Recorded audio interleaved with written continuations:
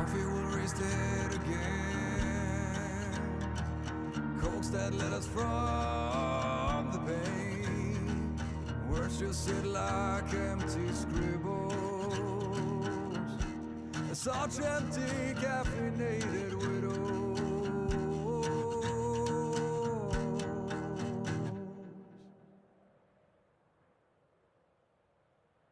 Now I know the only compass that I need, oh, it's the one. It leads back to you. And now I know the only compass that I need, oh, it's the one. Leads back to you.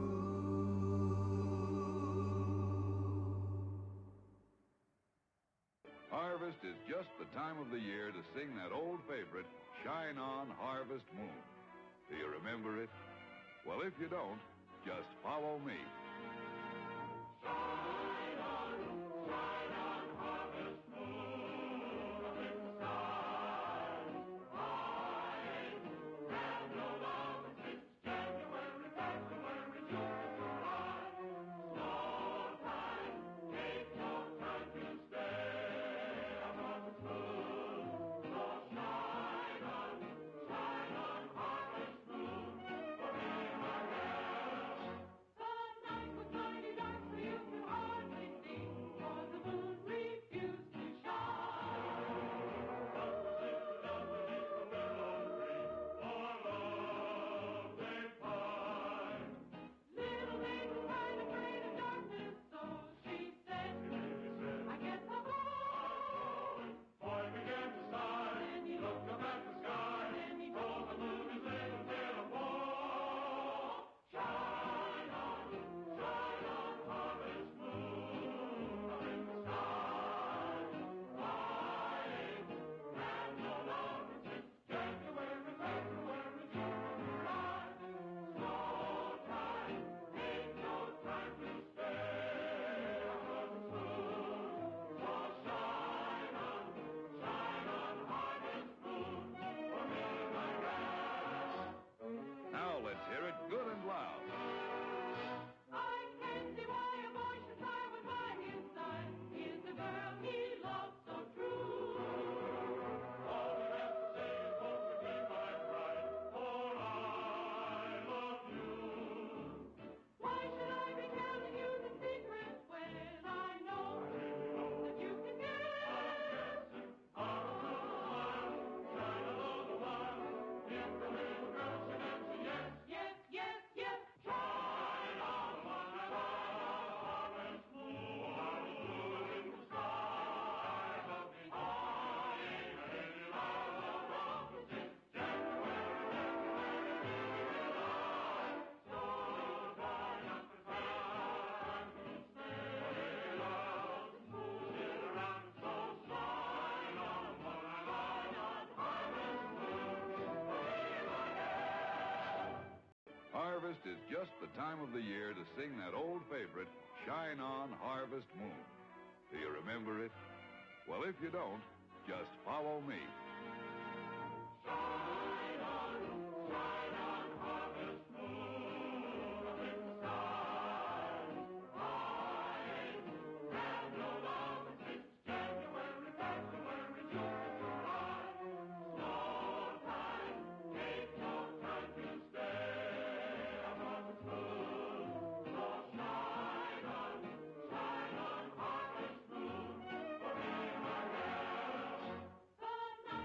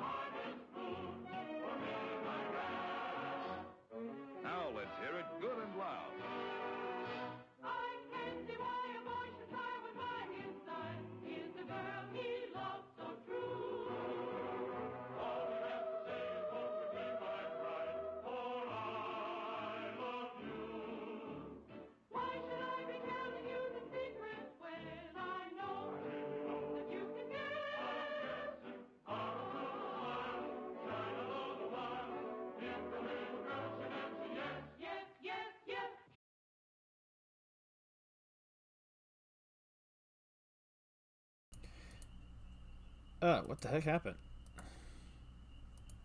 Why was it recording? That's weird. Where did I click the recording button? That's weird. I have to make sure I delete that.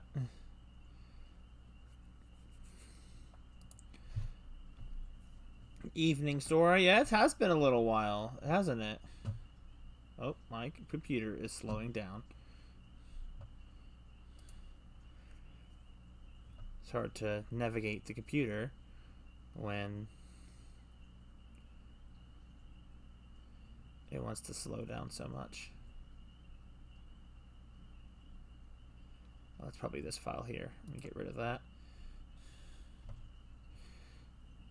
Did not mean... Oh my god. Computer, please. Work with me here.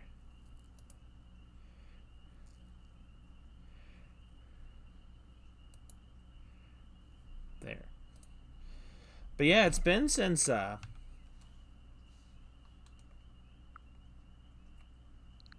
we go.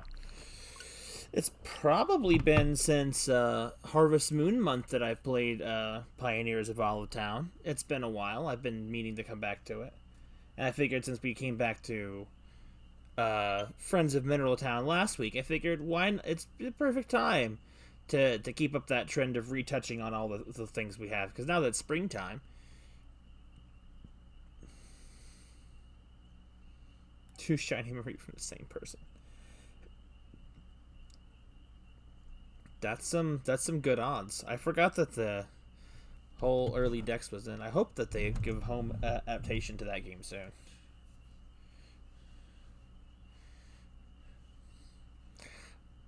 I don't actually know what we were doing last. I don't think there's any more DLC. I think we have everything that's coming out for this game. I assume so. I bought the season pass. I always think season passes are weird because it's like they give you the idea of you're getting all the DLC, paying for it, or you're going to get it up front, but it's like they already know exactly what they're going to put out. It's nothing like extra.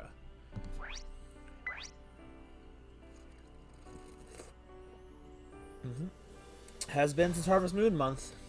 November 11th was the last time we played this game. And we're going to be finishing up the winter, it looks like, and starting spring this stream. I also finally cleaned off my desk. It needed it. There's never... I always too much stuff to do on my days off, and I always freaking end up not getting anything done. I spent most of today trying to finish up the Death Road story, which is essentially done. I just need to... I need to finish up the fleshing out of the weaker story bits, because I had skimmed through some of them to get the stuff written down quicker so I could stop using the streams to write, which was the hardest part of it.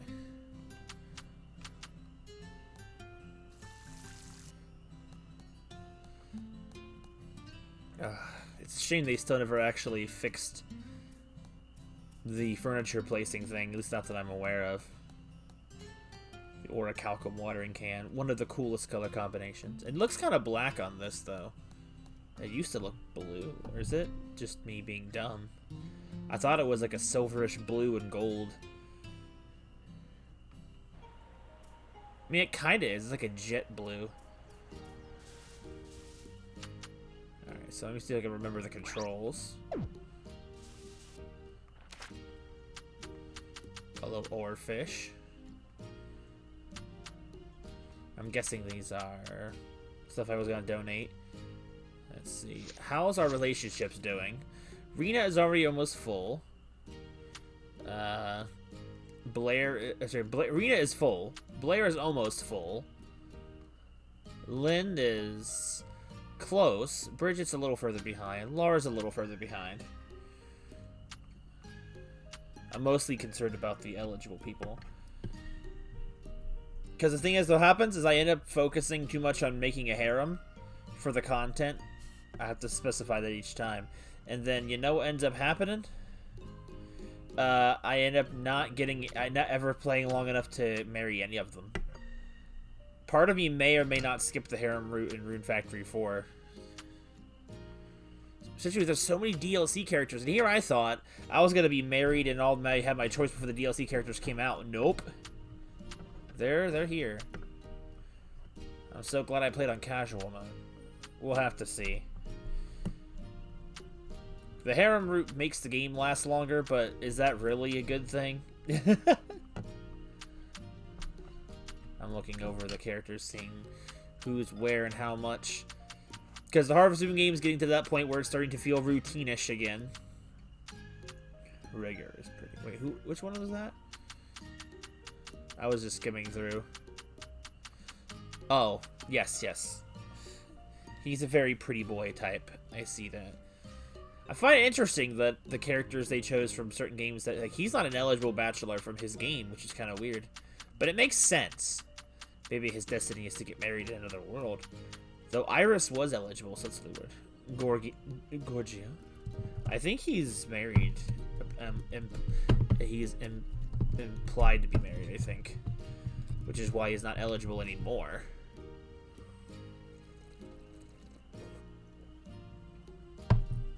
Once the charismatic owner. What does he do now again? I feel like I need to know more about him. Probably if I continue the story. I have no clue. Exactly. It's let's see. So what do we have? This is what happens when you don't play the game for a very long, in a very long time. It's been 4 months, 5 months. 4 to 5 months, I think. Unless I've forgotten how to count.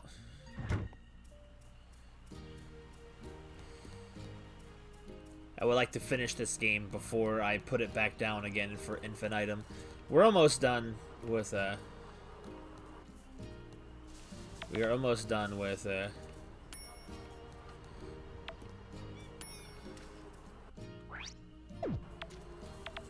we are almost done with Friends of Mineral Town, which will be, I'm happy to say, when that game will be fully finished.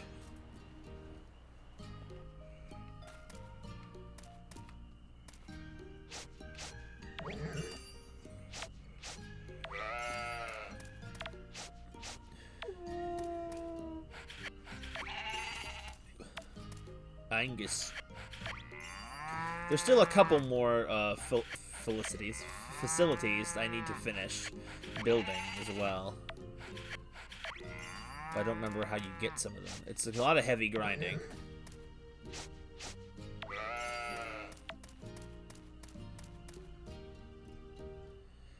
Hello, Ramirez. Hola, hola. Ah, yes.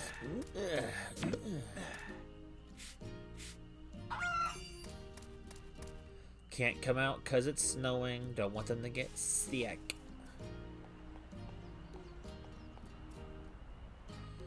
Let's see if I remember how the inventory works.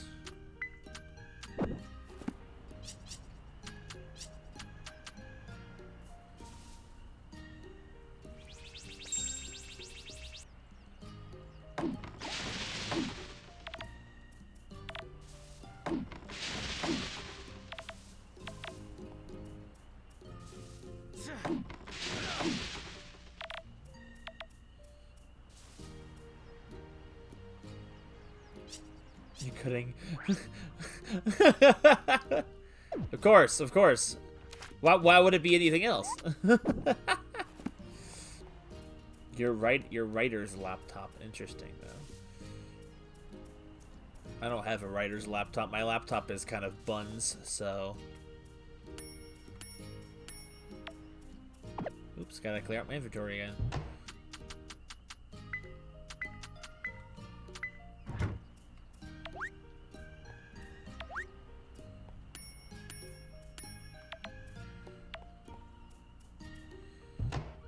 So let's get these put away.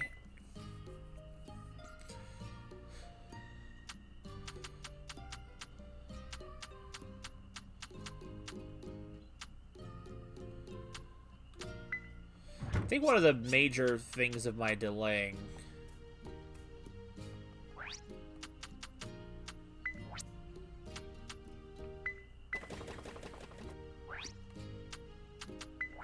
was the fact of how long it takes to get certain items.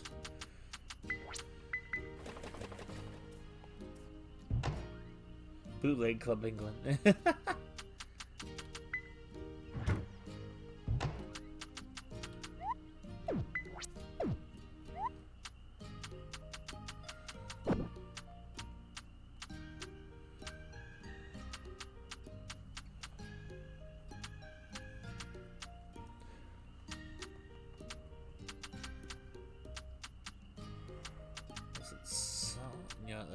solid is fine. I don't care.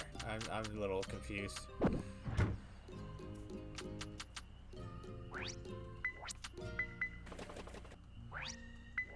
I don't actually remember what I need. It's fine. Too many things to do.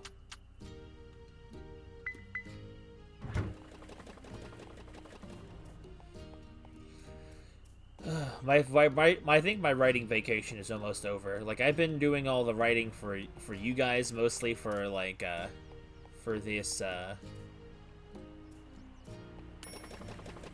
definitely didn't need to collect that yet.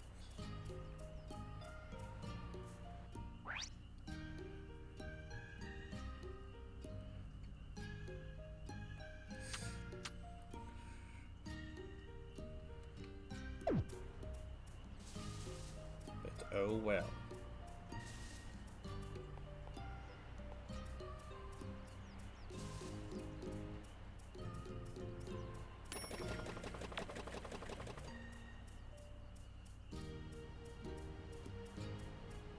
I think he got emotional. Oh. Dads get that way.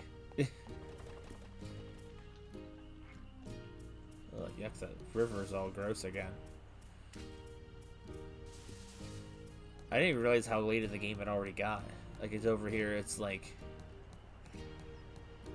What, 2 o'clock in the game? See, this is what I mean. After a point, Harvest Moon stops being, not so much fun, but it becomes very samey. Like, you get stuck in that inevitable routine that you cannot get out of.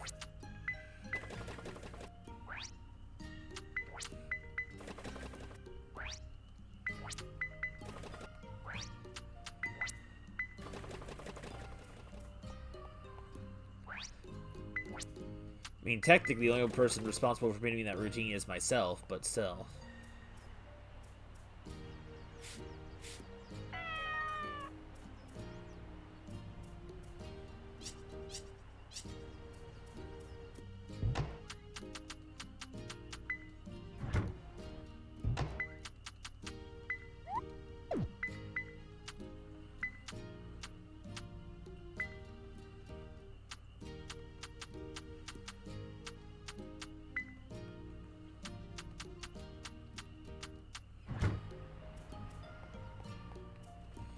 Oh, I bet, especially with the weather being cold and all that, makes it difficult to...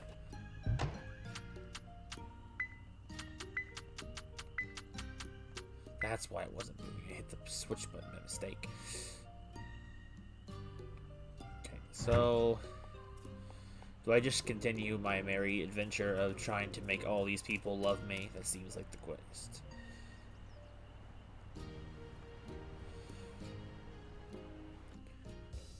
What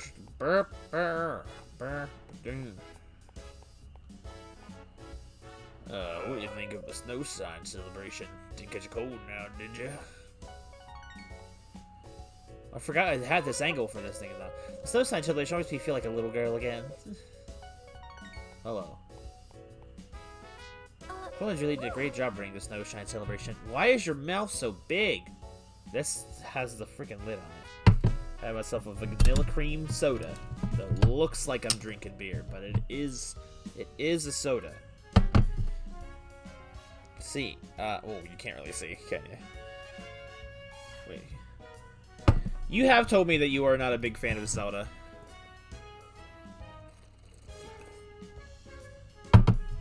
Somehow we're still friends. That was a joke, though.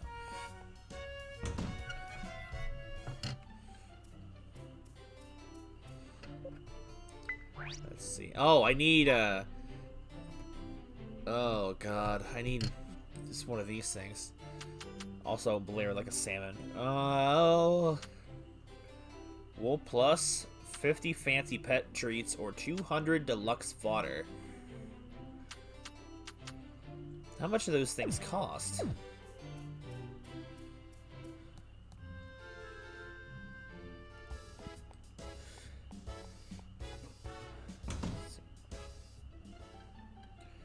You didn't know what Zelda was till you tried Between Worlds. There's no one here! Oh my god. There's no one to donate my fish to.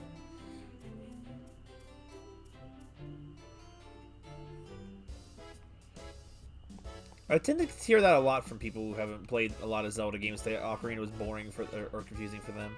For me, it just drew me in like crazy. Snowshine celebration over. All that's left is wait for the year to end.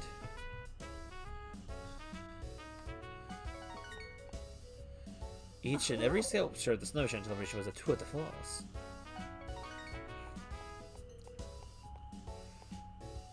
Maybe I should have worn warmer clothes. Okie dokie. Hello, Iori. The Snowshine celebration is concluded. May next year have good things in store for us as well. Our snow sculpture was definitely the best. Haha, the Snowshine celebration is great. Kind of a shame we only have it once a year. Maybe they could give us an old man to hold another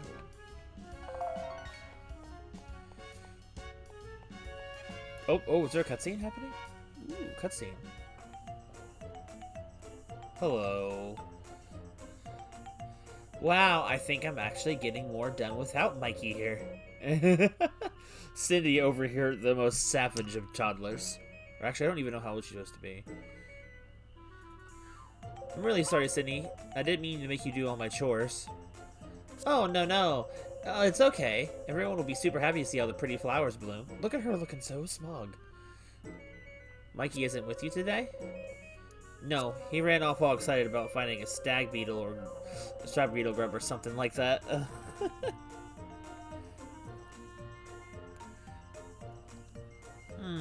That does sound like him. I'm sorry though, were you stuck doing this all by yourself? It's okay, the work was so much easier without Mikey running around. Oh, so that's why it looks even better than ever. You must have 2 green thumbs. I sure do. I'm one smart cookie, you know. I have 2 green thumbs. I'm totally gonna rub this in Mikey's face. Now, Cindy. What? I couldn't have gotten this good at taking care of flowers without you, Lynn. You must have 2 green thumbs, too. Oh, my. Well, in that case, I guess I'll have to brag about it to Mikey with you now, won't I?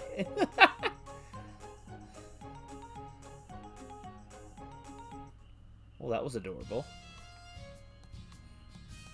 Hello, old man. Maybe I should have gone and made a little snowman myself during the festival the other day. Hello, Lynn. Oh, hello. And now the Snowshine celebration is over, too. Between training the store, picking flowers, and studying, I'm usually my hands full. Your smiling face inspires me to keep at it, though. Oh, that's right. We're dating. Oh, that's right. And done. Goofed. With the Snowshine celebration over, that's the last of this year's events. On to the next year.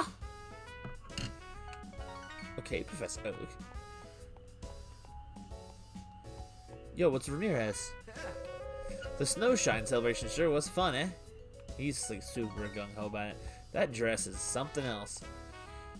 I enjoyed myself so much in the Snowshine celebration that the cold simply ceased to be a consideration. It happens when your mind's distracted on it. Oh, there's another cutscene on the beach. Cutscene on the beach. Oh, hello. Oh, are you out for a stroll? The ocean breeze feels nice, doesn't it? Yes, I thought I could use some fresh air. What about you, Jesse? What brings you out here? Oh, no. Me? Why, I'm collecting shells. They're hard for these old eyes to find because they're small and buried in the sand. Every now and then, again, I'll come across a real lovely one. Oh my, they're such beautiful little things. Looking like a Hawaiian. I feel sorry for them though. People meet and stay together, but shells aren't so lucky. They get swept off to who knows where and will never see each other again. Dang, what would that person be? Oh, hey Cindy, how's it going? Grandma! Well, hello there, Cindy. Are you out on a walk too? I'm just kind of wandering around. Did you find any shells today? I sure did. Take a gander at these. Wow, they're so pretty. Can I have this one? Of course you can, dear. I trust you're that one. It's my treasure, you know. The 9,000-year-old man. Thanks. I don't think I've ever heard anyone call I don't think I've ever called a shell their treasure before. I know you're such a romantic, Jesse. Yes, well, my real treasure is this entire town, and this tiny shell is but a sliver of it. Which makes you all about the folks in town my treasures too. Wow! I'm a treasure too? That's rather embarrassing, but thank you for that. Hey, Len, if you're Grandma's treasure, then you're my treasure too. Oh, Cindy. In any case, I think it's about time we headed home. What do you say, Cindy? Yeah. Just keep walking in on people's private conversations. Hello, lady. The snow celebration is done, but I hope the snow sticks around for a little while longer. You got about 4 more days left. Marco's house. What did I come into town for? I don't even remember. This is the problem. I thought she was dead. The Snowshine celebration's always a good time. Or I had to freaking break someone's heart last time and go with only one person. Well, that was delightful. It's a shame the festival's already over.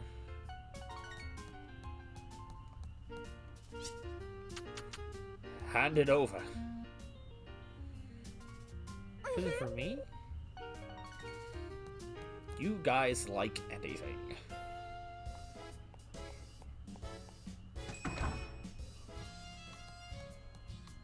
All the snow sculptures are marvelous, wouldn't you say? Sure, Norman.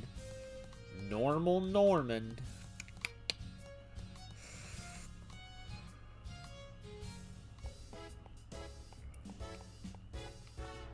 Oh, I know where I was gonna go. I was gonna go shopping and check and see if the prices of those items were I need, if I could buy them.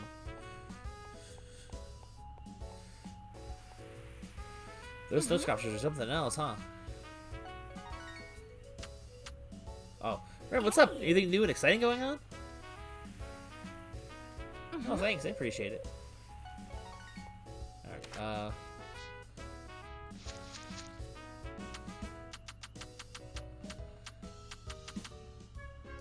Twilight Eye. These are some weird looking character designs, I will say.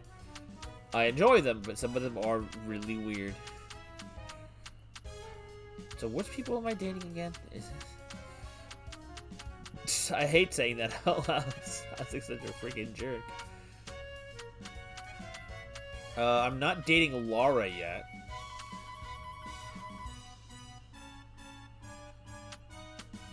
I'm dating 4 of the, what, 5 girls?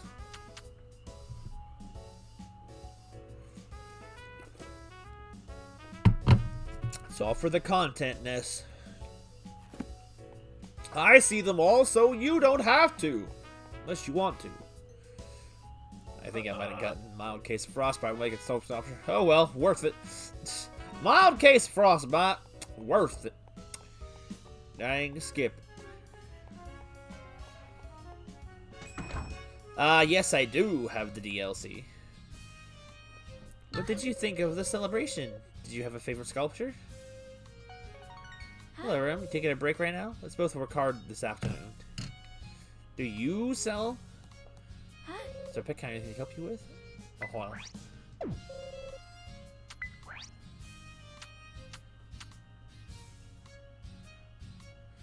Oh, they have different descriptions of each horse. Watch it gallop across the pride. The green Everhorn riders can feel safe riding a horse as robust as this one. A horse with a pristine coat riding a white horse with the windier hair is an incredible feeling like no other. A powerful horse with a mythical appearance. No matter where it goes, it will always be there to support you. Yo, mozzarella, yummy.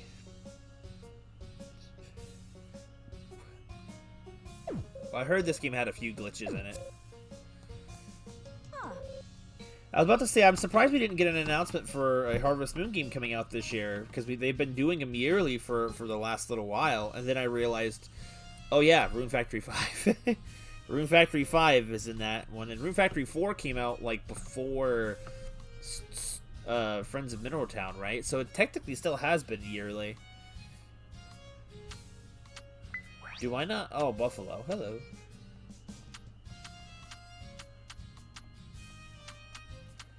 Gray Rabbit. Oh yeah, I do have Rabbit.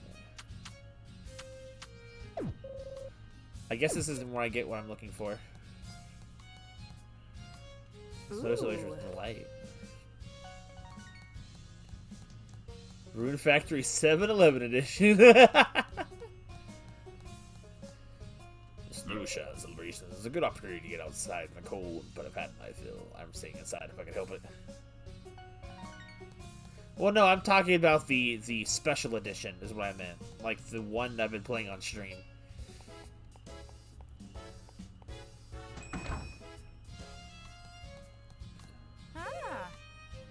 It's in the good section, right?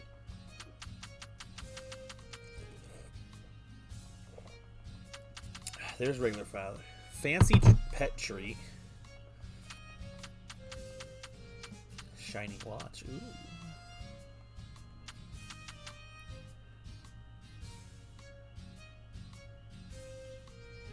All 9 of their special encounters. Okay.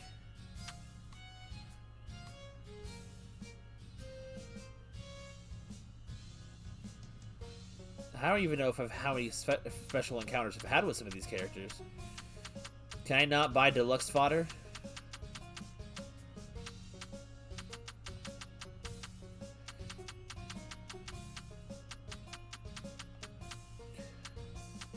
What should cost to get 50 of these?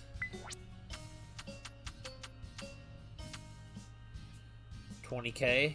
Let's just do it.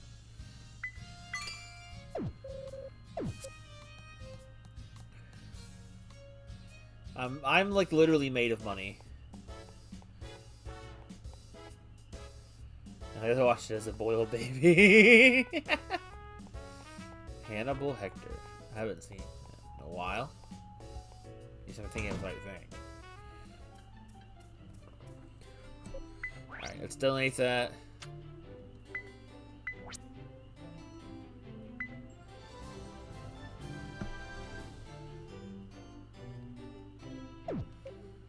So let's see what happens that time.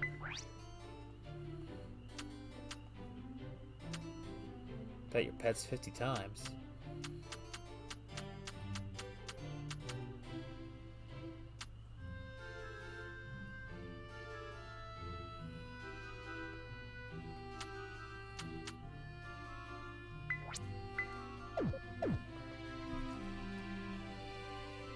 You don't say that farm adventure games good and action good. I think it's farming sim and dating sim we're thinking of. How's it going, Isolate? Everyone seems to be showing up tonight. What a surprise! Oh, we're having a cutscene? A cutscene? Seems like I made a pickle. Hello. Hello there, Simon. Is something the matter? Howdy, Beth. Yeah, you're a smart gal. Maybe you can help me ponder this over. I'm planning to buy a present for Grandma. Jesse, that is. He called his wife Grandma! What? What do you think I should get? Frying pan or vacuum cleaner? Those are interesting options. Now that I think on it, a wash machine might not be a bad option either. Ours is getting on in years. Wouldn't you rather get her something special? Like flowers might fit the occasion. Flowers? Nah, they ain't good for anything. That's a pointless gift. It's alright if there's no logical point to them. Gifts don't always have to. Maybe so, but flowers ain't making anyone's life any easier. Now that dishwasher, on the other hand. Hey, Penguin, how's it going? Haven't seen you in a while. It's true they may not improve one's life, but gifts will always make a person feel better. Feel better, huh? You know, maybe I was just caught up in my own opinion instead of considering what Jesse would want. Oh, no, not at all. Perhaps what I said was uncalled for, and I'm sorry if it was. Nah, don't be worried about that. I'm feeling better already, in fact. All those newfangled appliances don't have to be presents. They're just things I can get for myself. Flowers for Jesse it is, then. I'll buy her the biggest bouquet from Norwegian's shop. Have escaped sin. This man has the correct mindset, to be fair. You have yourself a good one here. Okay, well, that was a random conversation to run into. They aren't even in the building. Clem can take a load off now that the Snowshine celebration is over.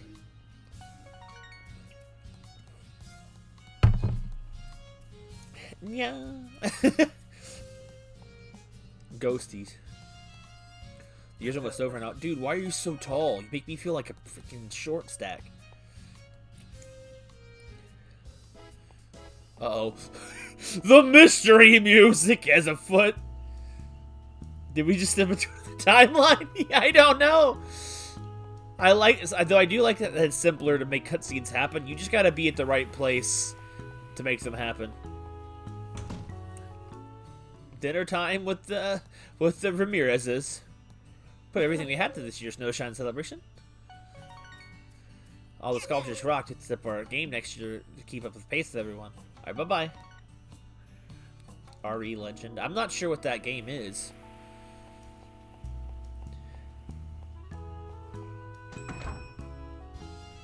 Oh, Jack. Everyone's really busy preparing for a new year after the Snowshine celebration's over.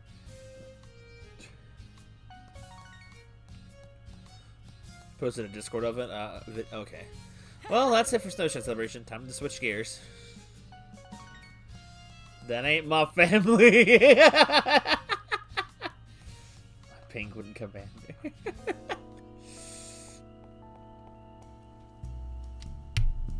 Goat!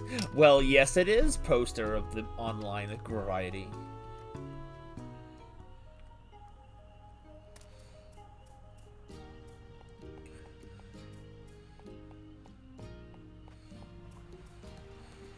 Gosh.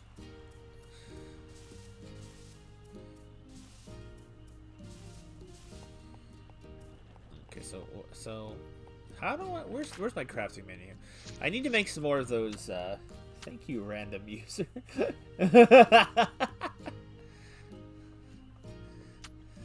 Where are those? What are those pumps machines? What are they called? The water filtration devices. Where are those at? Pile of big round barrels. Thank you, random user. We love your goat.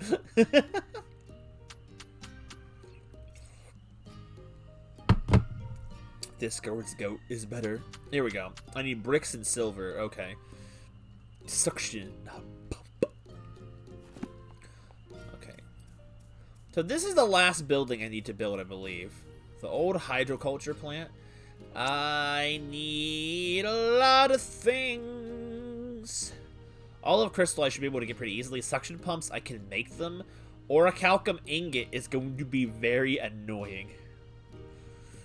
Mirage lumber, I'm about halfway there. I just gotta wait for the trees to grow. And there's one right there.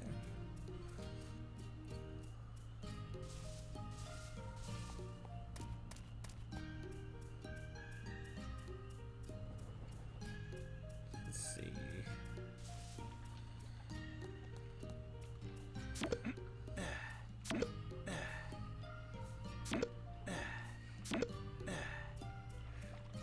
It's far more recent than Olive Garden for the Nintendo 64.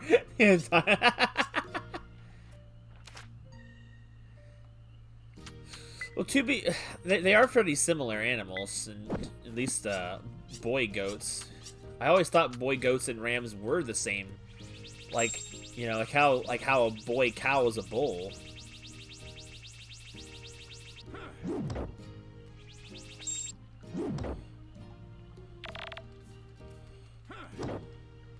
Oh, yo, the game froze for a sec there. That was weird.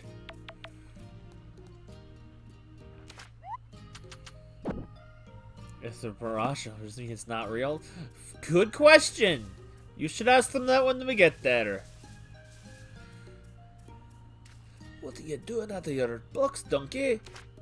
Donkey? What kind of bucket is this? It's a silver bucket. Alley-oop. Okay, that was just clay. Oops, missed. That's okay. So those freaking seeds, those crystal olives are somewhere around here.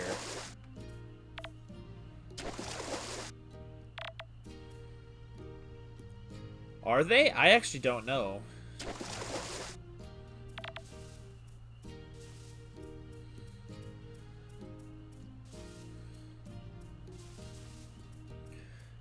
They give you a lot of room for this customizable field. I just kind of wish that they had actually more areas in this game to explore. It's just your farm and town, and it's a little disappointing in hindsight. I mean, actually, I guess technically there's this island you can go to, but like, they're really mostly just glorified miniature DLC places with nothing to do. So I don't know. There's something about the lack of magic Harvest Moon has had recently that kind of makes me feel a little... Oh, I did get one of them. Call of Crystal. I didn't even see it.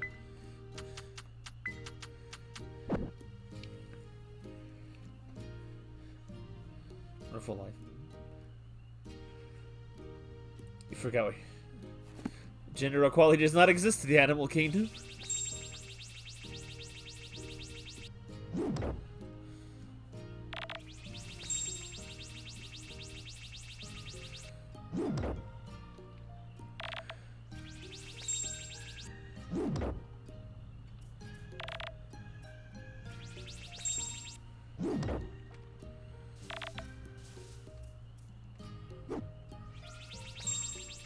Seems like a good reason.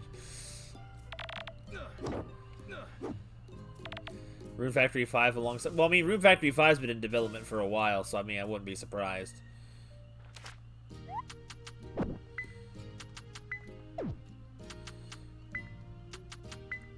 So I guess recently I finished an indie game called Kenya: The Bridge of Spirits.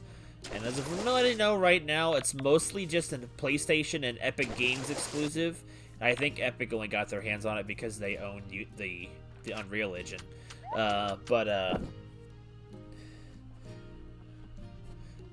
Kenya, it was a very fun game as I played it. It was, I love finding really super good quality indie games. They don't seem like they happen very often anymore.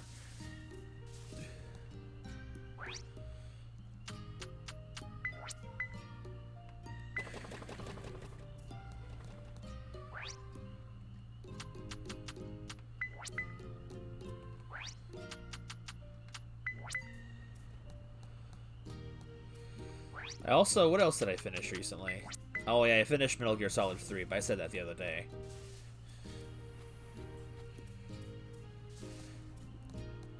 The game is small, but I feel like that they wanted to bank on was the customization options and the overabundance of their maker system, which I think is a little bit much in my opinion, but...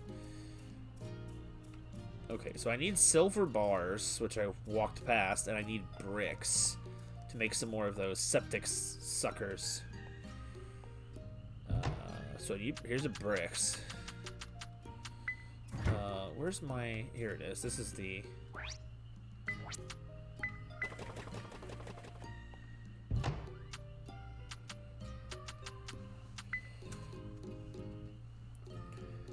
You're not hyped for this, I was playing it with you.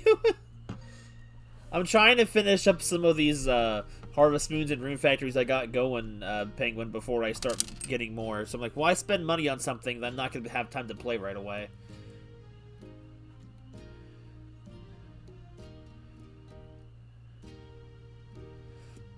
As far as I understand, Metal Gear Solid 5 is majorly about the gameplay and the gameplay variety, so... I think you could probably jump into it. Some people say it's easier to follow along with the story by playing them in chronological order, but I've been playing them in release order, and some of the parts of it get a little wonky with how they relate to each other, but it's... I haven't had a hard time comprehending it. It's just like... It does expect you to remember a good bit of information from time to time. And it can be a lot. And I can't imagine how difficult it was back when the games were releasing every several years after each other. I'm going to assume I need a couple of these. Maybe I should double check first. I'm going to the ruins to place them there, so if anyone was wondering what I was doing with them. I think 5 is majorly gameplay. As far as I know, and mostly a lot of what I understand, a lot of fans, I think, either consider it non-canon or whatever because it was made after Kojima left, and it doesn't really follow this. I don't know if it follows the same story or not. But as far as I know, I don't think it would hurt anything.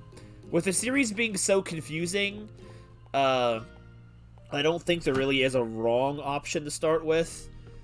I think in one aspect, if I was to recommend it as playing it, as long as you didn't mind playing older games, which some people don't mind, some people do, I feel like... I'm pretty sure, I mean, unless I'm wrong, I'm pretty sure 4 was his, because a lot of people looked at number 4 as the end of the series, or at the very least, the final end of the story. I might be wrong on that, though.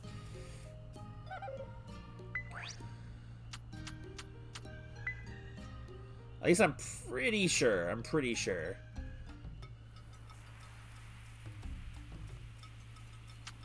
Alright, so I put this here, right?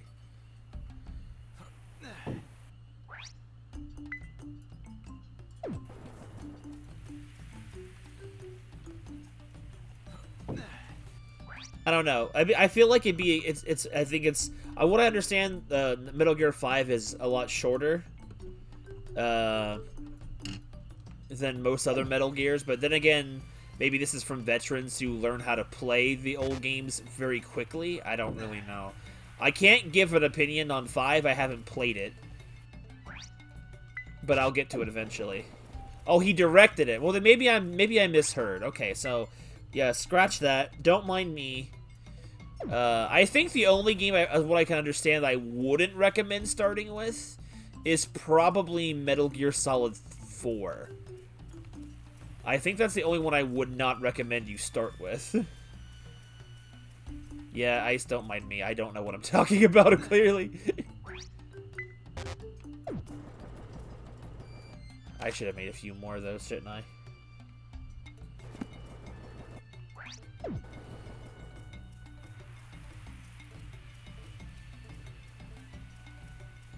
Okay, Ice, I get it.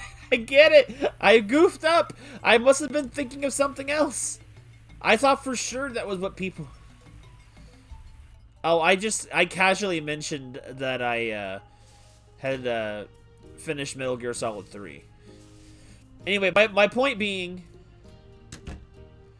You entered with Rising? Oh, okay. So you technically have played some of it. I want to play that soon, myself. Maybe I can convince my sister to play Rising next. I think the one...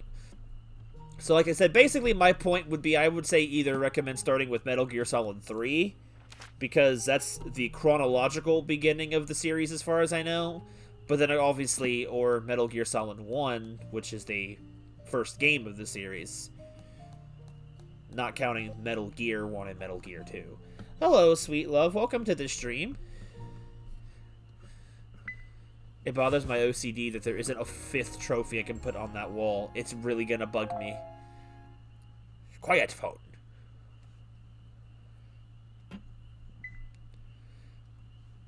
And honestly, every time I played the Metal Gear games, I always had a hard time adjusting to the controls because they were rougher than I expected them to. But the game compensates for that by not being incredibly difficult. Until they expect you to learn how to work with the controls, which is a very fair thing to do. That's like a husband. I mean, I was just reading the name. What do you mean, Ramirez? I'm a professional husband. I play lots of Harvest Moon games. Alright, I'm a careful what I say there real quick. Okay, sell that, sell that, sell that. I don't need that. Don't need that. I don't need these rocks either. Oh wait, no, I need the hives. The hives make the honey. But I had a hard time adjusting with the controls, but I know that would not be an everyone problem. That was probably a me problem. And I still really enjoyed them anyway. Once I got into the groove of it, the Metal Gear games were really, really fun. I'm just not and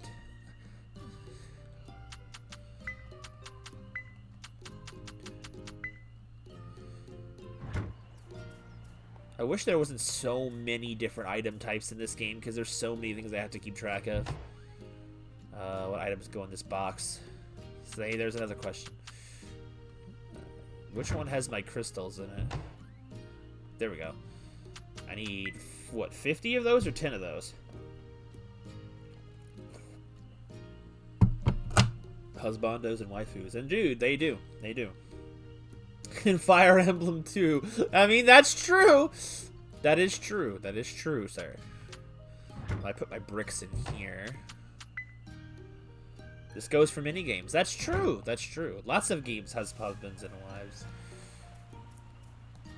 Not very many games actually make use of that as a gameplay feature, but Shiminji Mushroom.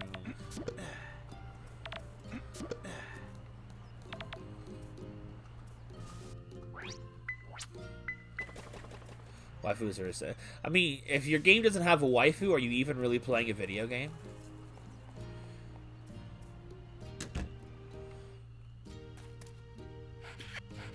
You got, like, waifus sell. It's just a thing.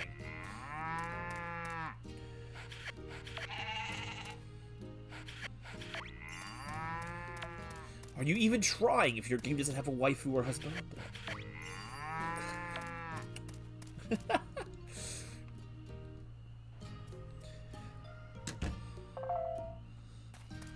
It's like, look, if I'm gonna play a game for X number of hours, I want there to be some pretty looking people to look at. They don't necessarily need to be freaking fan service level, but, you know.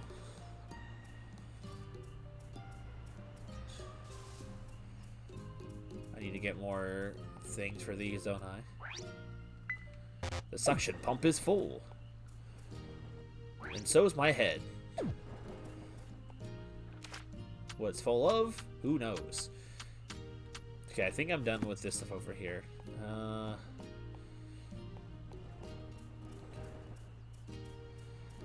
wish I had a... The problem is whenever games give me complete control over what the location of the game, or location of the world is going to be in, I become completely overwhelmed with possibilities. As you can see, I had some ideas and then I completely dropped them because I'm overwhelmed with the possibilities. Same thing with Stardew. I'm always changing it because I just never know what to do with it.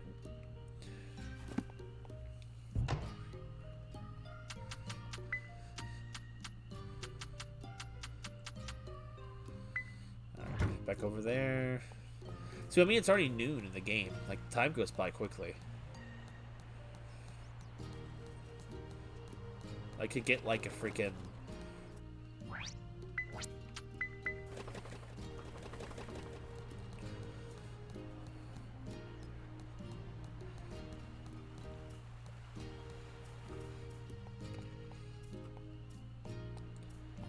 So moving away from the fact that Solid Snake is a waifu,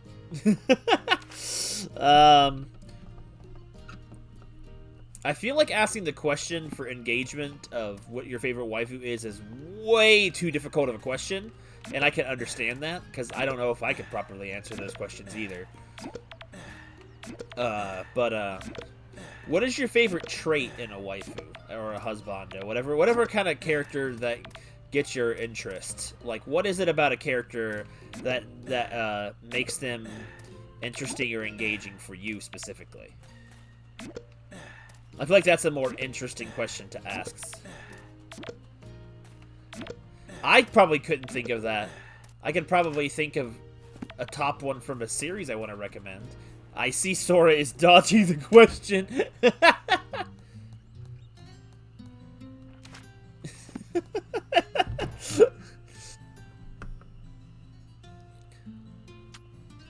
I didn't mean to move all of those. There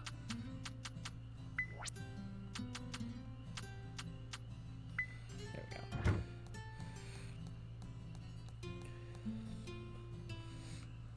Now, is this an ironic sense of personality or an unironic, like a serious one? You're saying?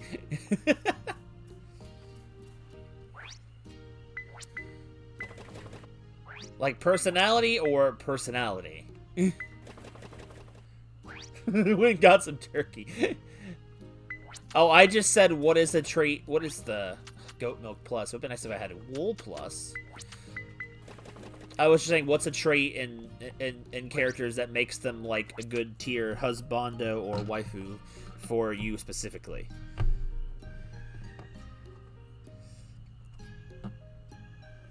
No, I get it.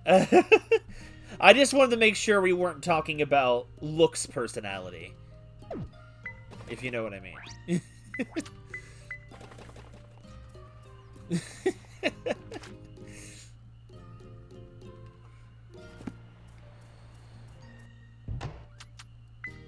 These are good ways to answer.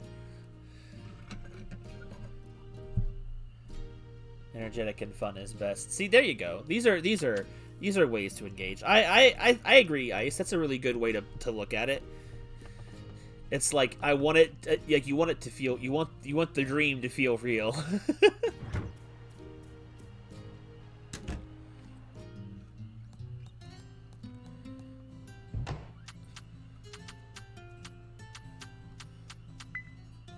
I can respect it. Do I have mushroom seeds? Have I seen the batch? I have not seen any of the characters for Rune Factory 5 yet, except the one that apparently is me, is Rim. I'm like, dang, I turned into a hot lady.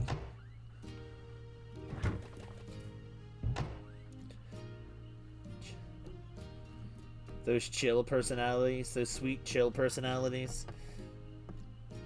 I see.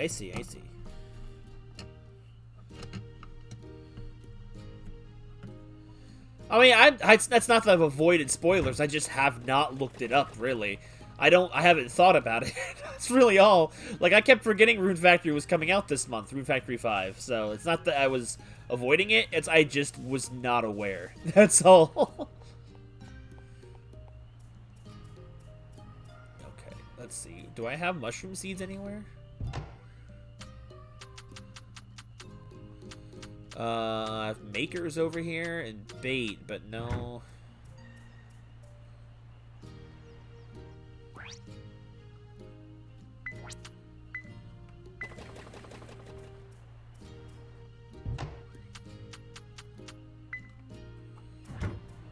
Go.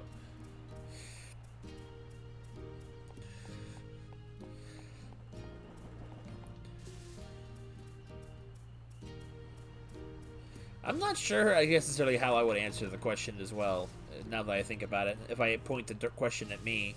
Like, a lot of my favorite types of characters usually seem to be very sweet, down-to-earth type of people, which maybe it's because I don't see enough people like that in real life.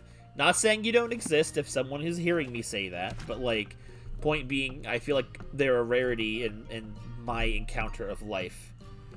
You took the marriage partner test and got 2 different people?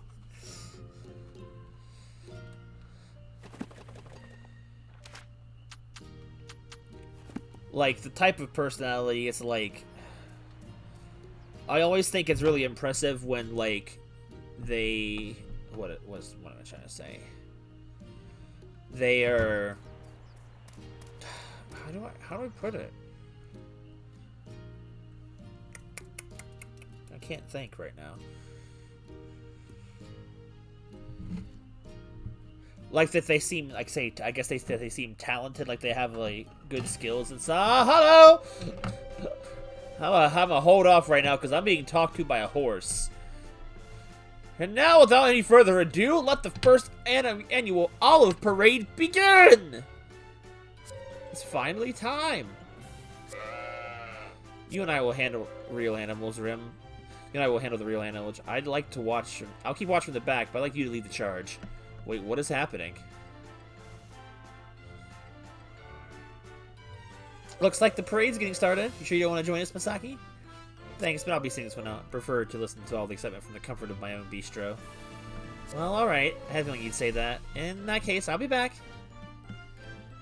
Olive Garden Parade.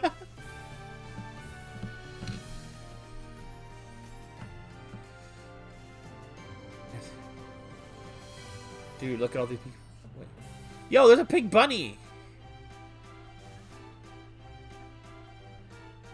Wow, I didn't expect a crowd like this.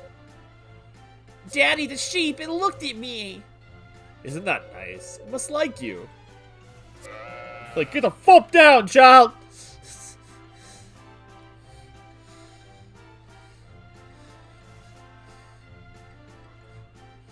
The parade's a huge success, Dad. It is, thanks to everyone's hard work. You know, it's kind of... Oh, sorry. You know, it's kind of nice to be able to see so many people smiling in one place. That's uncharacteristically thoughtful of you to say. Am I still speaking with my son? Now, there's just one last goal to go. We've got to become a world-famous tourist destination, worthy enough for a luxury liner to dock at. Indeed, we can do this. We really can. We can really do this. One of the animals say the N-word. Okay, well, that was fun. I don't know why that was happening, but okay.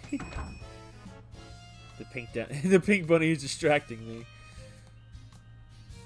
Animals may not be able to speak, but we, as humans, can still connect to them on an emotional level. Treat them with love, okay? Yes. You inherited the farm, did you? I can give you advice on animals if you need any. Did I come into town for anything specific?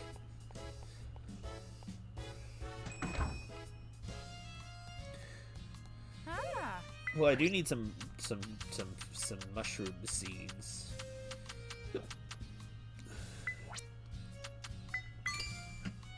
Or spores, I suppose. Just one more push and we'll made it through this day. You ever pick up any weird treasure on the farm? I'm into odd stuff like that, actually. Got a secret collection going. Wait, what? Okay. Do I have anything I can give you? I did not today, but maybe another time. I guess my type of I guess like characters that they it's like they're not just like a blank slate. They have like different types of skills and like, you know, they just seem talented, I guess. Like, but then again, there's also the endearing trait of like a character being a complete and total klutz, and it's kind of funny. I don't know. I need a brick. Don't ask questions. I need a brick. Well, dang. I mean, if you're gonna ask for, I mean, all right, I'll go get a brick. Keep seeing you run around town like you're on a mission or something. Is being a farmer really that hectic? Yes.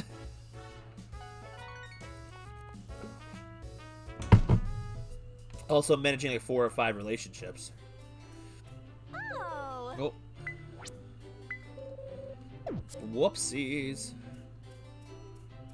Hello. Donate some fish.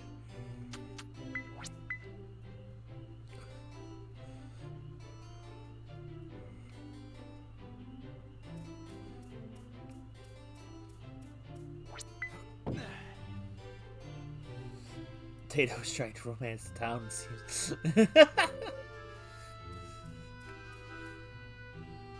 Lately, I've been thinking about us. Like, if we could be together forever, it'd make my whole life. But it's kind of selfish to ask, huh? Wait, what the?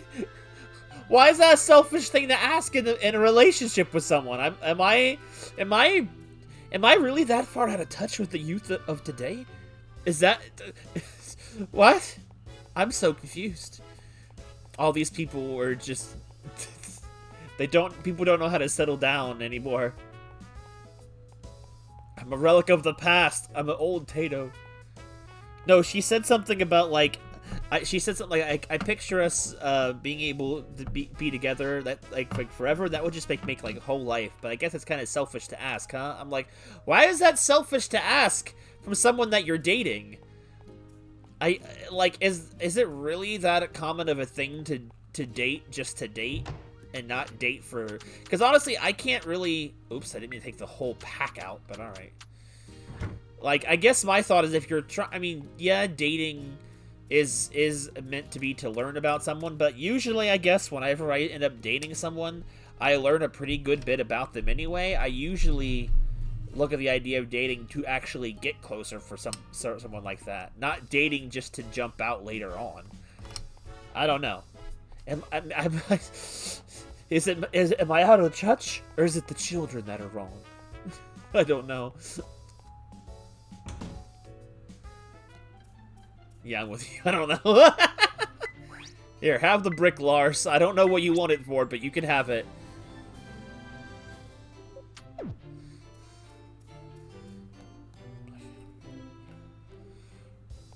Or maybe it's Japan. I don't know. I don't know who did that call, the Japan or the localization team.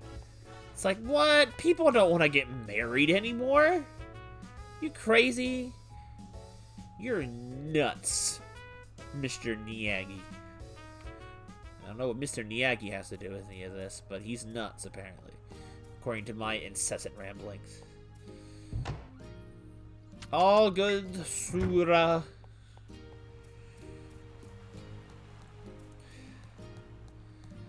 I swear, Harvest Moon streams either go from being incessant rambling to deep life lessons, and I never know which one it's gonna be.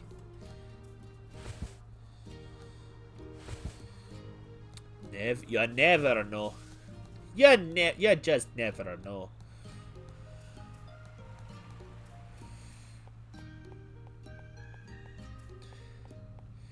I think the idea for me is I would hate to date someone without the intent of following through, because I'd hate to string someone along like that.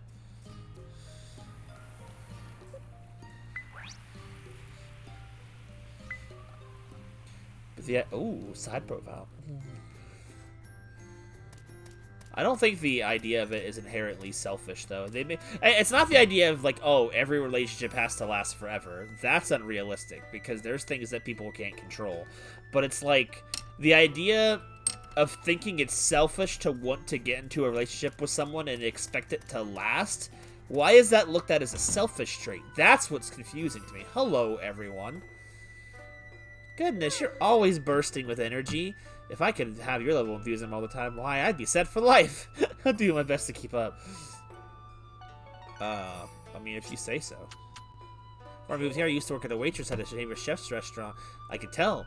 The free meals were my favorite perk of the job. Every day was pure bliss. Here, have some of this. What do you think? Oh, that's right. You don't like flowers, like food.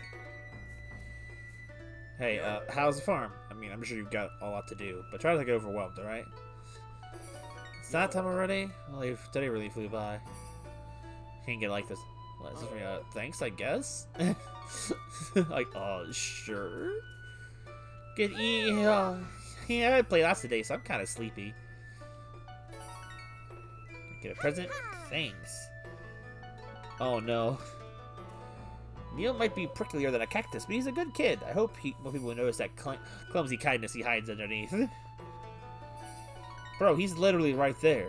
Have a flower. Well, thanks. I'll take it. Can't wait to taste it, as a certain man would say.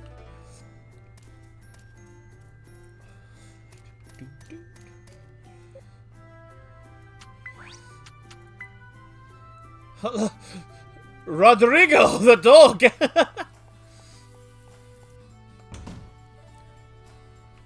Hello, you two. Do you grow any flowers on your farm? I'd love to take a trip over there sometime and see it.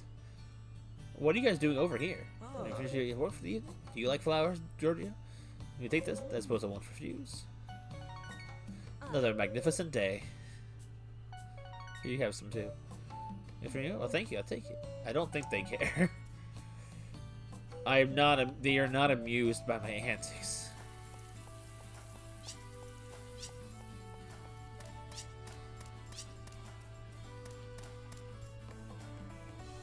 That guy that after the animal parade, not a whole lot. He has a pineapple on his floor. Oh, that's not a pineapple, it's a plant. Hit through the day. It's always impressive to me how late you work. For me? Thanks. He looks so uninterested. You say you don't often talk with other people? That's odd. Are you sure it isn't just your imagination? You're pretty. Sora be like, pretty boy. Pretty boy.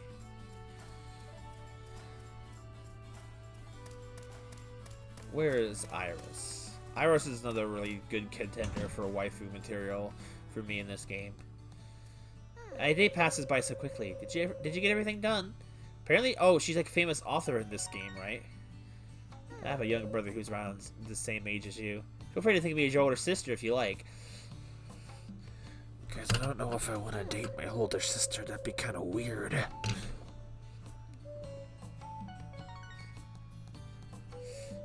Imagine talking to someone you don't know that well. Ah, you can feel free to think of me as your older sister, alright? I'm like, what? Oni-chan. But that's for boys. Wait, you couldn't hear anything? I said I don't know if I would want to date my older sister. I ain't into that level. My, the hour goes 8. You should hurry home yourself. Staying up late will do more harm to you than good, I imagine. I feel like these characters are really only appealing if you know where they're from and their characters, because I feel like they don't flesh out on the DLC characters enough. Tasha talks to me, you don't know, period. Introvert moment. Howdy. It's more keep you busy, Ram. It's far more keep you busy, Ram. If you got a moment to rest, I'd love to chat with you. I'm sure you have plenty of stories to tell. Girl, I'd stay and talk with you all night long. This is for me. Thank you for the trip. Why do girls not like flowers anymore? I love her dress. I'm good at knitting and embroideries. Make little things here and there. Ooh, maybe someday I can surprise you with one as a present. Yes. Yes. How do you get the flowers to your hair? The worlds you can find within books are also fascinating. I love reading about different places and imagining myself going there. Me too! Goodness, she's got good taste in furniture. The bedding is really pretty. Buy her a washing machine or something!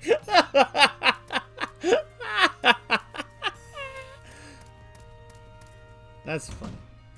I enjoyed that joke. Hey, El Tigre. Hola. Good to see you, Rib. But the ocean is treacherous at night. You should return home as soon as you can.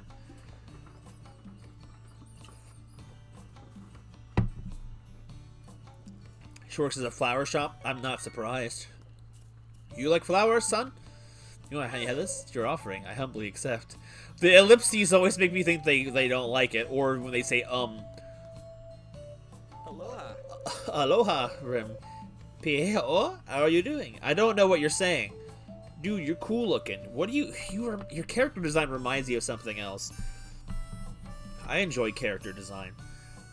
Like, sometimes a character can be really trash, but they have really great characters. Oh, I know who you remind me of. You remind me of that freaking Diamond Clan dude from Pokemon Arceus. I don't know why. I think it's because of the intense eyebrows and the similar hairstyle.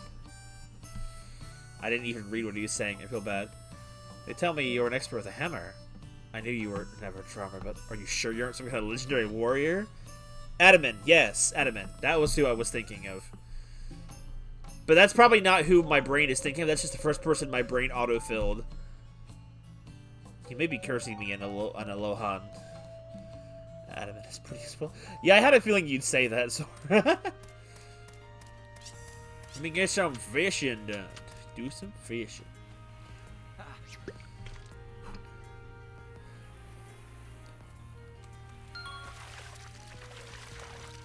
Question for those of you that play these types of games: when the Harvest Moon game has a fishing mechanic that works kind of like this, where it's like a sort of micro mini game, do you prefer that over just pushing the button and getting fish? Like, or do you hate that it wastes more time doing that? He's a bro, though. I love it.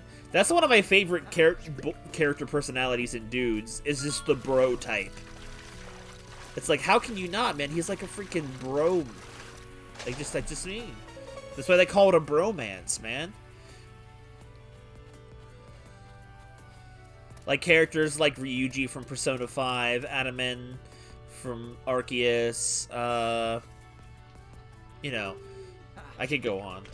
Cruse, yeah, Cruse becomes the bro type. He doesn't start off that way, but I like that about him, that he doesn't start off as a solid dude. He kind of has to have his own little character arc. Crayfish. Why was it blue?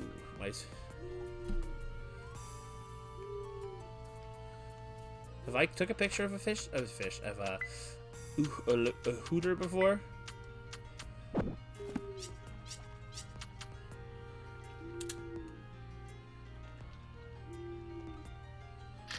I might have. Oh, there you go. I already have.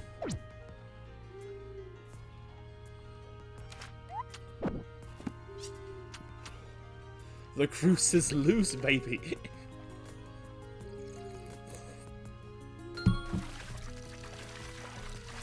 The weird thing is, I've noticed, I just popped this in my head because I was trying to think of more comparisons, and it made me realize, because like Sonic's been relevant lately, that there's not really a bro type character in the Sonic universe.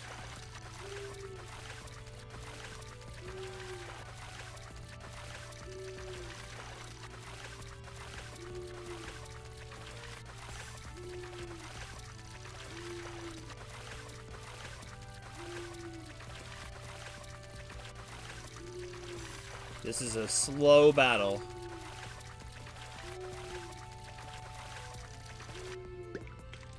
Dude, what was I supposed to do?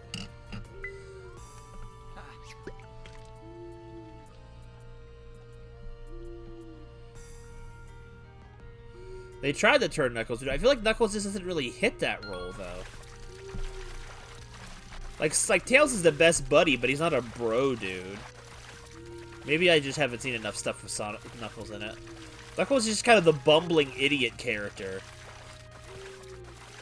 He's like the lesser half of Ryan. Ryan's another bro character. Brian may not have a character arc, but he's already a bro character, and that already makes him instantly likable. And then there's, of course, the bro, the luminary of the stars. Why do I always forget his name, though? I always remember it later, but when I'm trying to remember his name for a purpose thing,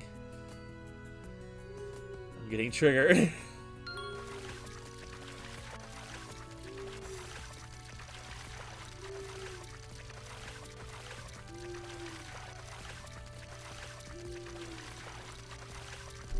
There we go, what'd I catch?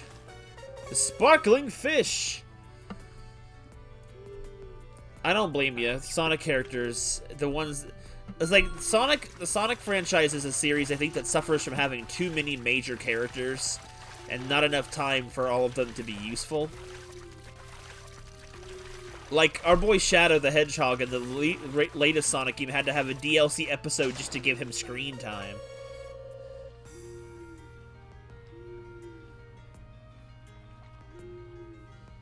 Ryan does have an arc. I feel like most of Ryan's arc is done through various more subtlety points and through the heart-to-hearts.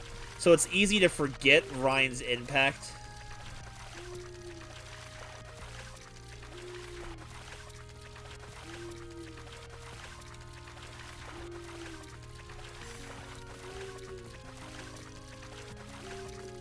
What is this? Yo, it's a freaking snakehead! Okay, I wondered why it was sitting so difficult to catch.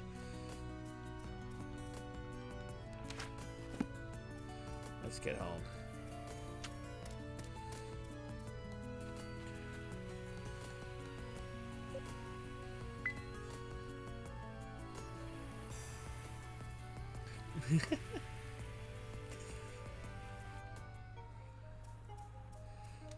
My point being, Ryan's a more deep character than Knuckles. But then again, Sonic characters, I feel like they're not so much about being deep. They're just about being character types, honestly. I feel like there's not a whole lot of depth to Sonic characters. I'm not saying they don't have character, but like they're not very in depth because it's not what the series is about. Because I hear the comics actually give those characters a lot more depth to them than, say, the games do.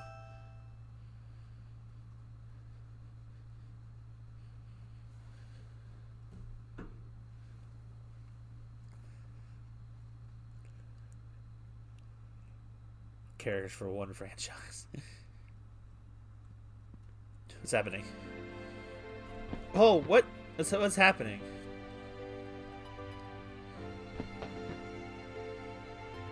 Fireworks? It's not festival time, is it, girls? No, I don't think so. What the occasion is? What indeed? What's happening? Yo, girl just start running. Ram, this is all thanks to you. We couldn't have done it without you. What?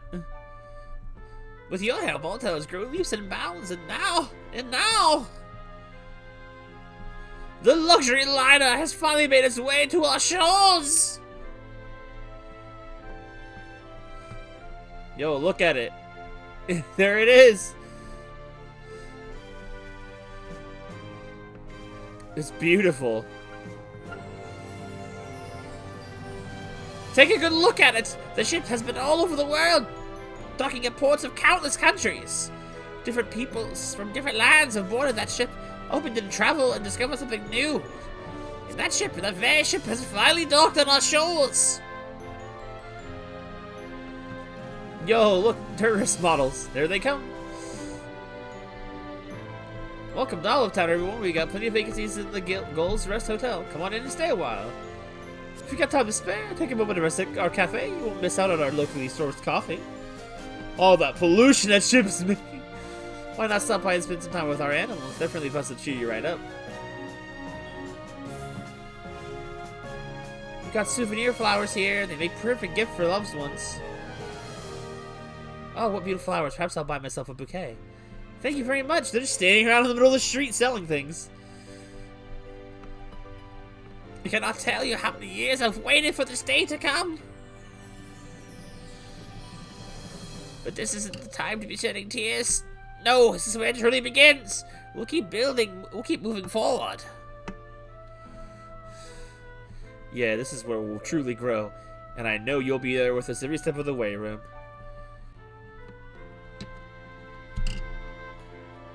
Okay. Is this the main story? There's... Okay, well, there's the credits. We did it. We saved the day.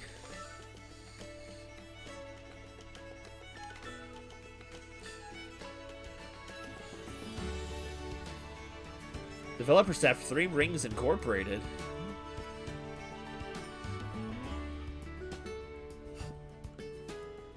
Beautiful music. I kind of don't want to interrupt the credits unless they go on for like 20 minutes.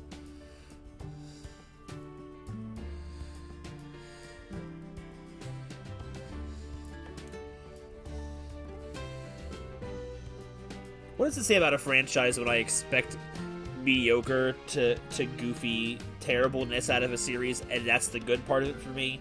That's how I feel about the Sonic series, honestly. That's why when they're pushing this Sonic Frontiers, I'm like, open world Sonic, I don't even know how that would work.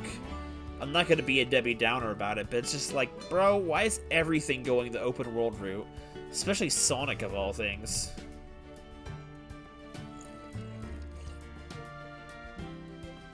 Will it be good? Will it be bad? I don't know anymore. I expect it to be terrible, because that's Sonic games in general. For the most part.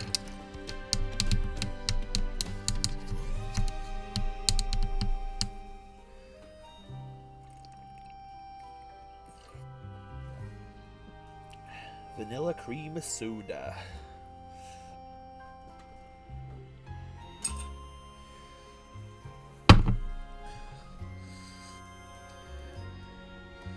I haven't really been keeping a whole lot of news either. I just kind of notice when things go viral. That's how I knew about the Zelda thing being delayed. I'm like, whatever. It's like, I'm annoyed that they've delayed it again, and it's been in development for me. This game has credits? I guess so. But like Breath of the Wild 2 has been in development for so long, it's just like, bro, whatever. At this point, I guess better rip off the bandage before 2022 really gets into motion now. But I'm like, what are the odds they're going to push it back again? And Hades' theme starts playing. God, that's a good game. Hades was a good game. Didn't play it on stream, but it was really good. Well, I did play it a little bit on stream. Wait, these are the Korean staff? Okay.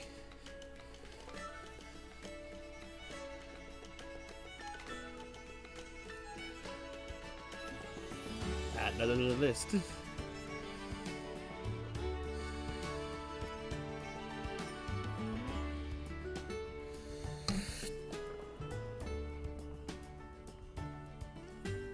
Something I need to go back and play. I mentioned it in Discord the other day. Oh, that Hades.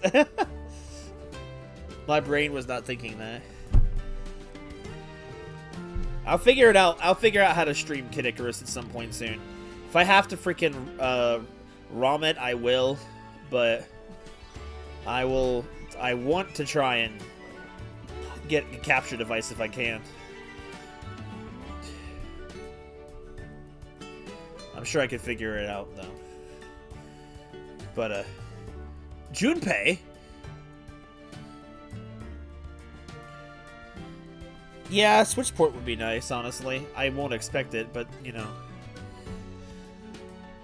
Nintendo has to remember to exist first. Exactly.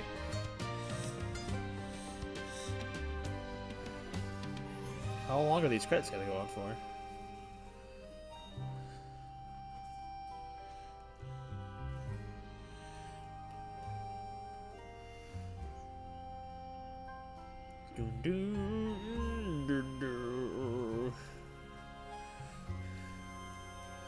Hope it doesn't take for Sonic Colors Ultimate moment.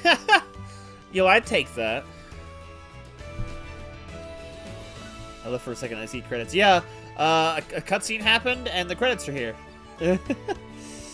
A big luxury cruise ship visited town, and that was the credits moment. The game's still going, obviously, but like it's just playing its credits. It's going on so long the screen's going dark.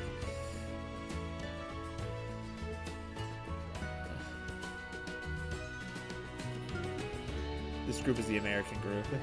European localization. I don't know why Europe needs to have a different. Europe speaks the same language. Well, I guess it's not. Localization is more than just translation. If it doesn't stop soon, I'm just gonna go ahead and skip it. So that was Spanish. Wait, is it over? Yay, crits are over. Auto-saving. There was a skip button, by the way, hiding behind Room Tato, in case anyone knew. Lisa.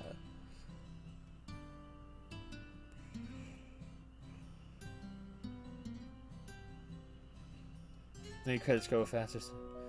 Hi, Rim! Guess what? I got some super special, wonderful news for you today.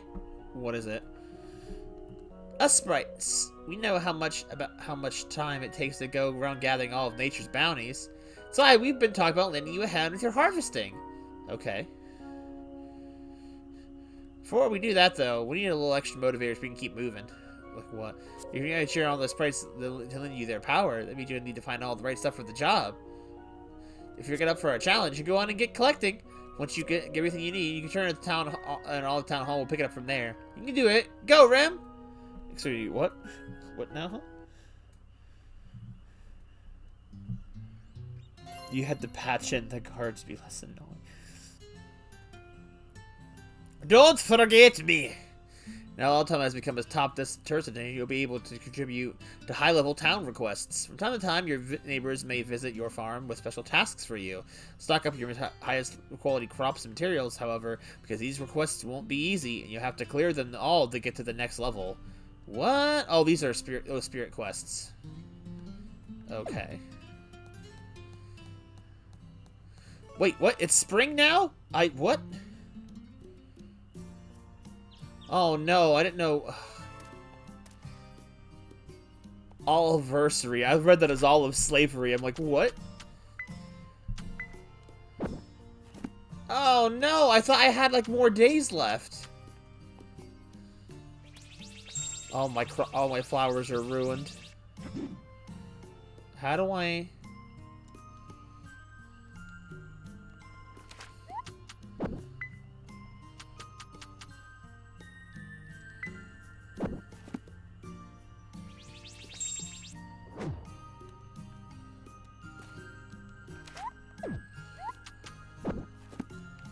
How do I freaking get rid of the dirt?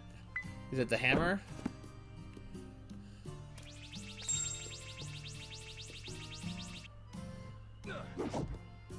Dang it, I don't want to do that.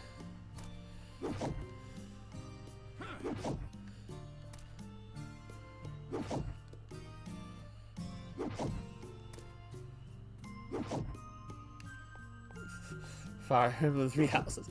That's another game I need to play at some point soon. Was it a time skip, or was it just the fact that the game only has like 28 days in the month? I don't actually remember for this game.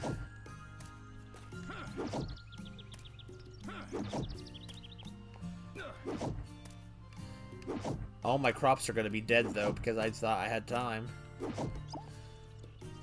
Oh well, it's not like I'm hurting for cash. I have $600,000.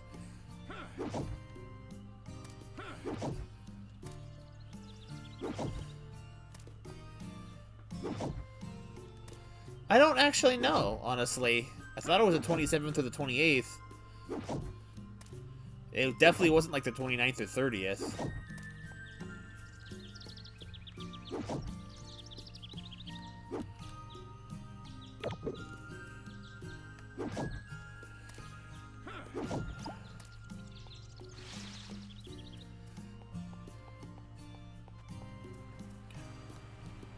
I have to go back in the house and check the calendar.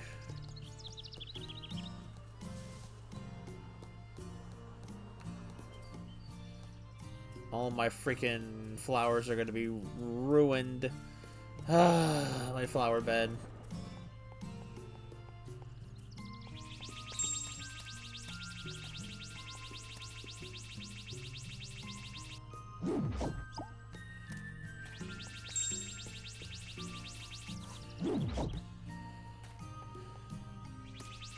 I hate that you can't use the sickle for this. Like, why can't I use the sickle to do this?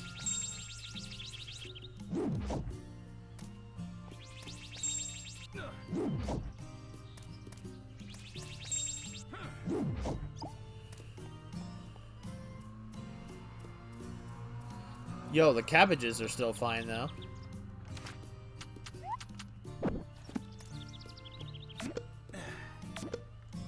Xenoblade 2 is cursed.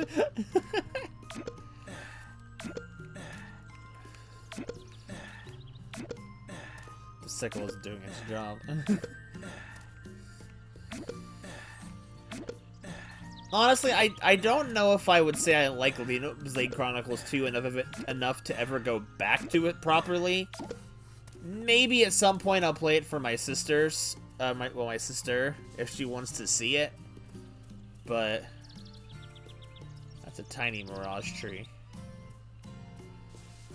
But regular Xenoblade Chronicles I have already returned to. I've been playing ever since it came out. I've been playing through the remastered or the definitive edition since it came out, like slowly but surely. I can in some of my off time.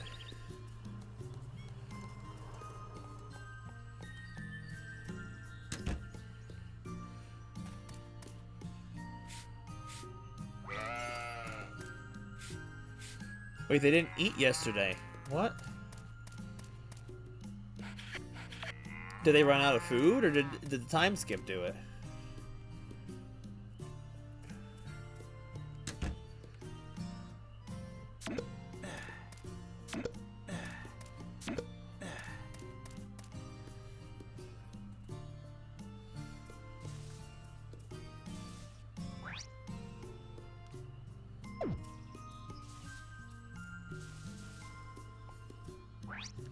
I definitely need more fodder.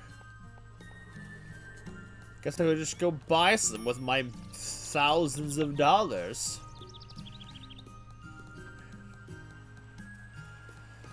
Also, I think when I first played Xenoblade 2, I think I was a little too harsh maybe on some of the characters.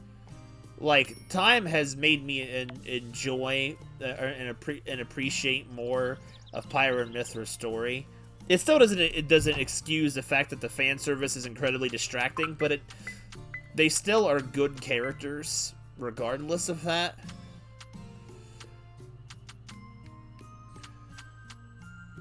I don't think it hurts them as characters, but man, I can understand.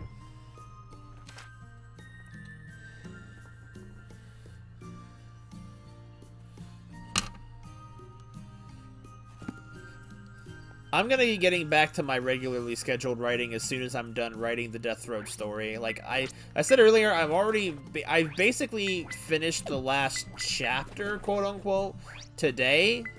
So all I gotta do is go back over it and just fine tune everything, and fill out the empty spaces.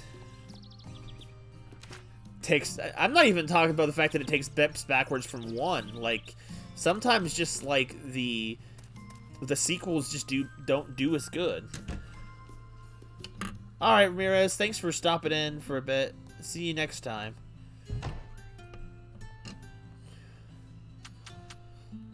I mean, and also it doesn't hurt the fact that Pyra is a total heckin' cutie. Like I can't deny.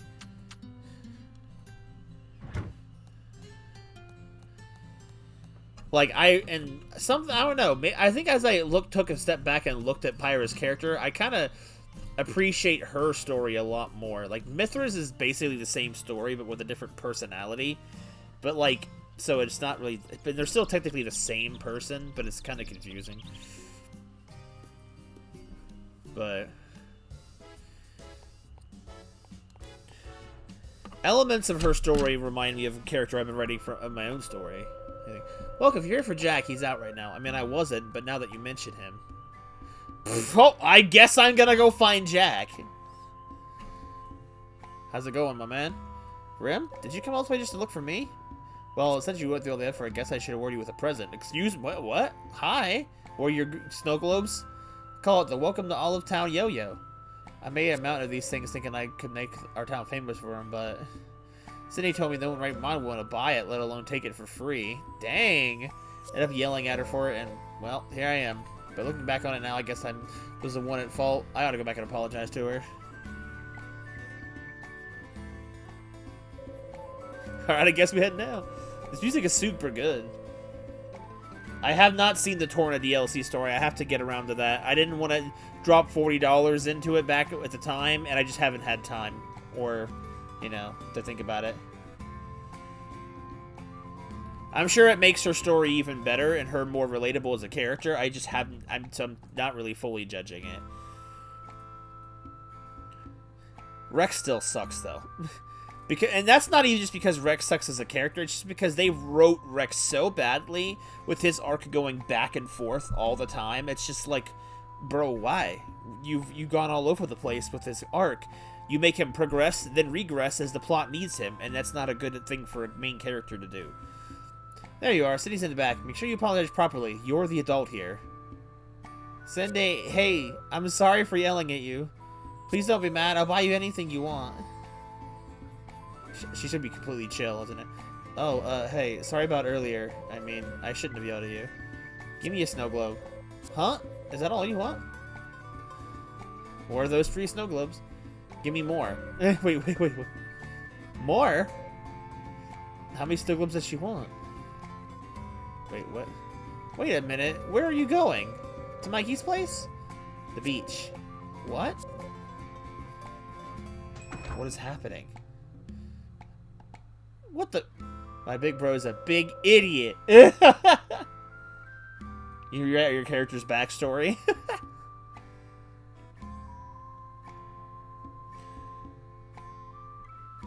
Any Knuckles? You don't like it turns her to a Knuckles type? Roast for no reason. Does more for Jen. Well, Jen was a great character in his own right too. What? I mean, if this is what makes you feel better. Idiot. Wait, you're still going? Stupid. Ah! You still have one my brother gave you before, right? Give it. You're gonna throw that one too? I'm keeping this one. Ew, I was on pins and needles there. Why did she throw all of them in the ocean? What a weird... I got a yo-yo, though. I can't use it for anything. Anyway, at least I can buy stuff. Such a 180. Why are the turnips freaking yellow? Garlic seeds.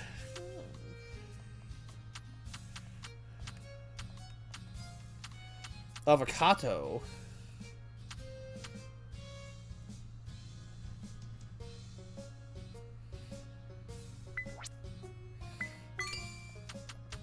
Okay, I need a bunch of fodder.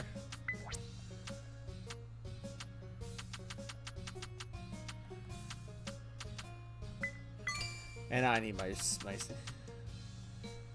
they're trying not to kill the guard.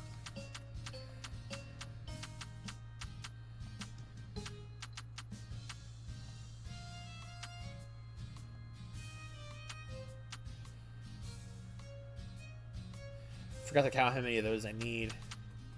I think I need 18.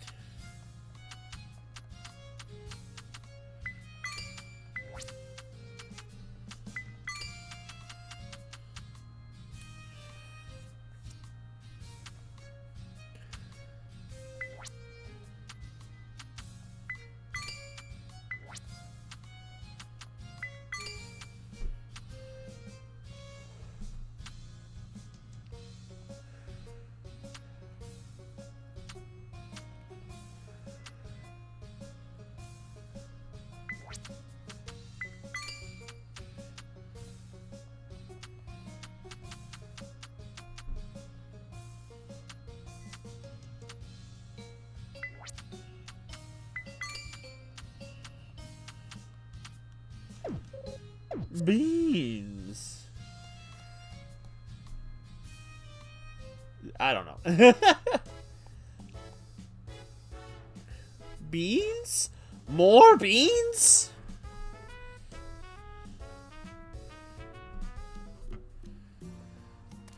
I feel like I was about to say something, and I don't remember what it was anymore thanks to that cutscene. Oh, hello, random wild...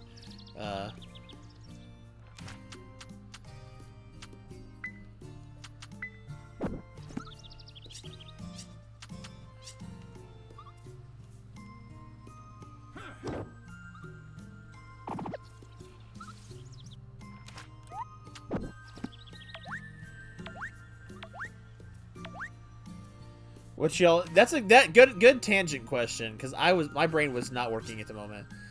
Best quality in a villain. That's a real question right there.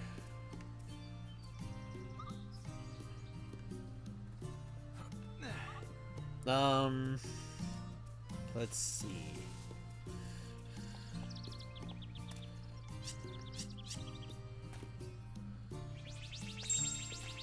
Give me a second while I mentally task.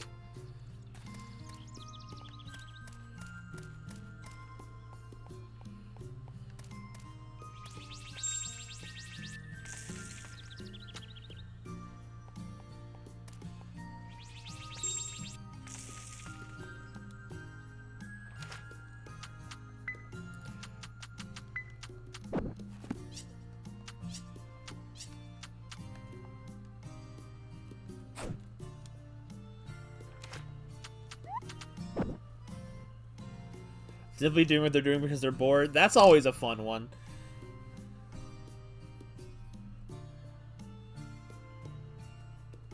Presence and threat come to mind.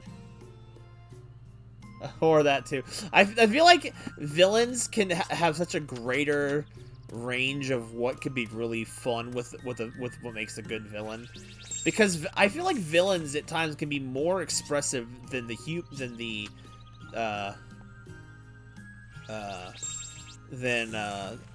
other characters, because it's like their goals can be whatever the heck they want them to be, and I kind of love that for them in a way. Comedic villains can be way better done right. Like, let's say for example, like I know one villain that was a comedic villain that was done fantastically through the whole thing. If you ever haven't played him, Fawful from the Mario Luigi series, those guys, though, Fawful is freaking hilarious. I love him.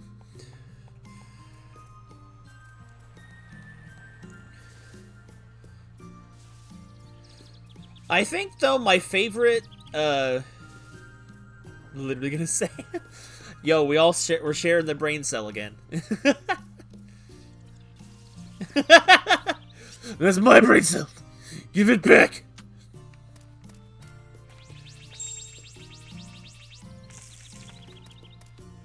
Cool, I was right. It was 18.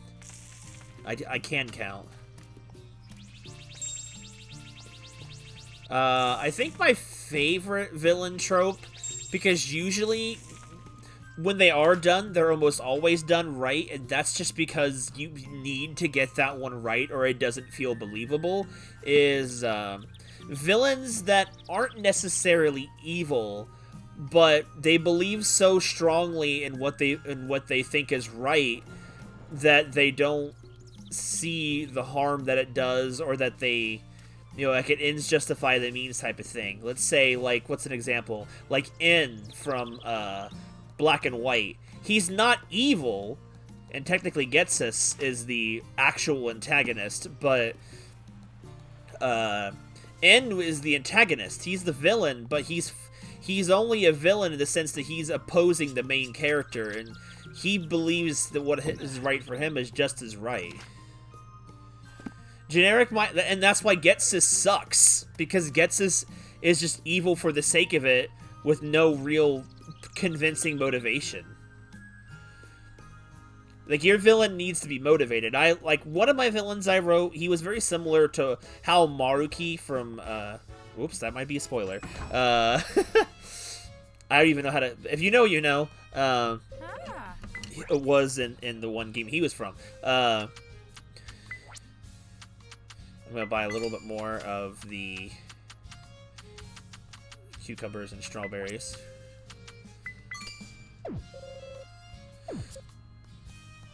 But it was, I had written a villain, and I was trying, when I write villains, I try to get ones that, that hit home. Like, there's one villain that fights because he believes what he is right. One villain literally fights, of mine that I've written, fights for peace. He honestly believes that his motivations and his goal will result in the most peaceful outcome of like reality or whatever. But to do it, he has to trample on the free will of others in order to make it happen. And then it gives you the moral question of what's more important, the peace or freedom. And that's the moral complication of his character arc. Yeah, other villains handle the serious side, but Fawful is just so chaotic and nuts and makes it work. Exactly, yeah, you missed me say that, Sora. And from Pokemon was another explanation of that, too. I love that, because usually it really does make you have to really think about the character's motivations. Alright, so...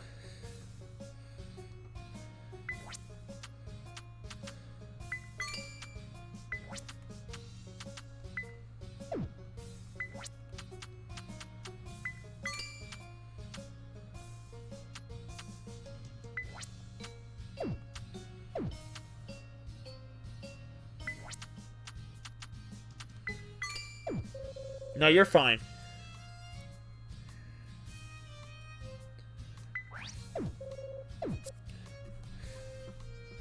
Like, another example of the same type of villain is like another villain type in my story. That's another one of my favorites that I've written, because I just think they turn out really well. But when you guys get to read it eventually, you guys can be the judge of whether or not it works well. Of a character that believes that something, like a group of people, are evil for some reason or another, and they're completely wrong, but they have justified reasons to believe what they do. Like, because there are those that push that narrative. Like, he judges all for the actions of few, and just ends up, it kind of just looks like it racist. I under-explained that, or did it terribly. I have to do it better than the time, but, Your explanations makes you think one of your villains, though. I feel like, and back at the time, I thought it was the most type of meta thing to have a villain that's only evil because his ideals go against the quote-unquote protagonist's ideas. At the time, I thought that was really cool and interesting. I hadn't really seen it done much before in media, because usually it falls flat on its face, so...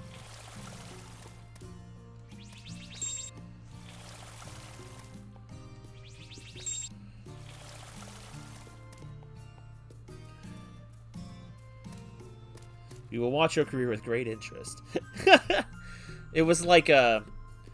Like, the character is essentially a racist, I was thinking of, because he's a normal human, and he has a deep hatred for people that have naturally born powers, because he knew people in his life that were, you know, had bad, terrible things happen to them because people with powers in a different time era would basically oppress and enslave non-powered. So that justified hatred, in a way, just bleeds onto everyone else that has never done any harm to this particular person. So it's like in a modern term, he would be looked at as a racist, but like with not so much just for pointless racism, like, you know, oh, how people hate black people because they're black. There's no reason for that.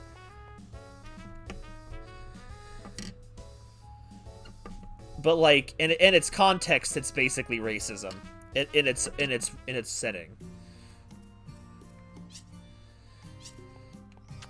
And it's interesting because he's not really an evil person, because he treats his, like, say, his subordinates and stuff as people, like a real person would. And it's like the weird thing. It's like that meme. It's like, just because you are a bad guy does not mean you are a bad guy. Again, those are villain types I didn't know in more widespread media were something that had been done more before. But in most media I had consumed, it was never really a thing. Most media I consumed, villains weren't super complex characters. A lot of them I had played with as kids, they were one-note type of characters. I think the thing is with villain types is they have the potential to be so much bigger characters than, like, hero types. Because the heroes sometimes are completely one-note.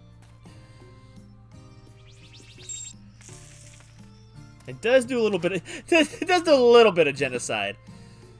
I mean, technically, the character I just described of my own creation, his ultimate goal is either to eradicate these powered people or to drive them off the planet. So, if he has to resort to powered genocide, that is entirely something he's already prepared to do. So it's kind of the same. And I'm mostly giving this information away because when I wrote the story, a lot of that is kind of explained about this character from the get-go. At least a general idea. So it's not really too deep spoiling why. I didn't explain why, but those are like he has similar reasonings as to why. But like it's more to it than just the basic out-the-gate motivation. Why did I not water these? I planted them, but I didn't water them.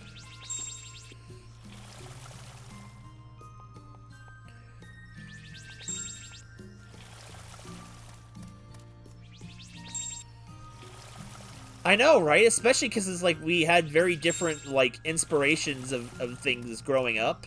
And just grew up in different, like, eras. Like, we grew up in different generations. Like, it's hard to believe sometimes that you're what, almost 10 years younger than me? How old are you again, Isolate? You might be a little older than I'm thinking. I think I'm getting your age confused with someone else. You're like, oh wait, we've had this discussion before. I'm just so bad with ages. Like, here's the thing, I don't remember my siblings' ages half the time. I only remember Gake's because I know hers is exactly 2 years, 2 months, and 2 days after mine. So I'm really bad at remembering most dates like that. I don't either, it's fine.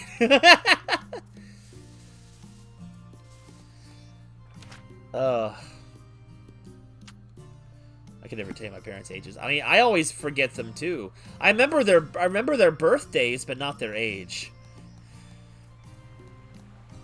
I was gonna freaking donate the fish today, and I got distracted because of all the planting I had to do.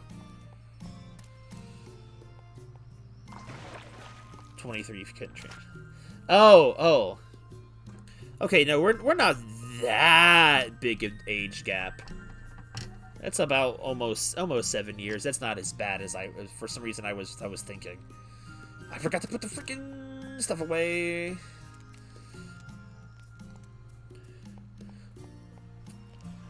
Is Sora still here, or did Sora fall asleep again? Wait, did Sora leave? I don't remember. Got the Game Grumps age gap.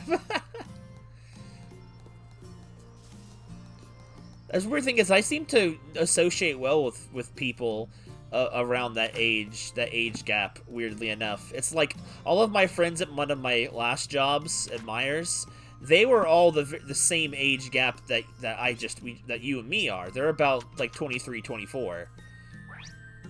And we get along so well. It's like that's like my ideal age I communicate with. It's like I was never really great at being at the same age level as my peers and stuff.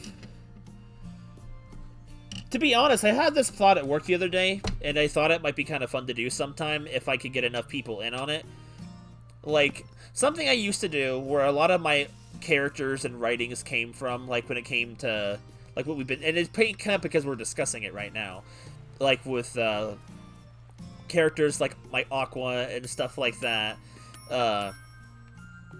Excuse me. Like a lot of it was what we did was role playing, which was, you know, I like to call it a glorified game of pretend, but you know, it was a little bit more than that. I started recently thinking about trying to do a similar thing, like my because you never grew up, my man. It is kind of like D&D, but not as actually game format strict. It was more of along the lines of every glorified game of pretend. That I feel like I'd actually fit in really well with playing D&D. But because I feel like that would be something similar to what I've done. The only difference is our roleplay, which is it's the site that where my stories posted. So that's what the website was made for. Was for our game essentially. Was rather than like say doing role-playing actions and having a dungeon master and stuff like that, rolling dice and all that, it was more like we all collectively wrote a story together, and the arc leader, which would be like the equivalent of a D&D, like a dungeon master, was a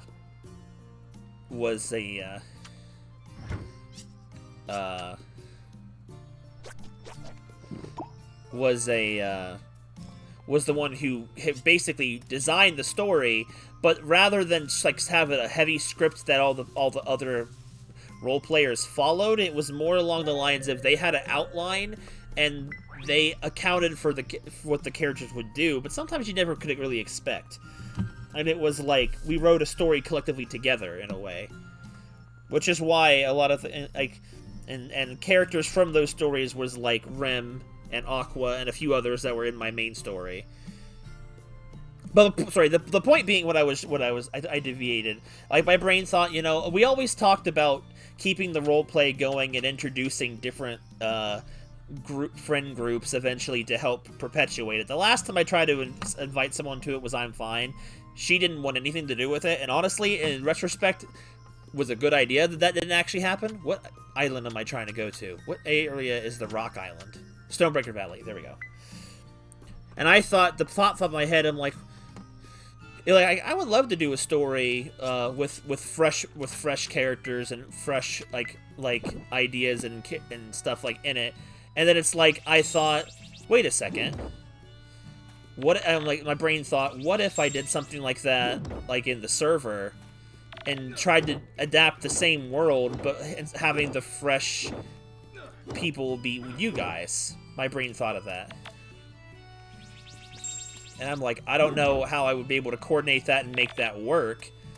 And I thought maybe taking those sessions, that what they would probably end up being, and seeing if I could fashion a story out of them. Like, so far with the way that I write my end of the canon of our stuff, I feel like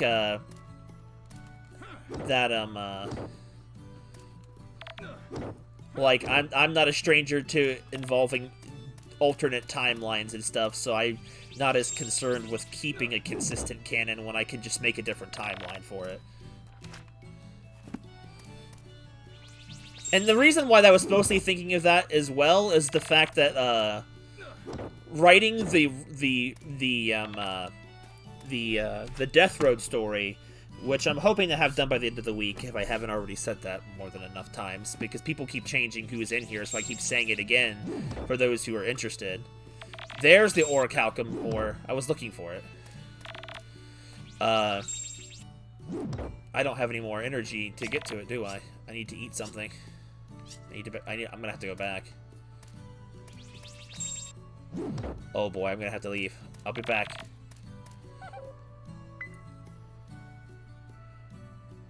It's inspiration. I'm glad to hear that, Sora.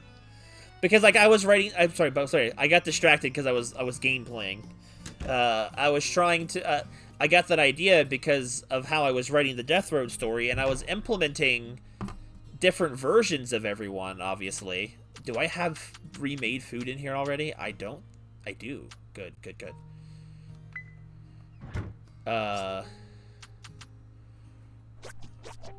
Wow, vegetable pizza is good.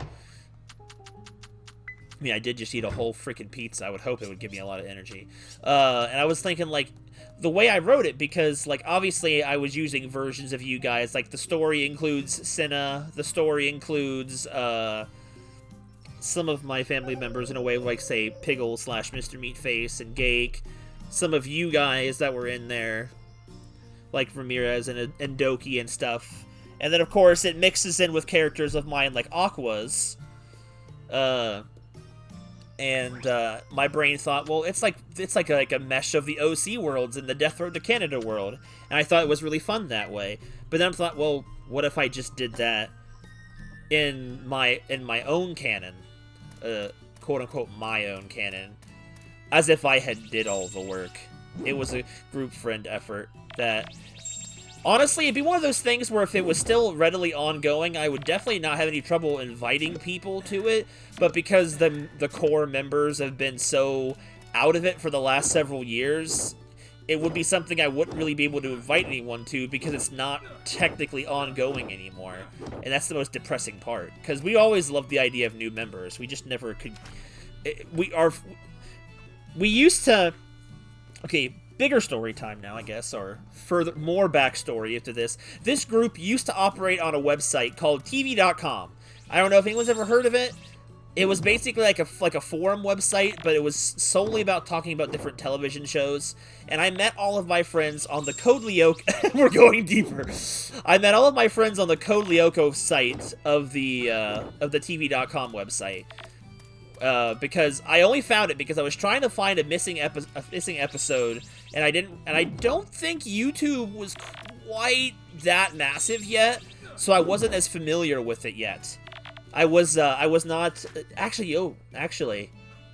I don't think YouTube existed yet, or at least not in the way it did now. It was not a big thing yet when I was first on the internet. So I looked it up. I was looking up the information. I was finding it on this website, and there was this forum out there. If this could stop missing, that'd be fantastic. And the forum was called. And I did eventually find that the website was more about talking about things. But I saw this one forum, and it was called Save Lyoko Day, and I'm like, what the heck is that? And I started reading it, and I eventually realized it was a role-playing game, sort of. If anyone's ever seen Code Lyoko, the whole Save Lyoko Day was basically a roleplay of, like, different people would play as Xana, the villain, and make different plots, and the guys and everyone else was, like, a member of the Lyoko, and they had to save the day, type of thing. And I started reading it a lot, and it was really captivating because it was, like, as a kid, it was like, that was that kind of weird stuff I was into. Exactly, that's kind of what it is. The only difference is it belonged to a public website, and people would just come into it and jump in. And I was reading it. I remembered reading pages and pages of it and thinking, man, that'd be cool to join. And then I realized all I'd have to do was make an account and just try and go in. So I did like all my homework beforehand when I didn't need to. I tried designing a character which ended up being the fictional version of Rem, which is not really entirely based on me. More like what I wanted to be, I guess. Because I didn't really... I wasn't really experienced in creating OCs yet. And I really wasn't. And I couldn't really just do a fictional version of a character that already existed. So, or my own interpretation. So I didn't know what to do. So I was trying to think of different creative things for a while. And that's where I met all of my online friends. I kind of just joined one day and felt extremely nervous because but back then we didn't have like a messaging group. It was just making posts and then not sure how other people would respond to them, like in action, because I didn't really know anything about it yet. And the funny thing is, nearly all those people I met back in the very beginning, they're all friends of mine today. And that's how we all met each other. So I met a lot of people through an online forum of a video, of a basically a role-playing server. Oh, the flower shop has expanded. Product. And the only reason we actually moved to a different website is because the first Save Lyoko Day had got shut down because they felt for some reason the moderator of the Code Lyoko server. Now this didn't make any sense. The Code Lyoko part of TV.com, like the way TV.com worked, there was an admin for each show or each movie, whatever you were talking about. What are OCs other than people we want to become or a part of ourselves? Exactly. That's a great way to describe it. And I didn't really know that as much yet because I was like, I don't know, 13 or 14 years old. I don't know exactly how old I was. I was really young. And there wasn't maybe something like that. But like the first one got shut down because the admin of the television show felt the topic had gone off topic too much, aka we were doing our own original ideas, and it had too many pages, so they shut it down and said, you can go ahead and start a new one. And we had started 2 on this website before being tired of being shut down because they would say it was too off topic and couldn't include other people. And I'm like, that was the exact thing we were loving to do, was include other people. We hadn't met a lot of people at that time, and a lot of people really liked it, but it got a lot to keep up with.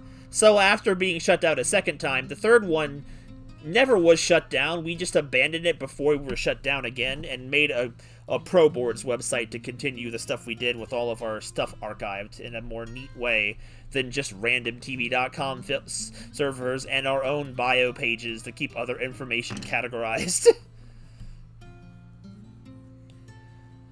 Physical or emotional trauma. I feel like lots of my OCs, at least the ones I actually really care about or have really fleshed out, all have a part of myself in them. Like, for the longest time, the character Rim was a very deep connection to him, because obviously he was me. But, he ended up developing in a way different way than I did, to the point where I couldn't relate to him the same way anymore. Sounds like a situation you've been in. That's true. And it was public for so long. And then once we had if you were to go to the Code Lyoko website now, or on TV.com, to the Code Lyoko section in the forums, you'd probably still find the forum. It might be buried at this point. I don't really know. I haven't looked on it in years. This website might not even exist anymore, as far as I know.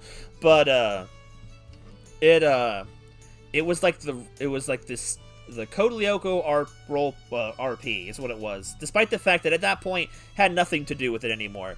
When we moved to the Pro Boards website, we renamed it the World Savers Roleplay, because we didn't really super creative. It's like a superhero team giving themselves a name. They don't name themselves, other people do, so we weren't great with the name. But that's where it was. So if you were to go on there, you'd still find it. Technically, if you have a link, you can always find the one that it's still going on today. But we've never really had a new member join since we moved websites. Like, something about the name I like, but I can understand it, how it looks like it lacks creativity.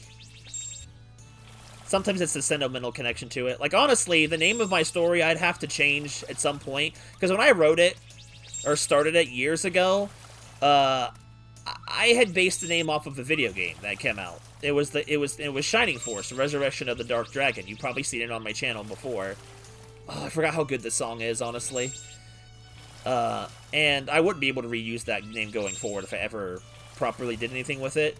But as a kid, I just did not have a lot of originality, but I had a lot of creativity, if that made sense. I don't know what I would name it nowadays, the story, but I know I wouldn't be able to keep that same name. But for now, as I'm writing it, I'm going to go forward with it, and then maybe retcon it later. I don't know. 3 of them actually have good names. Not good names, but good content. Penguin Point is probably one of those 3. Bro, you sleep on that. It's a joke trip, but man, is it a well-written one. And that just made me realize writing joke stories or stories that are comedy-based, that's hard. It's really hard to do. They're all angry. They're sad because they didn't eat. I gotta figure out what's... I think this machine is backed up. But, like, no, it's, like, good comedy stories are hard to find. It's like, when I hear you guys talk about Euroseas, it makes me wonder how they would jive in a world like the ones I made. So maybe one day I might try to organize a situation where people put together something.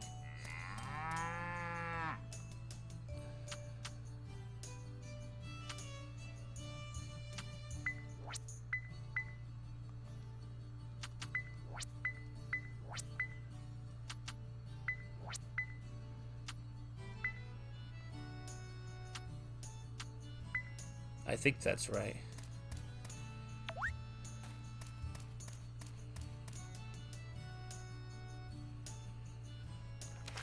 Like, at first I thought writing the Death Road story would be super easy.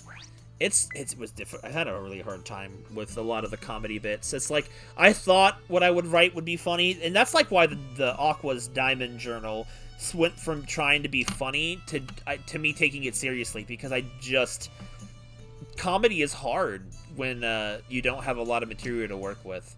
It was easier for me to make a serious story out of it. You make an excellent point. Oh, I forgot to call the animals out.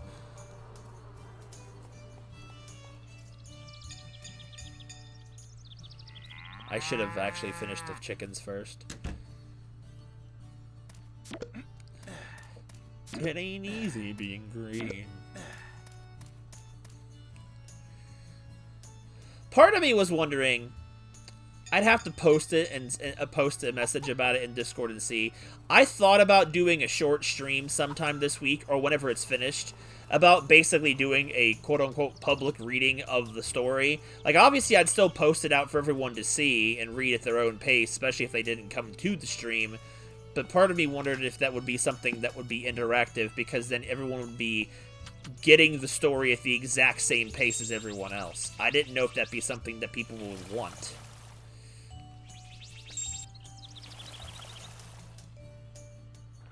That's a fair point. I feel like OCs always start somewhere. It's like, I always played as myself in Pokemon games, but recently I started playing more as Aqua nowadays, because it's like, Aqua's a more fleshed out character, and she's more fun to put in funny situations like video games like that too.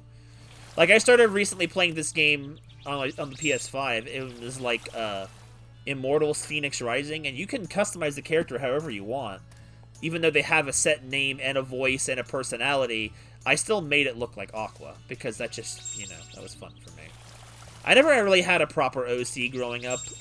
I mean, at least, well, no, I did, but, like, it wasn't in the normal aspect. Like, I had to create it on the spot. That's why there's myself, and then there's the OC version of myself, which is, part of me wants to try and rename someday, but I don't really know if I'll ever get around to it. Rim, the character, is a very different, personality. Well, not a whole different personality than me, but, like, If I was put in different situations, it might not be different. Made him for Final Fantasy 14 got attached. That's the funny thing is, it may not seem like it considering how much I push her lately in different outlets of the channel lately, almost like a second mascot to Rim Tato. But like, I never had that much of an attachment to Aqua before. Like, other than just like, yeah, she was a character I made, but she started off as a complete, absolute throwaway character.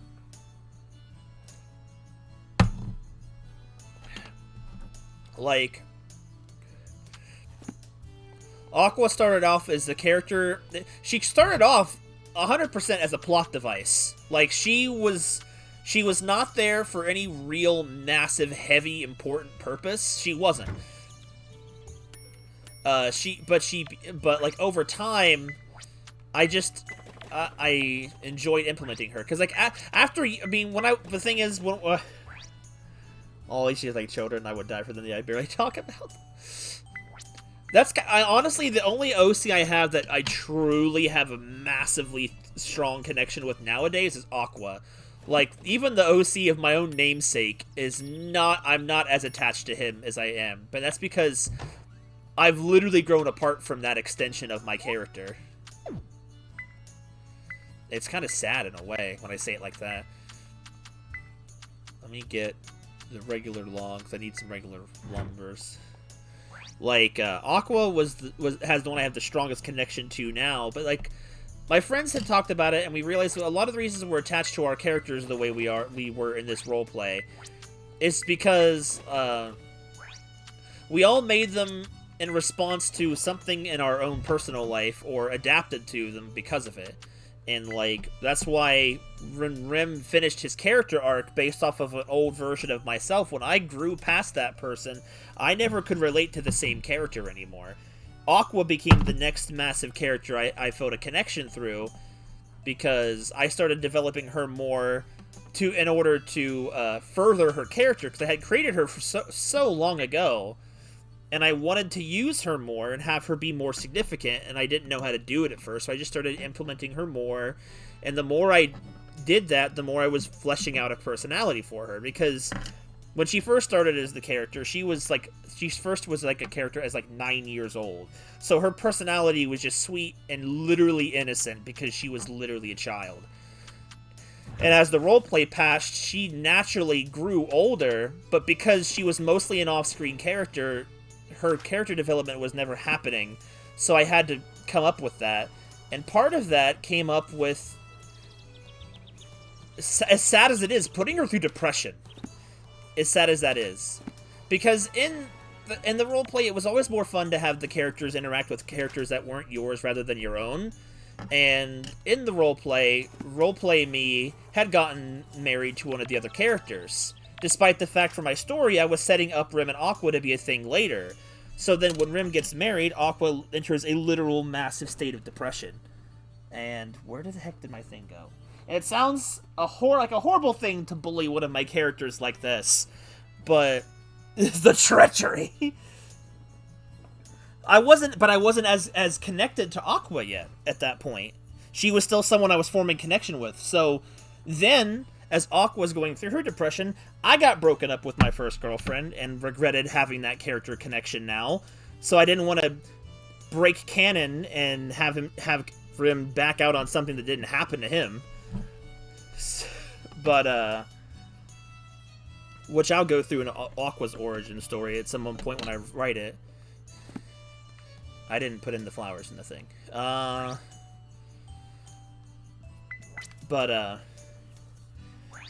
So then once I was broken up with, then because Aqua was depressed because she was in...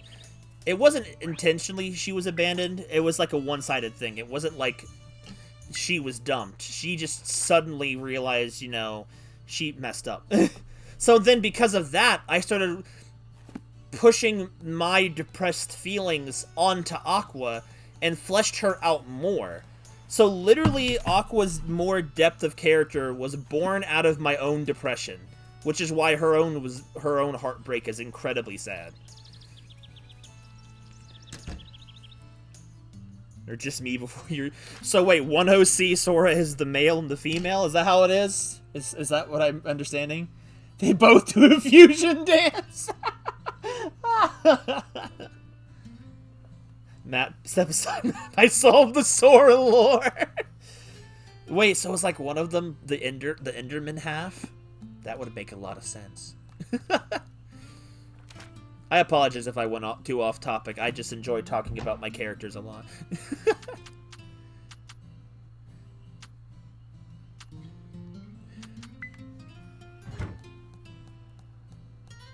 Not all the story lores, but there's always more to find. But that was like the major beginning of being super connected to Aqua to the way that I am now. Because she never was a character that I had that big of a connection with until in order for me to write her depression more effectively and more realistically, I was depressed. So therefore, it made it way more real and believable because it was real emotions.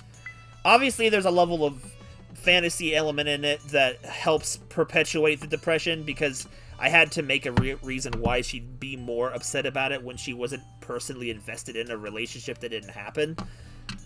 And I also have never been a teenage girl, so...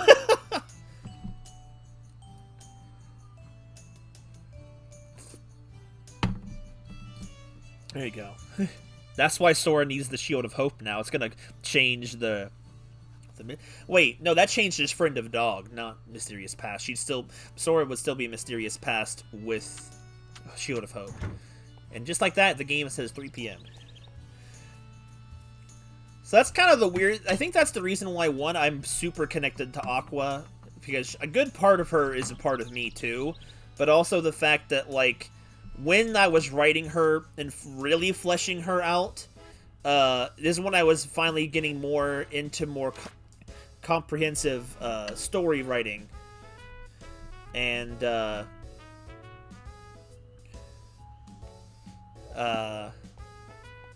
so, therefore... Because when I wrote Rem, or did all of the Rem-based stuff, I was not as good at writing back then. But when Aqua, I had a lot more significant skills, so it's better. We need cow topiaries. Can you bring us 10?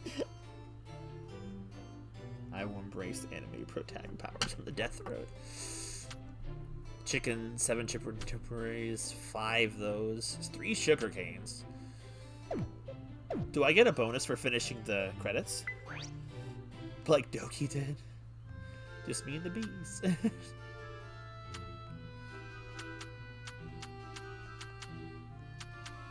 Cook 20 times. I didn't... Oh, there's the one I didn't claim.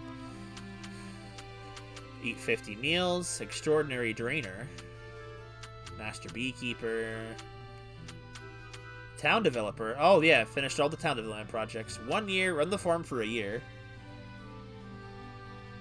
You bring the gods. She brings the anime. Oh, dude. This is the level of care I took into writing the Death Road story. When you see it, you'll get it. I managed to incorporate, because near the end of our run, we had enough points to turn Doki into anime fan. But since the story was still, the same run was still going, we couldn't change Doki's character mid-run, but we did update her. I went ahead and worked with that little thing and referenced the anime powers as well, and I had a lot of fun with that. Because the thing is, as I wrote this Death Road story, I realized when it comes to combat, my weak point in writing is just writing a lot of people shooting things. It's boring to me. Shooting things or hitting things, not very fun, as I learned. But when I got to be more creative with the encounters, I had a lot more fun with with the combat. You'll see when I finish it up. It's way more in my element. I'm way more used to writing supernatural situations than more natural ones. All about your swords. And ooh boy, I tell you, I had a field day with Randy Savage in the Death Road. Because I like to believe the Death Road exists in some reality where the nuclear holocaust has caused freaking the weird to happen as the normal. So Randy is like legit insane. The sun is very pleasant. Hello, OC number 17.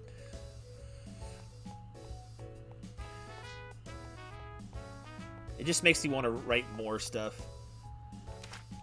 It probably still will be, depending on which conversation it is.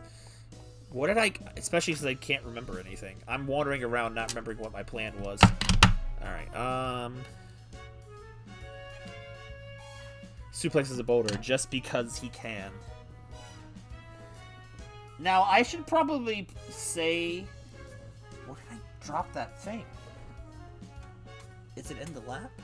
Where did it go? I'm legit lost. I don't plan on writing a story about every successful Death Road trip because honestly, writing the one I did was such a labor-intensive project, especially because I had to keep rewatching the stream to get the information just right, because I wanted to be faithful to the source material, but also have creative liberties to do whatever the heck I wanted with it. But I wanted it to kind of be like a dramatization of the streams. So I even did things like keeping chat jokes into the dialogue if I could. But I did incorporate both the Halloween stream and the Halloween Eve stream together into one, because I wanted to be able to work with more characters than just the ones we happened to get. And I think it turned out pretty well. Well, at least, I mean, I'm not fully finished with it. I'm like 90% finished with it. I just want to go. I want to go back through and clean it up. But there was something about how the runs worked on the Halloween streams that just worked really well. That, and with the amount of people we had in the stream, it helped. I will pause this conversation for the cutscene. Gorg, I brought you something to eat. Thanks. What is it? I can't see. It's invisible. Here's a souvenir for you in return. They're married and they're talking against a transaction. Thanks, dear. Keep up the hard work. Aye, will do. See you.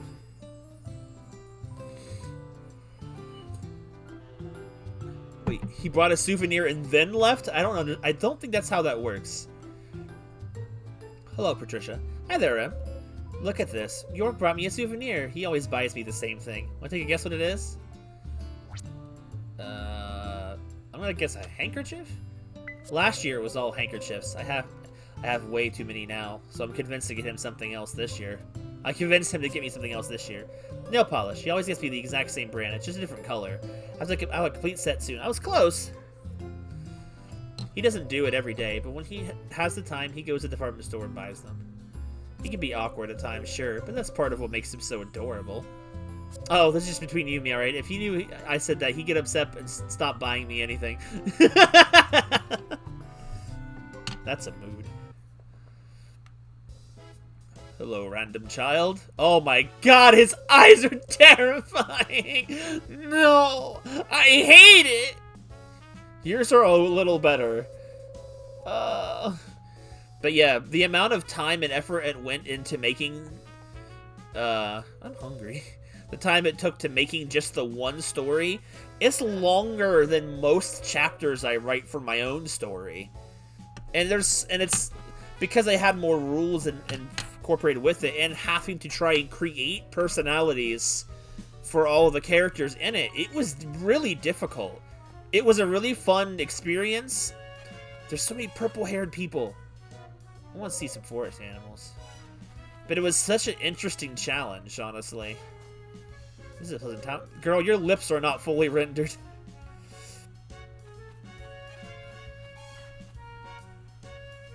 I have to say, I'm really enjoying myself here. I feel like these are other players. I just don't know who they are.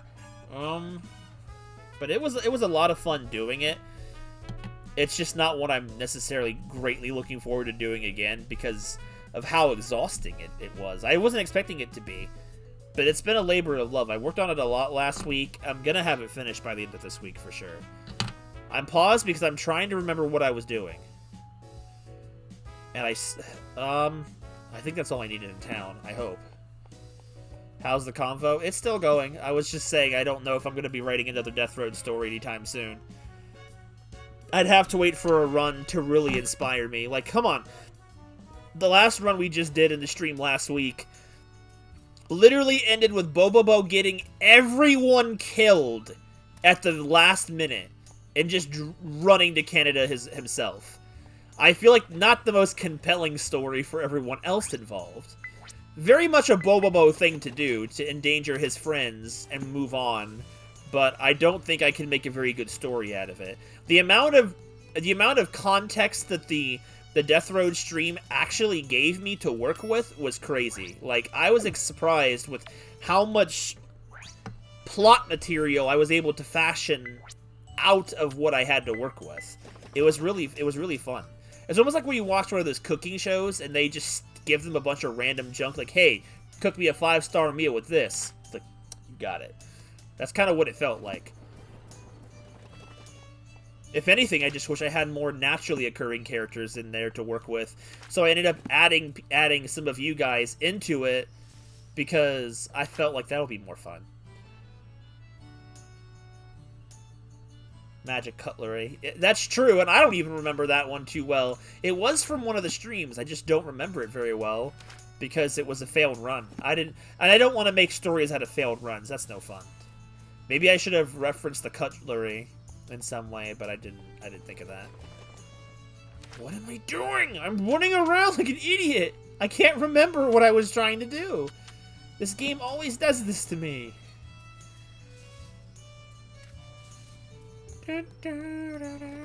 Oh, I'm stuck. But when you can have so many Death Road streams, that just it takes a long time. The only reason this stream, the story took as long as it did, because I did use 2 streams worth of stuff to do, and it was a little bit difficult.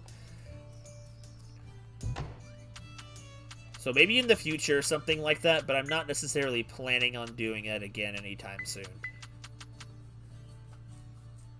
I know every run you were in failed. Actually, no, wait, were you in... No, you weren't in the one that did succeed the other day. That was Doki that showed up and then blew up. Isolate carried the entire run, and Bobobo just was the survivor. Which really sucks for Isolate, honestly. Isolate managed to clutch in there. He had super fast run speed. He had karate. But then he went back to save somebody and got killed. And then I think it was Senna. And then Senna died. And then Gary died. And then it was just Bobobo. And it was sad. I carried you guys at the Heaven's Gates and sprained myself on the... True. Very true. Set that there, right there. Put that yo-yo right there. Beautiful. Beautiful. I really wish Harvest Moon games would do more with your customization. This game came out after Stardew Valley and does more things wrong. How does that even work? Lice was the god, but he was murdered. He sacrificed himself. It was a really good run, though. But see, it's runs like that even though they were a success, you wouldn't want to actually write about people's deaths. Which is why it was pretty nice to not... For that story that I did write, that there really wasn't really any deaths of anyone in it, surprisingly. Those 2 runs were both flawless. Except for Randy. Obviously. What should I do tomorrow? I don't know, but you can have this. Alright. When games do better, their developers try to lessen the future. Just look at Nintendo. I mean, I feel like a lot of Harvest Moon games nowadays are not really built with the same quality in terms of storytelling as they used to. Good evening. The day went by so fast, didn't it? I'll just eat a good meal and prepare Sally for sleep tomorrow. Would you eat this? Doesn't care. Whoopsie daisy, I've messed up.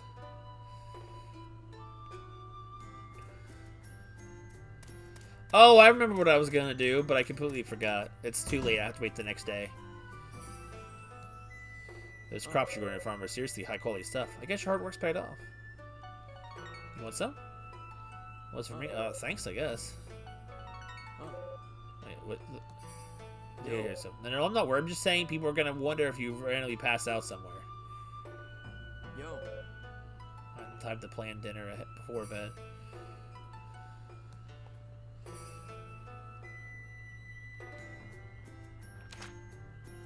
I mean, we could have. I mean, it's not to say that Scarlet and Violet won't be that, but we could have had it sooner. I will admit. I'm trying to think if there was... Dude, these pictures are so good of some other people's farms. I wish I could do that. Granted, those are just good angles and not necessarily consistent quality, but you know. Alright, the side of the road. Need to leave me the beauty of the day. You always hit that copium.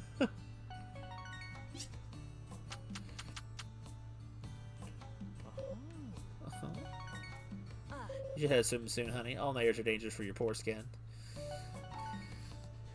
We can always...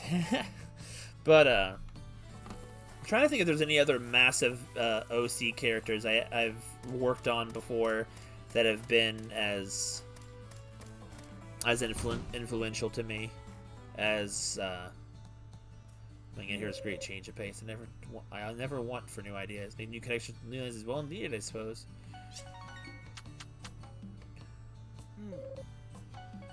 Because like I said, there was Rem, there was Aqua. Certain elements of some of my villains have had those type of connections. That's the problem. A lot of my villains, when I wrote them, they actually ended up turning into good guys and later on down the line. Because when I first started writing villains, I felt like every villain needed a redemption story. They didn't all have to freaking die or just be evil for the sake of it. Have we had one OC that was a god, or is that just me?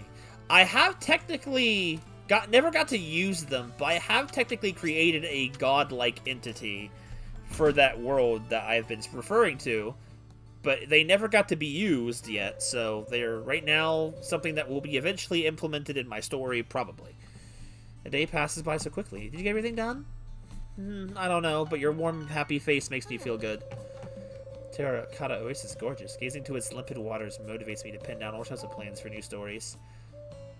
I really do like her with this story talk. Auburn and Cobalt. Two main characters and not just one silent one.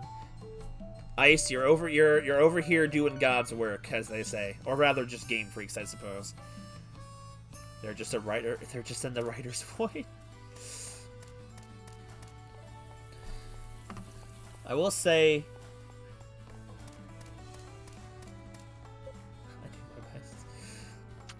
another story I want to do eventually, when I start having a better idea of how I want to actually iron it out, because we were talking about it one time, Isolate, is what I would do for a...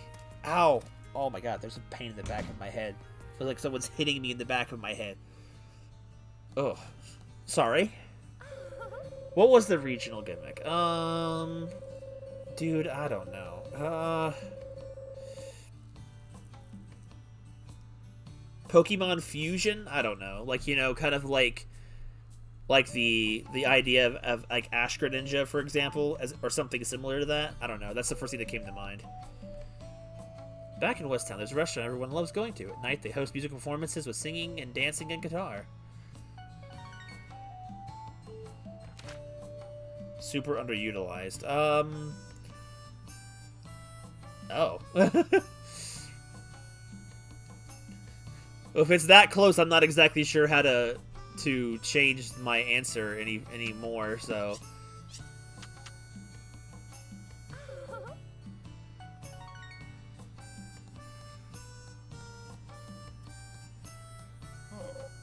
But rather, I guess what I was meaning, like, it's like the Ash Greninja thing, but like literal, actual fusing with the Pokemon in a way.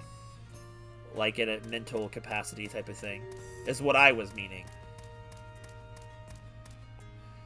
Once I actually get more ideas for the Pokemon story I was thinking of, because I'd probably use a combination of characters that you guys have created and characters of my own, rather than completely creating all brand new characters, rework characters I've already created for other stories, and like say, oh, this other universe maybe they did this, like, so I don't have to recreate characters from the complete scratch, but repurpose them in different situations and personalities. Like, say, I could make Aqua a villain, but I wouldn't have to remake Aqua as a character. Maybe I'll write that someday if anyone wanted to read it. Oh, okay. So it is kind of like that. That is kind of what I was thinking. I feel like that's... okay. I didn't see the next comment.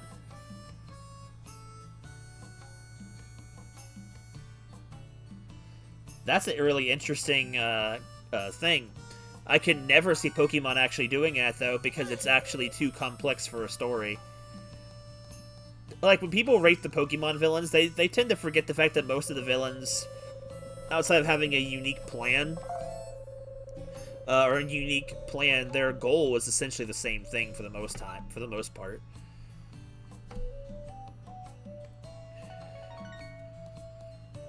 Yeah, that's why I did it. Oh, you know what? Now that this has actually come up, where did I put it? I know this is not really relevant to the stream, what's going on, but the conversation is completely relevant. You know how before I said as a kid, I had did all this thing for like a made-up region as a kid, and I even did all this writing and stuff? I was going through my boxes to help cut things down for packing later on for this year, last week, and I actually found that notebook with the map I drew. Now, it'll probably be very cringy. Where did I put it? I might, if I can't find it, I might have to just post pictures of it later or something in Discord, but I did have it. Where did it go? It's in here somewhere.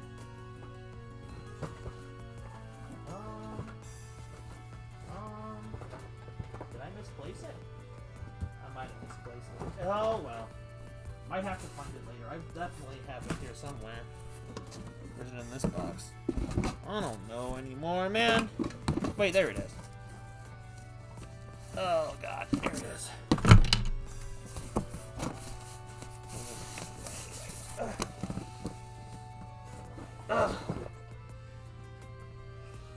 I'm a huge fan of this stuff Nintendo doesn't have the balls to do. You know what? Same. Pokemon Rebirth manga. Dude, the mangas actually would go pretty hard sometimes. Like, didn't they, at the end of the Ruby and Sapphire manga, they literally turned all the protagonists of the last 3 series into stone at the top of the battle tower or something?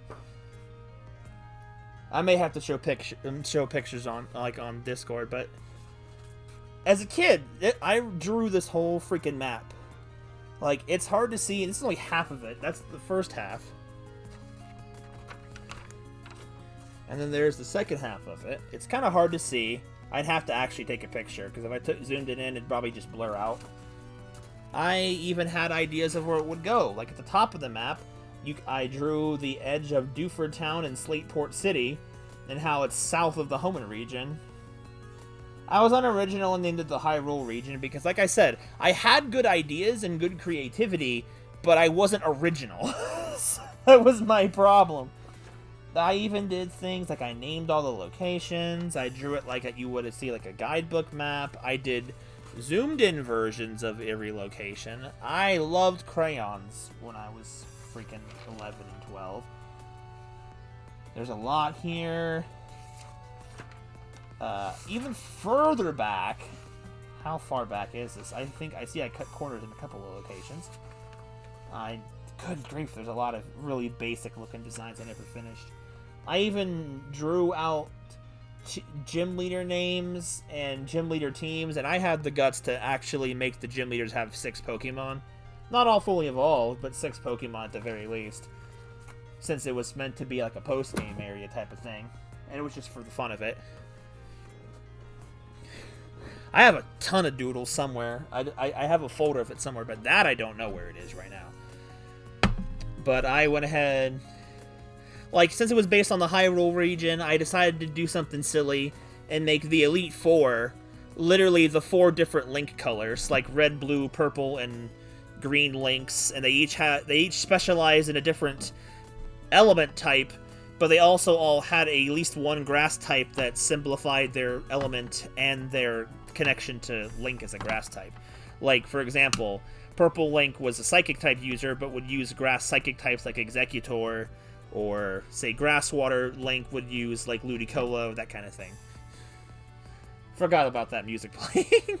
I did that kind of thing. I had a lot of different ideas for things that with properties that did not belong to me. I swear, if I had that kind of technical know-how as a kid, I probably would have made Pokemon fan games. I don't think I've really ever shared that with too many people, though, because I figured it's too cringy. But I'm like, you know what? It's the internet. The internet's full of cringe.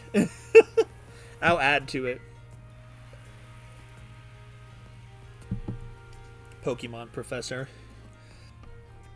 I always figured I'd be one of those type of mythical trainers or whatever, or those ones that were like strong but not like necessarily Elite Four or gym leaders, and not necessarily like champions. Like maybe characters like Steven after he quit being champion. He was just one of those myth-like trainers and stuff like that. But that was mostly because, as a kid, I specialized in types that were, at the time in the games, considered OP mythical trainer types. Not that I was trying to stroke my own ego. Might be able to counter-steal some ideas.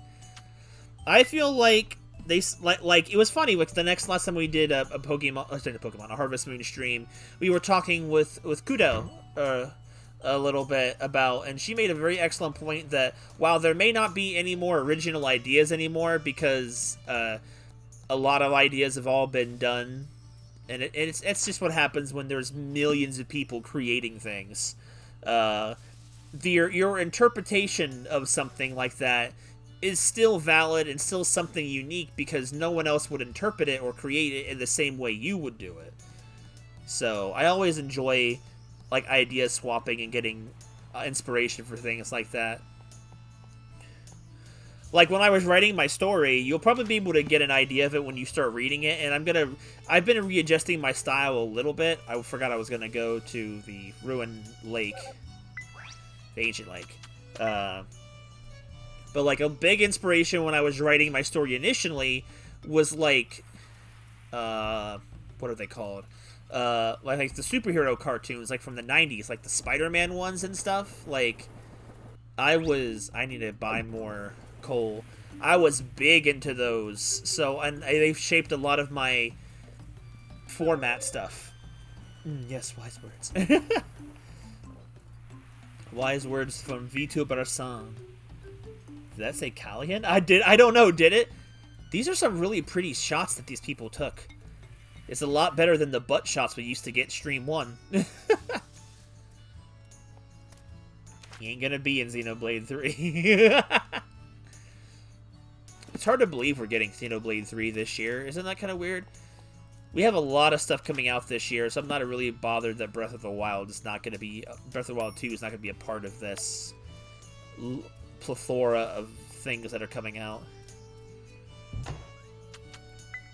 I don't want to end the day because I enjoy this overworld music too much.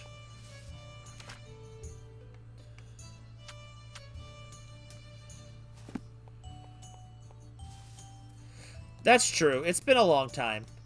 And I'm sure they were doing more than just working on other games like Smash Brothers, so I don't know. I tend to find a lot of our Harvest Moon streams end up becoming OC chat, and I feel like that's why I try to space them out so that they don't become redundant. Is this tree grown yet? Nope, it's still small. When it grows, I need a chart. No. Okay, Orichalcum ingot. I need those. I need them badly. So much more staff since release. I mean, that's true. Like they've definitely proved their worth for sure. Are these done?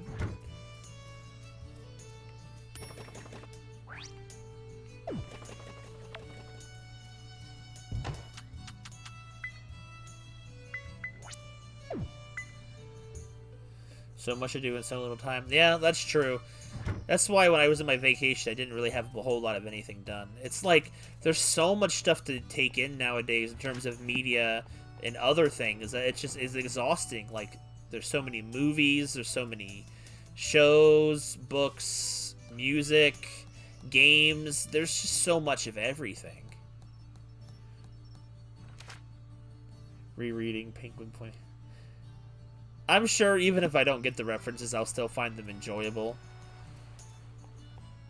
Besides, it has Macho Man in it. I can't be upset. And freaking Wesley and all this other stuff. Thank you for shopping at Kaiser's. Read the chapter I'm working on. I reread my own chapters a lot. I've been rereading the Death Road stuff a lot, trying to touch up on things I think would be bigger impact moments. I want to say this going into the story. Not all of the characters are gonna probably be plot treated equal. Some of these characters are definitely more main character positions than others.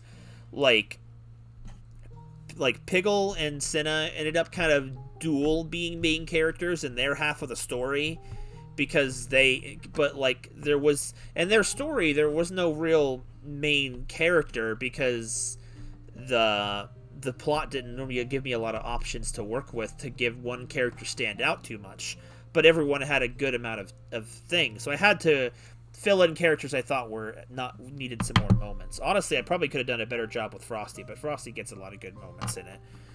But like in the first half of the story, Doki is definitely the main character.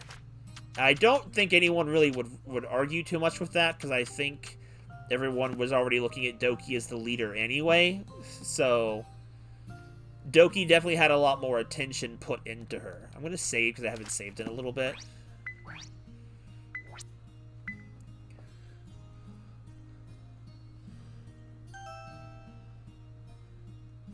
You just cringe so much. Man, one of the things I wrote, I don't know if I'll replace its position anywhere. If you guys ever actually do get around to reading my story, there is a chapter in there that is an unnumbered chapter, and it is essentially listed in the index or the table of contents as an out of order chapter. So it's just something I wrote for the story at a later date, but it's not properly fit into anything yet, so it just sits there out of order. I did that so I could, in case I had ideas I wanted to write down and didn't want to wait for. And it was written the time that my parents were going through before they went into their separation. And it was a story where it was a different version of me, or Rem, basically. And it was one where the mother was victimized and the father was villainized.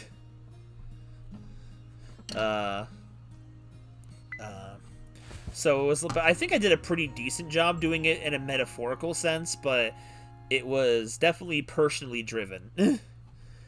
My old stuff is really hard to read. I could even link you guys to an even older story of mine, but that one is so much less, my older stuff is so much less made to be new reader friendly that it'd be so hard to go into. I mean, it is basically an origin story for one of my characters, but it's super rough, and it's not something I want to really spend the time rewriting. The stuff I wrote 10, 12 years ago was already old enough. Though I would always put it up if anyone wanted to, but it would be missing a lot of context.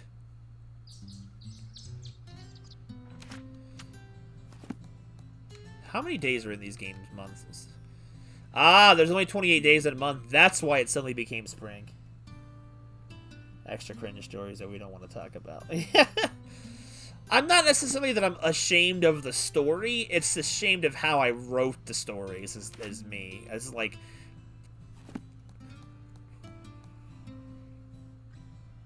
I have to turn on my cringe inhibitors.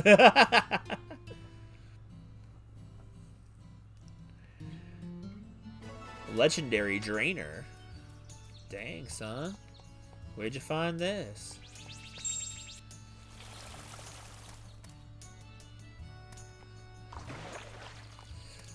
They say if you care, if you cringe at your own stuff or yourself in any capacity, it just means that you've grown as a person and that you are now not what you were before. It's always good for growing. Like, I'd probably cringe at my old Let's Play videos, too. I cringe at just looking at stuff I did a couple months ago. I'm like, wow, do I really sound this annoying? But, other people still like it, and that's always the most important thing. To be base divine.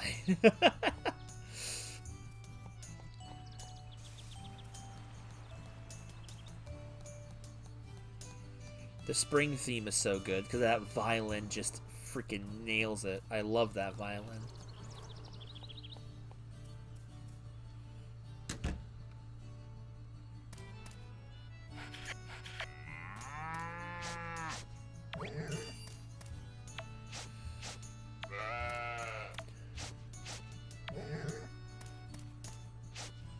Cringe and bass at the same time? Now that is a combination.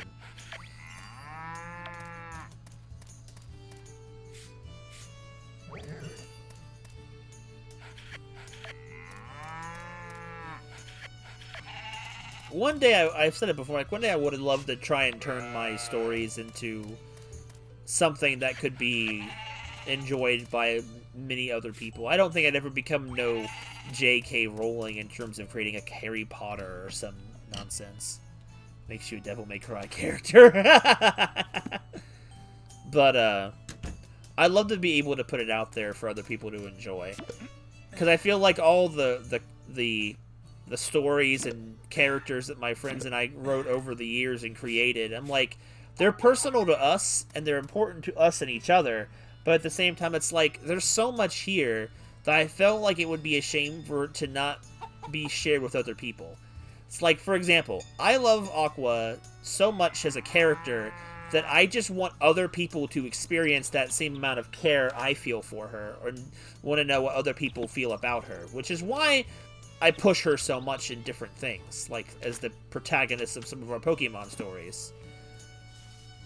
I mean, in some ways that is kind of cringe, I guess, but it's like, I don't know. I'm always so desperate for feedback, and especially when my friends don't do the stuff as we do anymore. It's like, I always just really want to push that out there.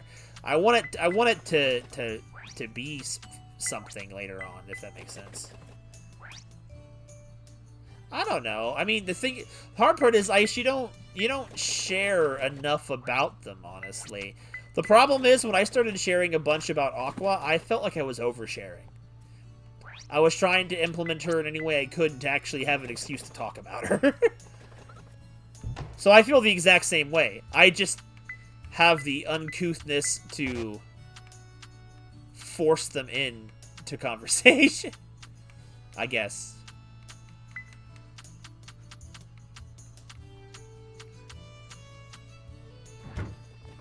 I'm based.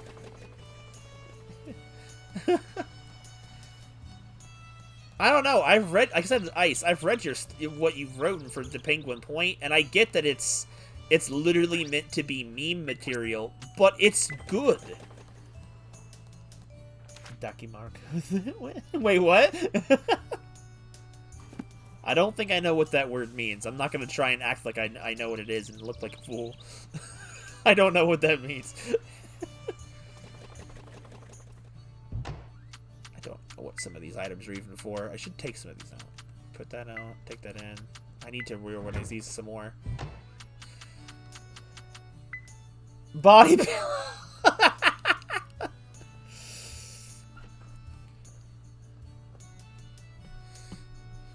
That kind of reminds you of something you said the other day. Well, not the other day, but a couple streams ago, when Doki was simping for Aqua super hard, and you said that, like, man, when someone has this level of horny for one of your OCs, you know you've done it right. And I'm like, that made me think, man, if I saw some people that put some cursed Aqua stuff out there, I don't know if I would be more impressed, concerned, or excited the fact that someone took the time to do that with one of my characters. If someone made an Aqua body pillow, I'd probably be like, you know what, I'll take 20. It's good advertising. That was one of the things I liked a lot about the the Metopia stuff was just the fact that I wasn't expecting everyone to take to her so well. I thought it was going to be a guilty indulgence for myself, and it still was. But I didn't expect everyone else to actually like her that well. I'd be honored. That's me too. I may not be able to show it to anybody, but I would be honored. Different than asking a commission for it, someone choosing of their own free time to do that, I'd find that more honoring than anything. That's why whenever my sister draws the stuff of them, I get super excited, whether or not I asked for it or not, because it's too exciting. Oh my god, I can't believe you just said that out loud. I mean, we were all thinking it, but Ice comes out here based enough to say it. Don't look up that, children. If children are watching, don't look that up.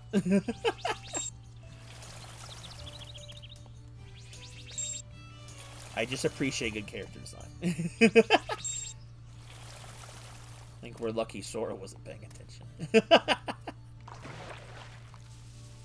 Children, close your eyes. Mods banned me. But he was... It has no waifus or husbandos on it? Sora, you're doing it wrong. Here's the thing, you just gotta get a bunch of pillowcases, and then you can change it out for whatever mood you're in. Ice, you are a mod. Ice is actually the only mod here. I don't know if that's good or bad. Probably bad. Okay, I was just about to do something, and I've already forgotten what it was. In the game, I mean. Give me just a second, and I can resume. You have the materials, you just haven't crafted them yet.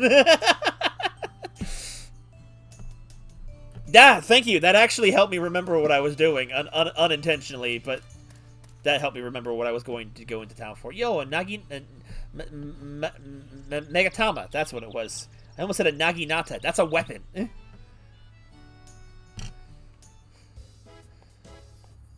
I actually technically have a body pillow as well, but it's more like a double wide pillow, and I just love having one giant pillow at the top of my bed so I don't have to worry about falling in between the cracks at the top of my bed.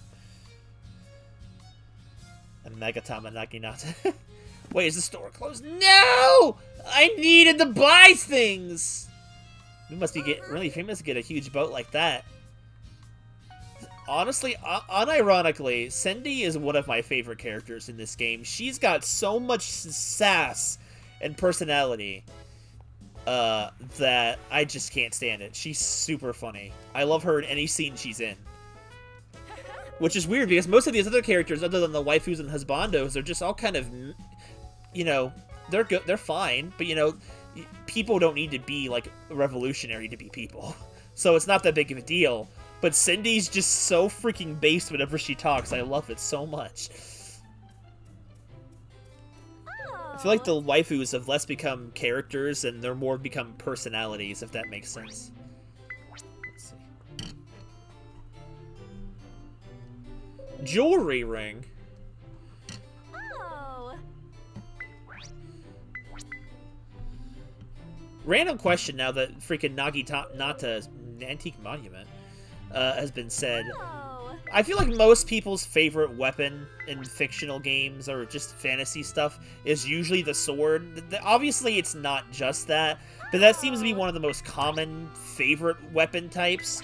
But outside of the very common weapons that you normally see, like swords and shields, maybe broadswords, depending on your word, what's your favorite type of weapon that is not really the one that people think about as often? Now, I guess that comes to a personal opinion of what is a common weapon and what isn't, but I just was curious. Oh. I feel like basically the sword is the most common freaking weapon of all, but there's not a lot out there. It feels like whenever something is used as someone that isn't a sword, it always feels really weird. Bows is good. Bows is good. Dash of base. Oh no, I spilled it all! That's exactly how it feels.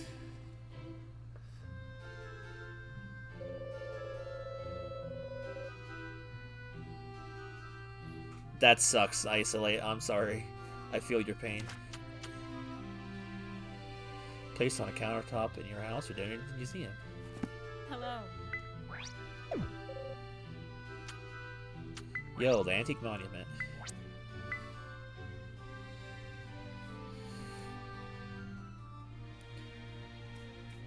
Are those scrolls? I'm gonna put it in here. I hope it will look good here.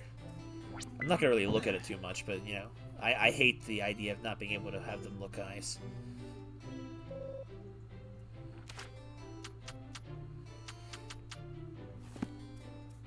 Bows are a good pick. I think my favorite in terms of like, I think that was the reason why I brought it up was probably pole arm weapons, like, but not necessarily spears or lances specifically, because I feel like those still get traction.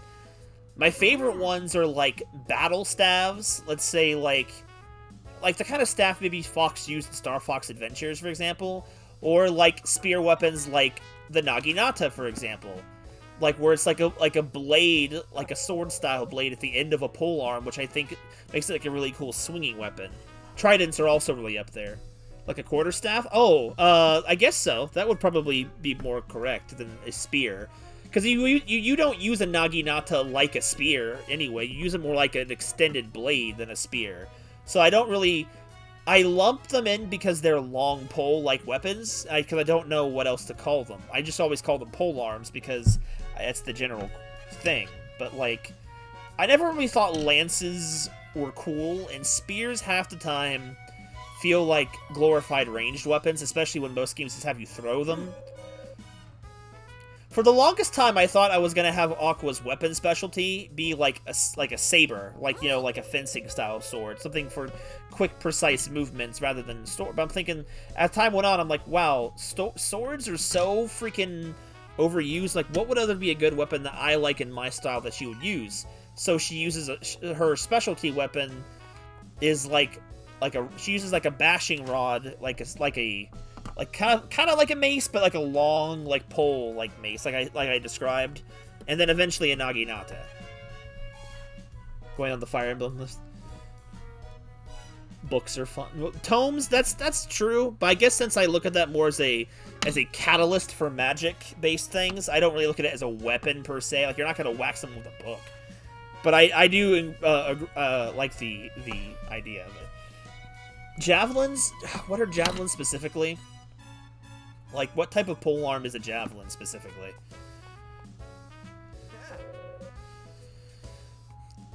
One weapon type that I never actually could truly... Oh, they've got, like, shops set up here now. I'm gonna try and give the girl a confession pendant. I don't know if I've seen all of her cutscenes, but we're gonna give that a try. I'm gonna go buy it. I can't buy it! We'll have to wait. I'll give her a jewelry ring. The light throwing type. Oh, okay. I mean, they're fine. I mean, I like the idea of people using, like, spears or pole arms for not only just ranged combat, like thrusting and stuff, but being able to crowd control. Kind of like what you'd expect in, like, maybe one of the Hyrule Warriors games. Hailbirds are kind of cool, too. Hailbirds are kind of like the combination of, like, a Naginata and a spear. Which I guess is at the whole point of it is, but... Mm-hmm. I love rings. Mm-hmm. She's so cute. Also, I love her braid. Her braid is super cute. I've really been into girls with braids lately. One weapon type that I think is always really popular, but I never could just really get into it aesthetically.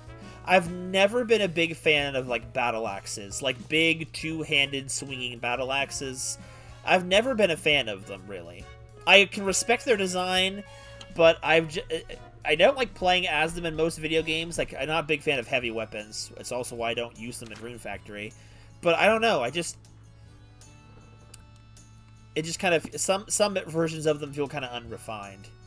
But I would say axes and hammers are more common style weapons anyway that people use a lot. To some people, the axe is as what the sword is to me.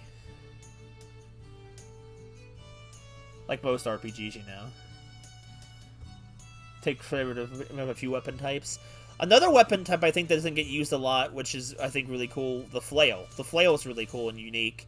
It's not really great for, like, a close quarters combat situation, but it has its uniqueness. It's great for range control. Not necessarily the ball and chain specifically, because that's a little bit ridiculous, but... which, of course, have had design changed over the years. That's the thing. I love character and weapon design. Like, if I could find out my stuff, I have a couple of weapon designs. And honestly, the Rune Factory series gave me a lot of weapon ideas for a lot of my stuff. Like, I used a design for one of the swords in one of the Rune Factory games as a base design for one of the swords one of my characters used. Now, most people don't really pay attention to that detail and this continuity I've used it in, but it's there for me. One of the basic weapons that's basically 2 flail axe hybrids. Ooh. It's I do enjoy really writing combat. It's like, especially with different weapon types. That's what the problem was with the Death Road story, was writing combat for that, because most of the weapon types are just things that you hit things really hard with, like stuff, and then, like, the other half was guns. And while guns are fine, I think they're really cool, they're kind of boring in a way. Like, despite the fact that a lot of my characters in my story use guns specifically because they are humans using powered-up weapons to stand up to powered enemies, they need something to be on par, and types of guns and weaponry made the most sense for people to use, for your average person. I'm not a huge fan of writing them for combat, because it's kind of just point, shoot, creatively dodge. One of my favorite characters to do that for, though, is Ralph, because Ralph is not only he's a dual pistol specialist, specifically, but he also specializes in explosive weapons, so when the gap is closed before him, he likes to throw bombs at the enemy. I think just explosions are fun. Ralph is a fun one to write for. The hardest one, most boring one to write for is probably the character Brett in my story, and he's a sniper specialist. He specializes in not letting the enemy get close, whereas Ralph is all about overwhelming the enemy at a close range. Like, a lot of my characters initially were written at first to be different combat styles, and then they were personalities second, so I worked around it later on. The guns, they have to be interesting. A lot of the guns are basically high-tech guns. I designed a couple of them, but I already kind of hate how some of them have aged, and I want to redo them again, but I'm just really bad at envisioning guns. Like, there's something that I can appreciate. See, I remember saying that out loud when I used to be with I'm Fine, and she got so mad. Me saying I enjoy the design of guns aesthetically.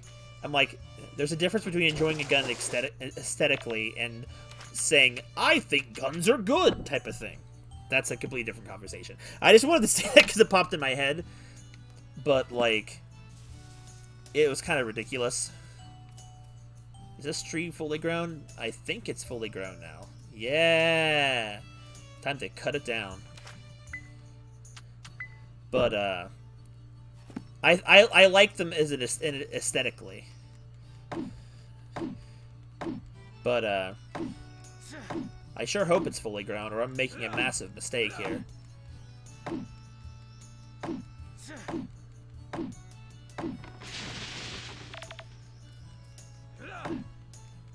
It doesn't feel like I made a good decision.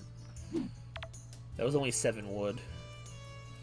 But, I always like, because back at the time, one of the bigger inspirations for my high-tech gun stuff was, like, Star Wars and Star Fox. And they had lots of really cool high-tech gadgets. And I thought that stuff was really cool. That, I think Iron Man was starting to be a thing in the theaters again, so that was also another design choice. I have since obviously fleshed out those characters since their original appearances, but, you know, just saying. I liked to have each different character specialize in a different form of combat. Like I said, Ralph more up close with guns and bombs. Brett was more of a ranged specialists. One of them, which was named Sora as well, which one of these days I'll have to rename. Dual sword specialists. And Kairi was hand-to-hand combat specialist. Like CQC. I should do that. I keep zoning out because I it's hard for me to keep up with my freaking Harvest Moon routines when I keep talking and lose track of time. But otherwise, I'd be driving myself crazy. I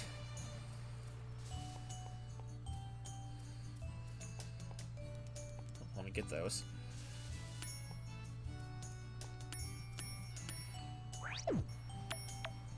So yeah, as soon as Death Road is done, I definitely... The next story I want to do after Death Road, especially because I think more people, at least in Discord, I think, are more interested in the story. The more I talk about it, it's like the more you talk about something, the more interested you want to find out. You're like, oh, okay. Like, honestly, whenever Ice talks about his stories, it makes me want to read them. He hasn't posted them for me to be able to do so, and that's because he doesn't feel comfortable about it, but that's completely fine and up to his decision. But the point being, the more I hear about something, the more I want to check it out. Same thing with Ramirez's stuff. I have no excuse to have not watched more, read more of Ramirez's stuff. I just have been busy. I want to get into that too. Wow, me sad. I hit the wrong button. Is the marigold in here? Marigold. They don't love you like I love you. There we go. So that's done. I should go to the island and claim my goodies. I haven't done that this whole session, so there's probably some there.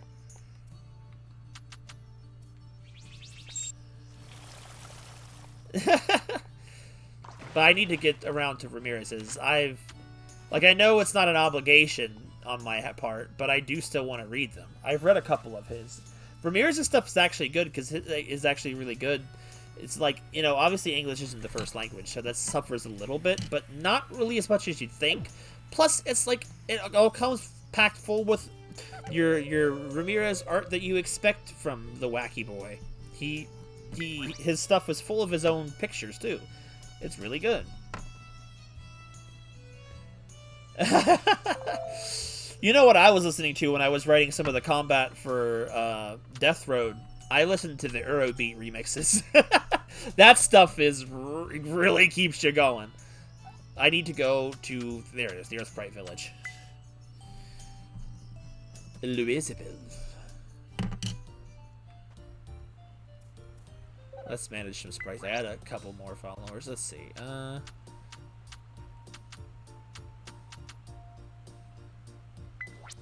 What does the Journey sprite even do?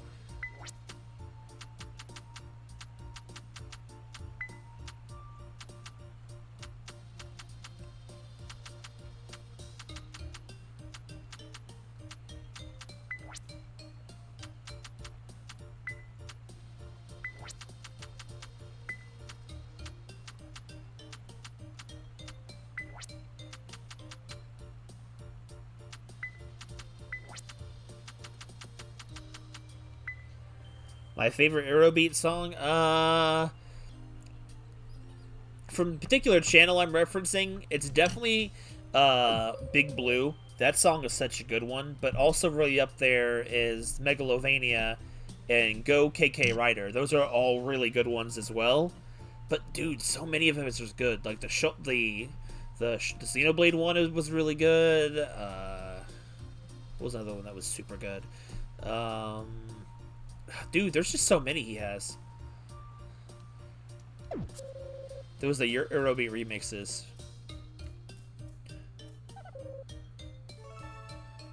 Dude, they're everywhere. They scare me. Look at them. They're everywhere.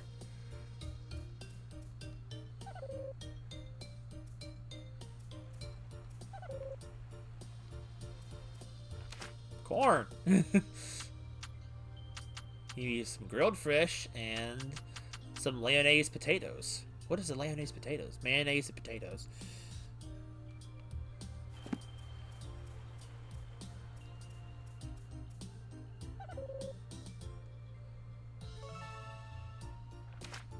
He just gave me freaking fluff.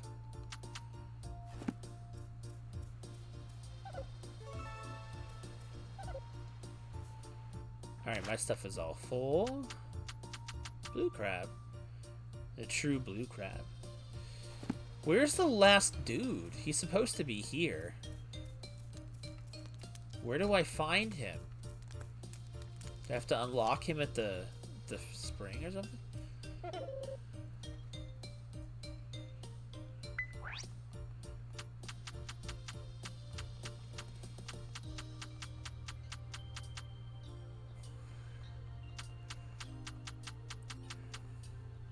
Calcamore is ridiculously expensive.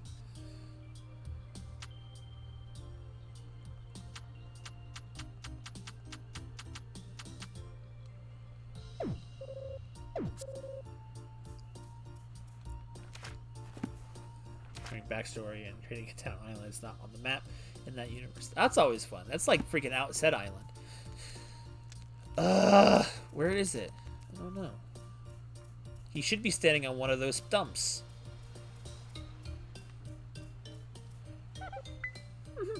Especially because I can donate little spritlings to his cause. I might have to look it up. Let's go.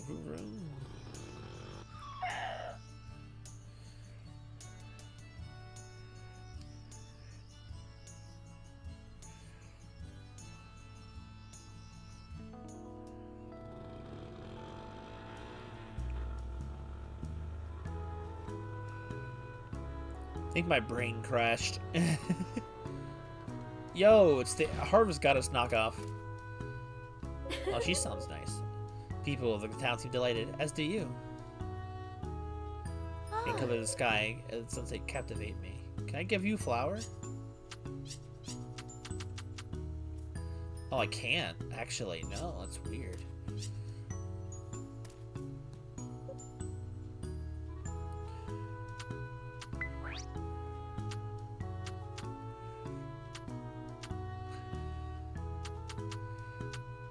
Unicorn?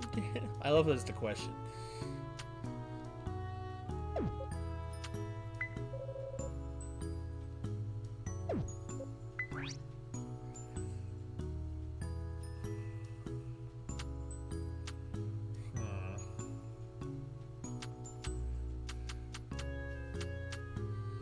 Sure, why not?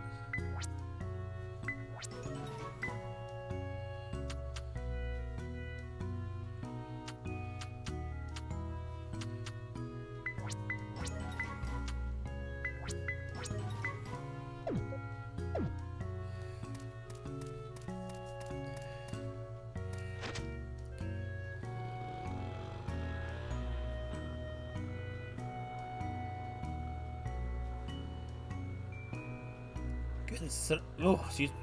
Is it already midnight? Jeez. That's pretty. It's probably just a picture of a picture. Otherwise, like, why would the quality look that weird?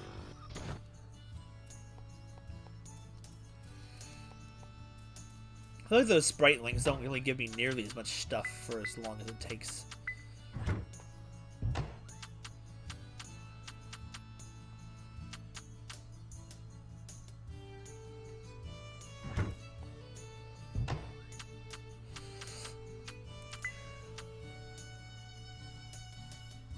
The song is so good. I still like it so much.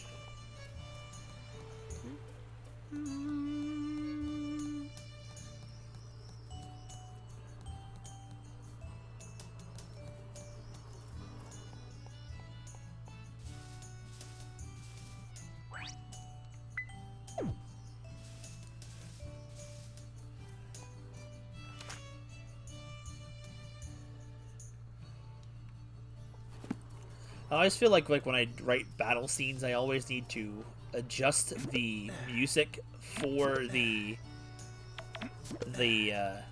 context of the battle at hand. Like certain, can't just put on any battle music and Joe Schmo it. You gotta actually You gotta actually carefully pick what you need. You gotta pick the one that best fits the mood and whatnot. You gotta, like, not all battles are gonna sound like some orchestrated final boss situation. Sometimes you gotta have the ones that sound like, like the little personal friend battling type of thing. I don't know. You gotta have some squabble type songs.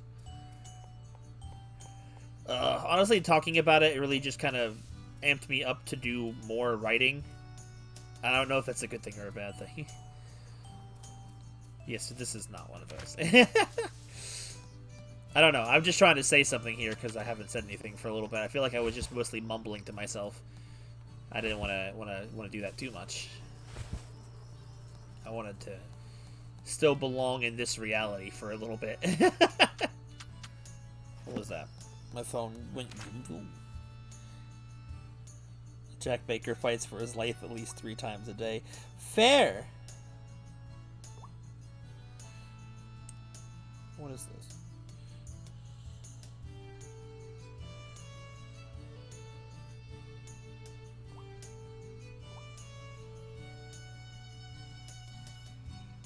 What the heck is Pixiv?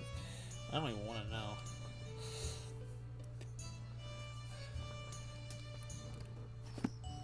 But yeah, like I was saying, the next thing I want to write once I'm done with the Death Road story is I want to cut, because like a lot of the stories really have been, the stuff I've been writing lately has been geared specifically for you guys. Like the Aqua story, while it was done partially just because I wanted to write something different with Aqua than what she's doing in her actual canon story, I just wanted to do that to kind of do something fun for you guys in a way. And that, excuse me. The same thing with the Death Road story. It's the same reasoning behind why I'm doing what I'm doing with it. The next one I want to write is both intended for you guys as new audiences, but also for my friends too, because like a summary of Aqua's character. But I want to actually, I don't know, I've just been really enjoying finding excuses to write for her lately. To be fair. I say to be fair a lot, honestly.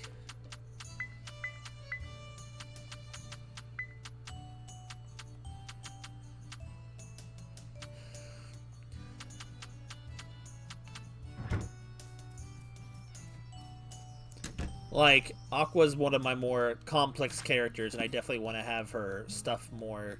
At least she's become that. So I want to have her life and story more ironed out, so that way people know a lot more about her character. I have corn already in here? I'd have a little bit of corn in here. Just a single piece of corn, though. Should I make some food with it? What can I make?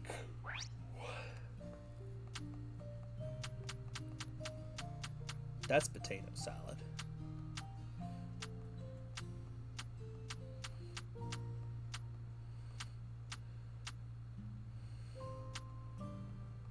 Anything here that can use for yams? There's that, but I need chestnuts and rice for that. There's gotta be stewed yams in here somewhere. Ew, what baked beans? What are those olives? I don't know what those are. Why does baked beans need peppers? Ujan? Oh, that's just a TikTok buzzer. Pestacore. Soba. I thought that was soda. Like, wait, what? Soda? Mala crawfish. Omeletto. Ooh, new items. Fruit cake. Shortcake. Cookies. Coffee pudding. Coffee pudding. Baked apple. Never actually had a baked apple before looking like that, but that looks really tasty. I've obviously had apples that have been baked, like with pies, but like never had a baked apple.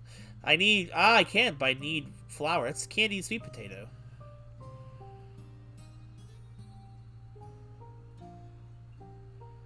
As in, what's a near raid? I don't know what a near raid is.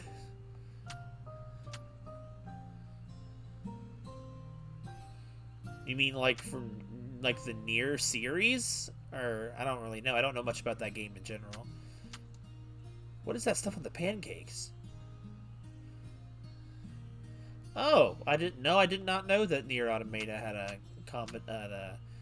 crossover event. They've been doing a lot of that lately, haven't they? You mean to tell me the only thing I've found in here I can make yams with is candied yams? I can't make my specialty stewed yams? The women are going to be very upset!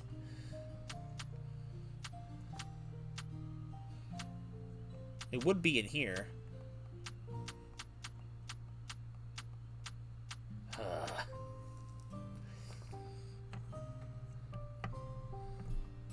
Naturally occurring sugars. Well, I guess I'm not making them today.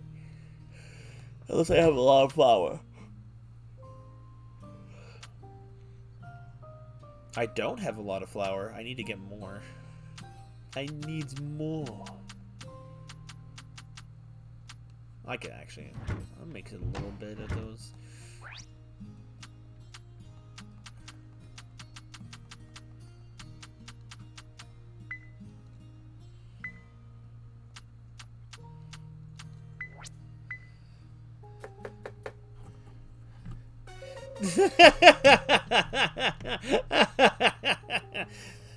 Dang, ice is salty.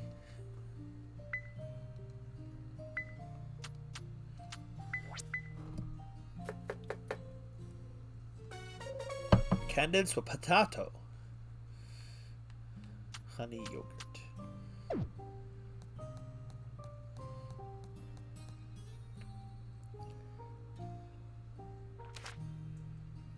And they bring in Shadowbringers.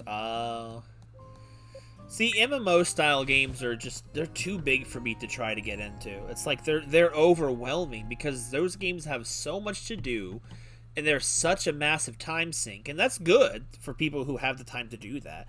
I just don't have the time to sink that much time into a single game. Like, I like getting more spice of life and variety than just one particular thing. I don't shame anyone for doing them. Like, I know a lot of people that have done ones like, what's it? I don't think League of Legends is that, but like RuneScape and stuff like that. Lots of games like that. Minecraft's kind of like that in a way. Not in the same vein, but... Pardon me.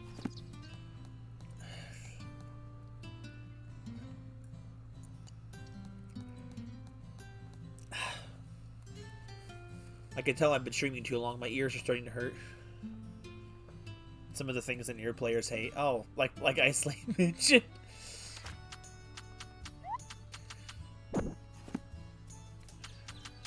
I like Nier, but like, I haven't played Replicant, so I don't know if it shares some of the flaws.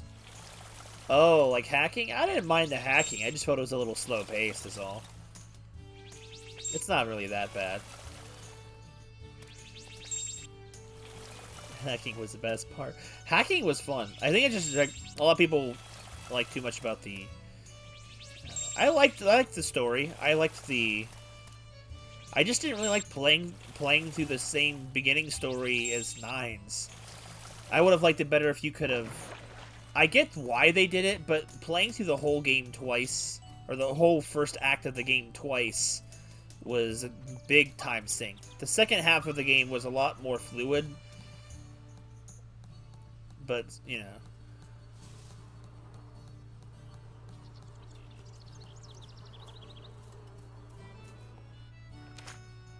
Same to 2D bullet hell way better than 3D. Yeah, that's I can agree with that.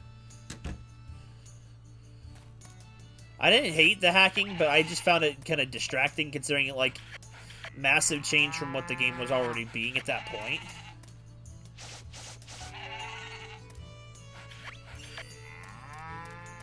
I wonder who designs sound effects. Like, you think about, like, everyone's got to have the design the sound effects. Like, people that make original sound effects. Man, I wonder what goes to your mind when you're making a sound effect. Like, making a music is one thing because you're literally trying to hit a certain feeling, but, like, sound effects? The bullet hell sections.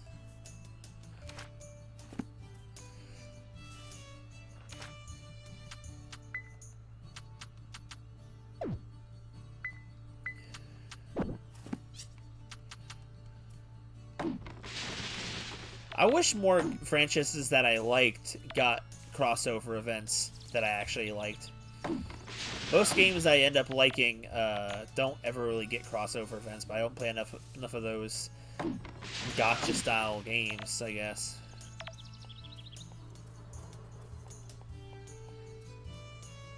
This song is so good. I love it so much. I don't know. I don't remember all the music from this game because it's been a while. We've been playing it for about a year, but this one's probably my standout song for this game. I always remember this one.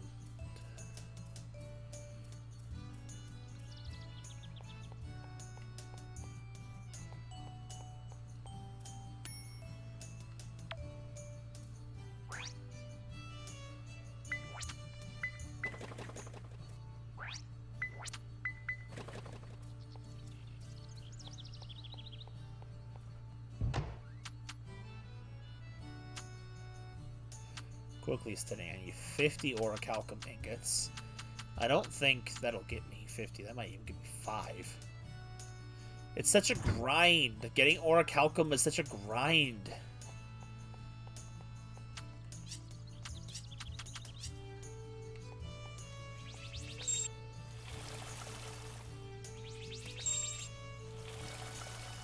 Take you out, but you never get hit. Yeah? I get what you're saying. Nier wasn't the masterpiece I really thought it was gonna be, but I definitely don't think it was a bad game. I definitely think some elements of it were probably overhyped, but, you know. Sorry, this is not an Isolate Ranch stream. No, it's fine. I don't know.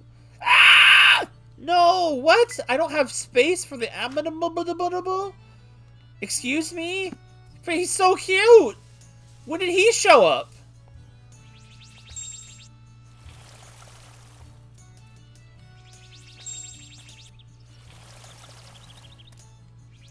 I'm not exactly sure what about it that people loved so much in a hype perspective. Like, I'm not saying the game's bad, but I'm just saying I don't get exactly why people loved it so much. Some people say it's their favorite game and it's a masterpiece, and I'm just like, I understand where you're coming from, but I don't get the masterpiece bit. Not saying you're wrong, I'm saying I don't understand. How do I get more space? Do I need to get another barn? Good night, Sora. Thanks for joining us tonight. It was good seeing you. I might actually end stream here pretty soon.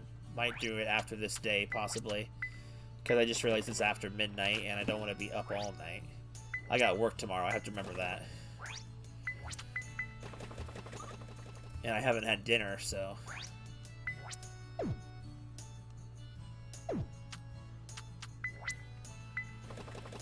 Let's see.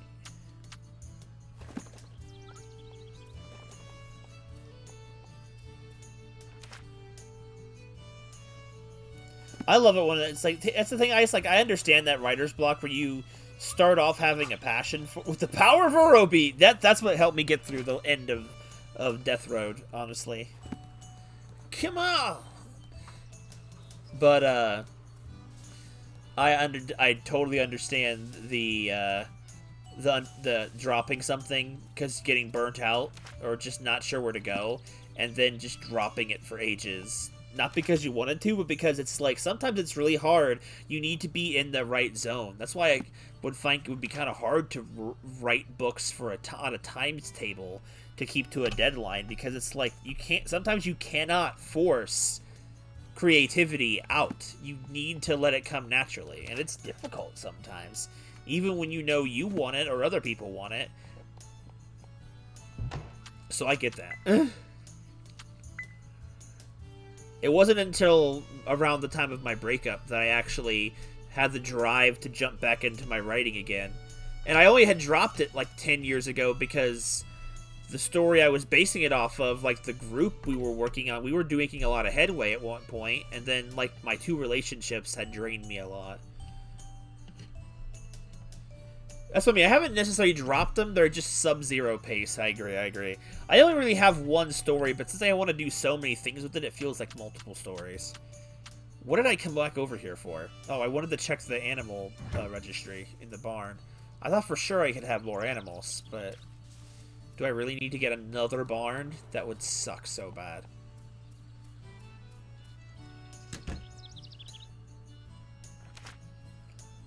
Dude, I know exactly how that feels. I have so much of my current stories, like arc skeletons, completely made. The skeletons are there. I haven't made the muscles and the flesh and all that, everything else that comes with it yet. The whole skeleton is there in my head, but the longer I don't do anything with it, some of the bones start to crack, and I start forgetting details of things. Now, I don't know if I'm remembering them badly, or if I'm just making creative changes to it. But it's like, yeah, there you go. Sometimes I can do analogies well. Let's see. Big barn. Wait, I have a barn. I just have to put it down. I have. When you upgrade, you get the small barn as a separate item. I can go grab that. I felt that. So that's why I'm trying to rewrite it again. That's why I'm trying so hard to push for people to read it, because I don't want to lose motivation. It helps me to stay motivated when I know someone actually cares about what I'm doing. And I feel like that's anybody, to be fair. Like, that's not exclusive to me. But, you know. Can I actually put this over here and fit it in the area? Can I fit this barn over here?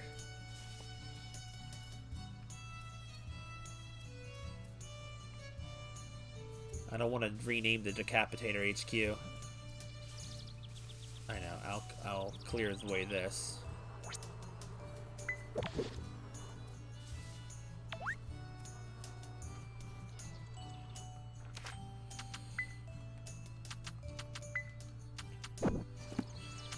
And I saw this post on Twitter a long time ago, and it's like, I get it wasn't targeted at me, obviously.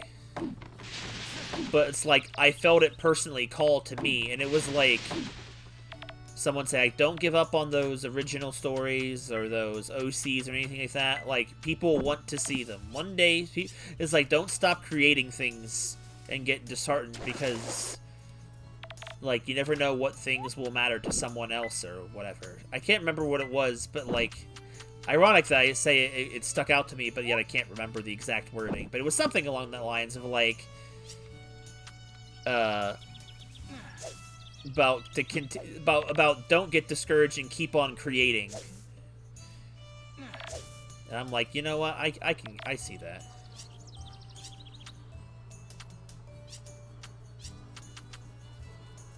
Oh my god, I can't fit this here.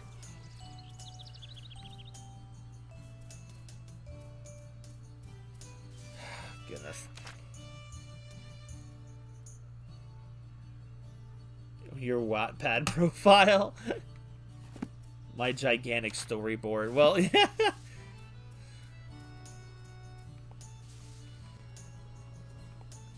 Okay, so what I'm gonna have to do... Don't come out there, bunny. I'm gonna have to... I want to clear it away.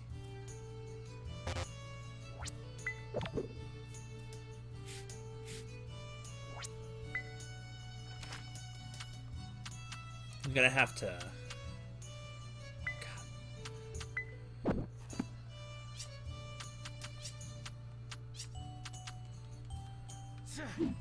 Dude, I'm facing it.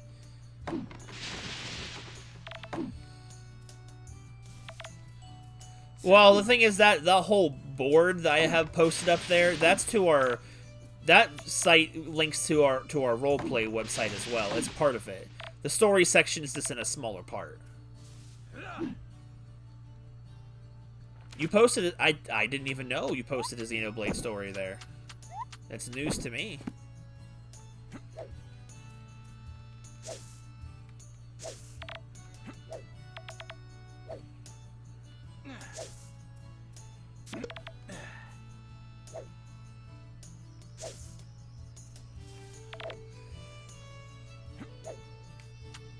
Way before Penguin Point. See, I didn't know. That was honestly like I made that chat on a kind of a whim because someone said they wanted a place to tell stories, and that's the reason that's why I had it there at all.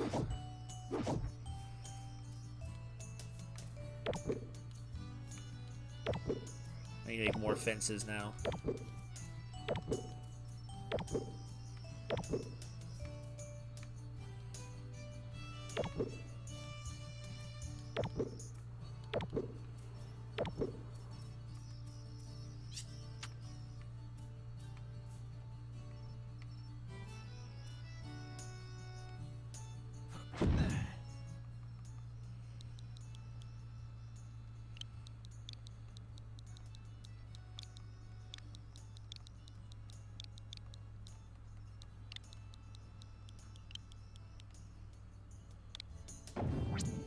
I think that would be called. It would be called Small Barn, but I don't actually know.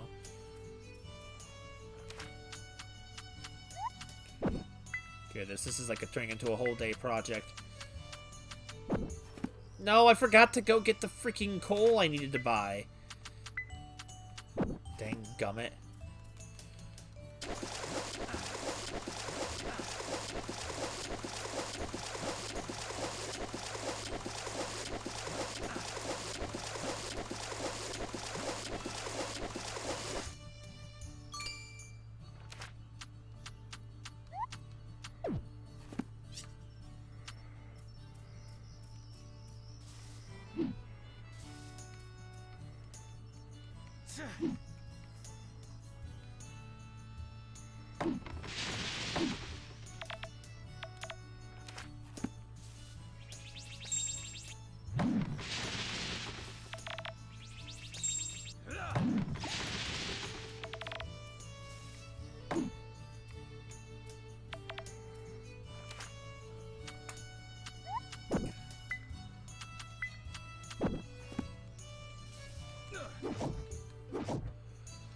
There's always so much stuff to read.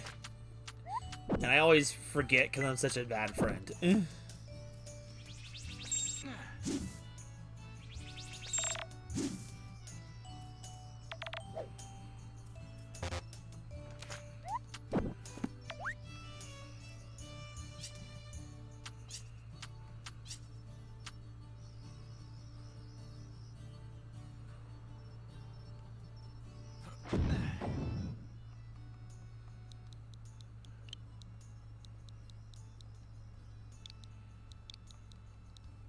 I don't know. I'm just naming it. The Hearse house.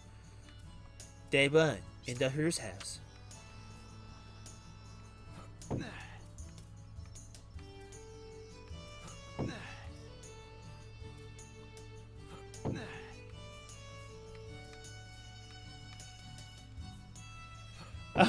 No, I'm not trying to call you out. I swear that's not. What the frick? Am I in the sky? I thought I glitched the game out.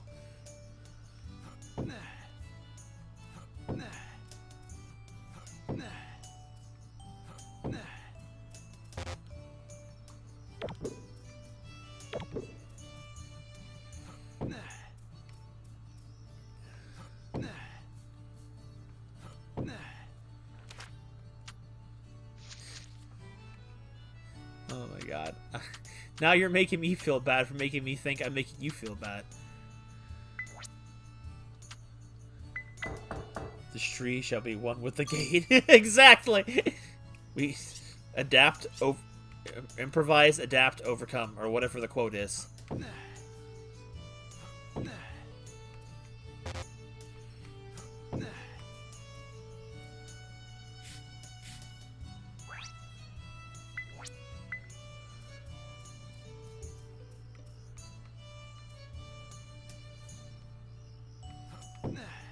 If it makes you feel any better, Isolate, my dad has no job or anything, and the only thing he has is his girlfriend, and he still can't remember to make time for my story, and I'm his own son. So, just remember, don't feel too bad.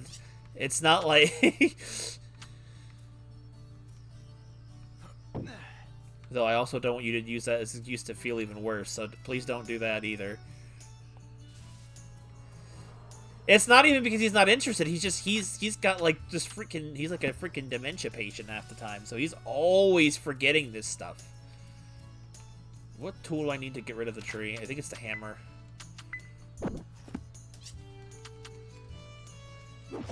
Is your dad Virgil? Probably not that cool. Though, if I wish I could remember where we had it, he actually helped me design my first character design for Rim back before I decided to go with a completely different look. But he helped me try to design it, and I always thought it was really cool that he took that time to be interested in what I was interested in. Oh, is that spoilers? I don't know. I don't know whenever I'll get around to freaking...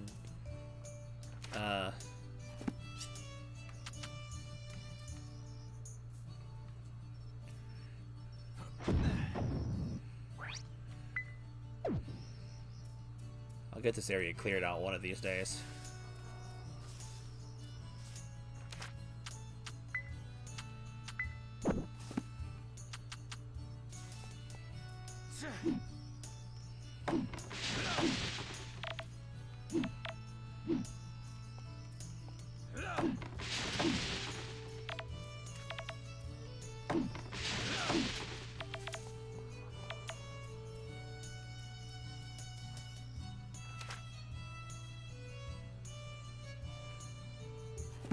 It's fine. I'm probably won't remember it anyway.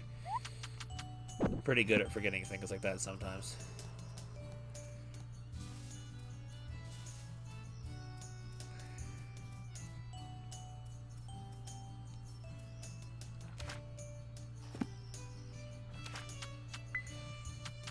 One of these days I'm gonna have to just set up my animal property in a completely different area, because this area is so small.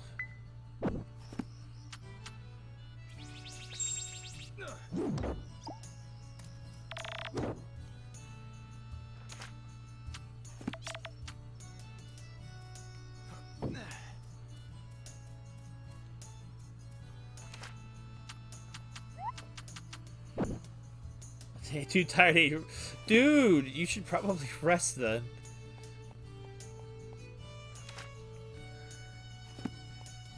I know I said this was going to be the last day. I'm going to do one more day because I don't want to forget the things I need to do that I didn't do in this game day. Because I forgot. Where's the llama go? Where did he go? No, all that trouble to set it up and he's not even here! This is the worst day of my life.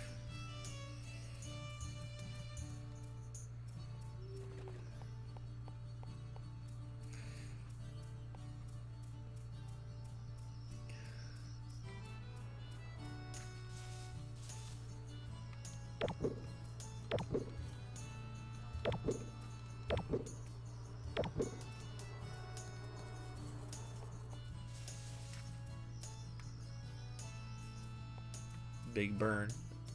There we go.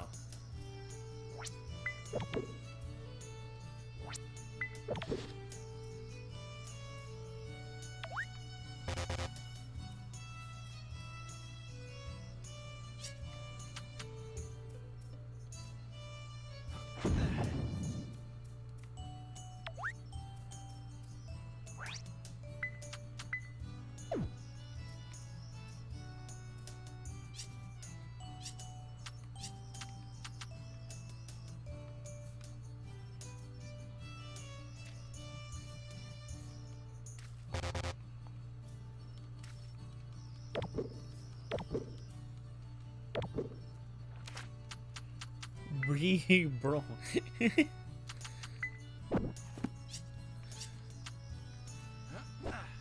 Alright, bro. It's okay. Just chill. You can aim. I believe in you.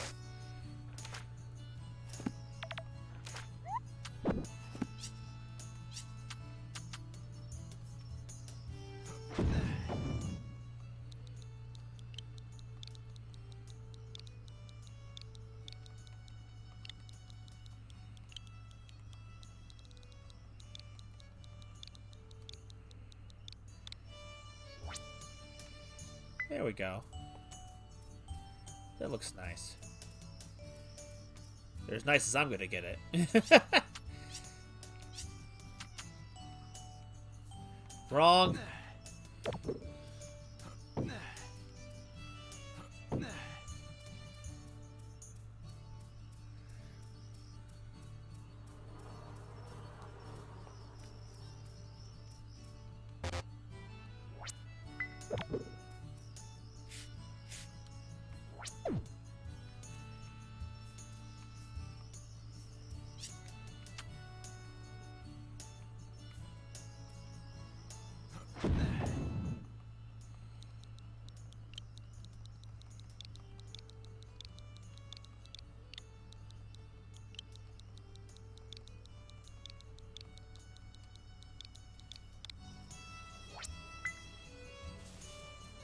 There we go.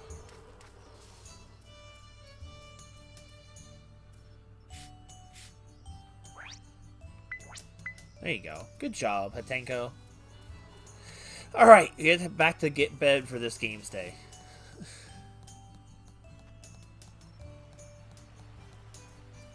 It's not a spoiler if I don't give full context. Indubitably, sir. Crap, I didn't think about this.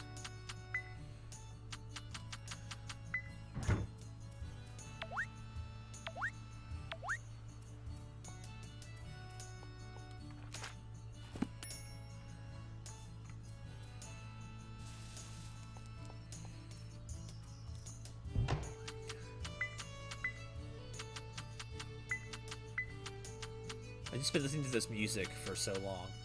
It's really good though. I just completely zoned out. No, not those. I zoned out too hard. Almost sold my potato seeds.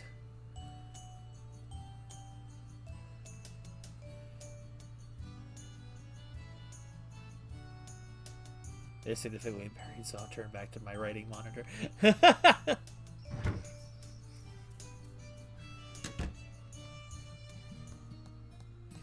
At least in YouTube history, it only lasts for like 30 seconds until the chat fades away.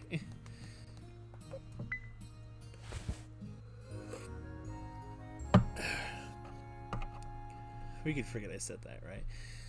I honestly, in a way, I've kind of... Oh, no. Well, I mean, I forgot, remembered, but I'll forget again. Don't worry. Bruh. People love taking pictures of pictures in this game, I swear. I'm a real photographer, right? Could you imagine a photographer taking pictures of other photos and be like, yo, look, I took this picture. We're not going to question the fact that it's a picture of a picture, but I took it.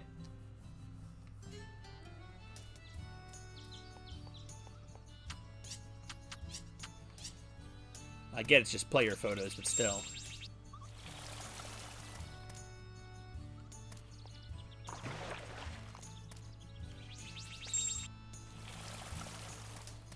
I can't tell if I like the way my farm looks or if it looks like a hodgepodgey mess.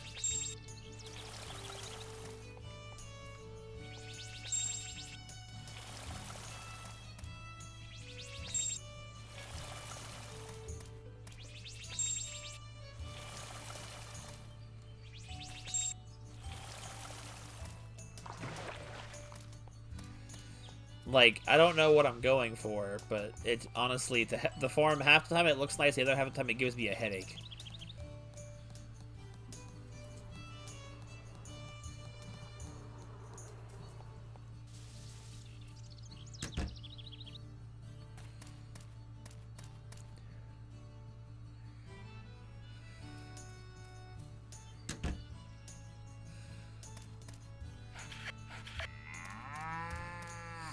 To be fair, other than the waifus of this game being better than the ones in Stardew, I'll be honest and I'll be like, this game, I'd sooner play Stardew in every gameplay element over this game.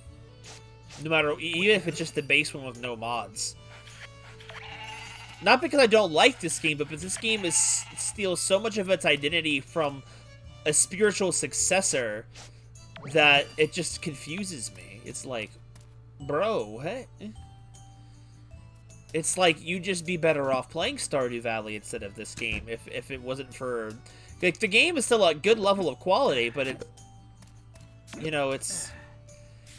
It really is just official Harvest Moon styled, like, as Stardew Valley. But, again, missing the point and making it worse. I know that there wasn't the exact same developers, but, you know...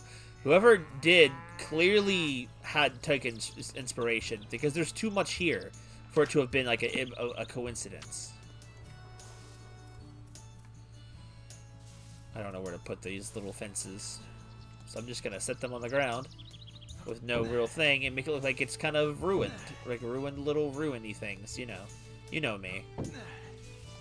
I like that look of artificial.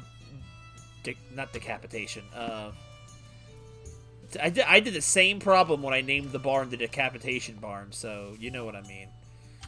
I can't words, but you know what my intention is. Why can't it be placed here? I don't understand. What? It can't go on that dirt spot? I don't understand. I don't get it. Game, you're playing freaking, you're playing chess, I'm playing checkers. We're not on the same wavelength video game.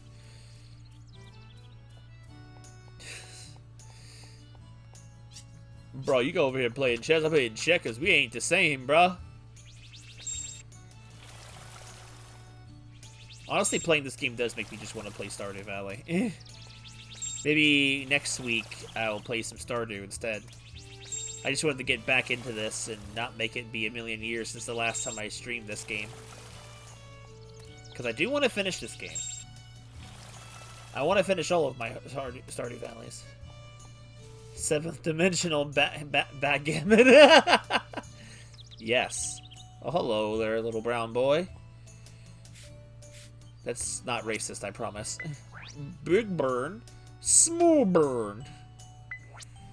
Okay, so what am I gonna name him? Here will be Valhalla.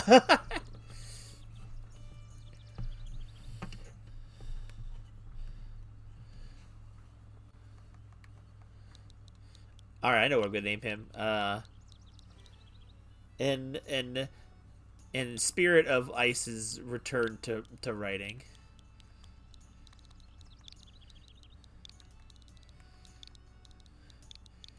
Good old Jay Baker. Very cheerful. Animal friend. I don't know why I chose to do that, but it made me laugh, and that's all. Jaku Baku? Jaku Baku!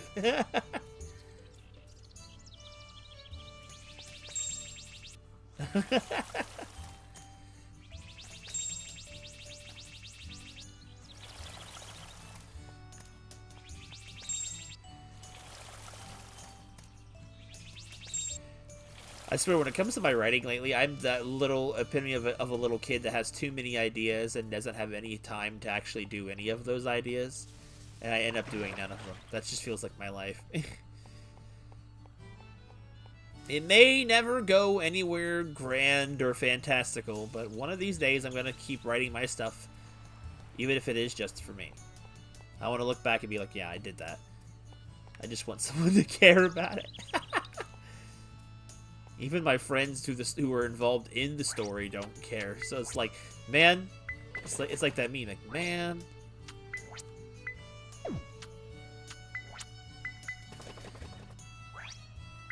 I've been literally listening to this song for like basically an hour, I feel like, and I was about to say I can listen to this song for hours, and I basically have.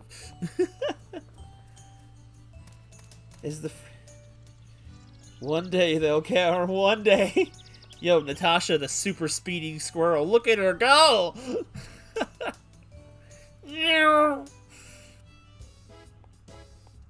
I'll go down in infamy in the history books. Infamy, not infamy. Ah.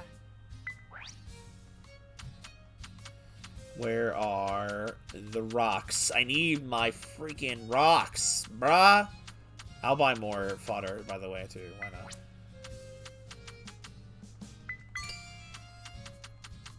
Confession pendant, I'll get that. We'll confess to the wait. Where? Oh, it's at the general store. Same era beat as me. You know, I always wonder why I keep walking around with that watering can in my arm. Like, imagine the workout that would be to lug that around all day. Okay. Strawberry. A singular coffee bean, 240 bucks. Or is it $2.40? I don't know how it works. Bro, oh no, who sells the freaking coal? Oh god, my back. Okay, someone sells the coal. Who sells the coal? I don't remember who sells it. It should be these guys. Materials! I was in the wrong section. I was about ready to start losing my mind.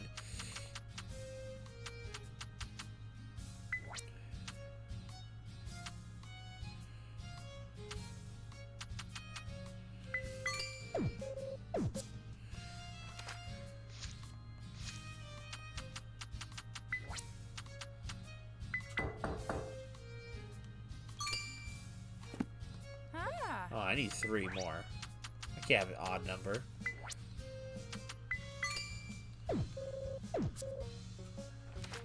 I've been neglecting all of my girlfriends. I'm a terrible boyfriend.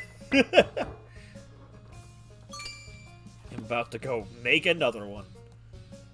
A girlfriend, not anything else. Don't think that. Watch her turn me down.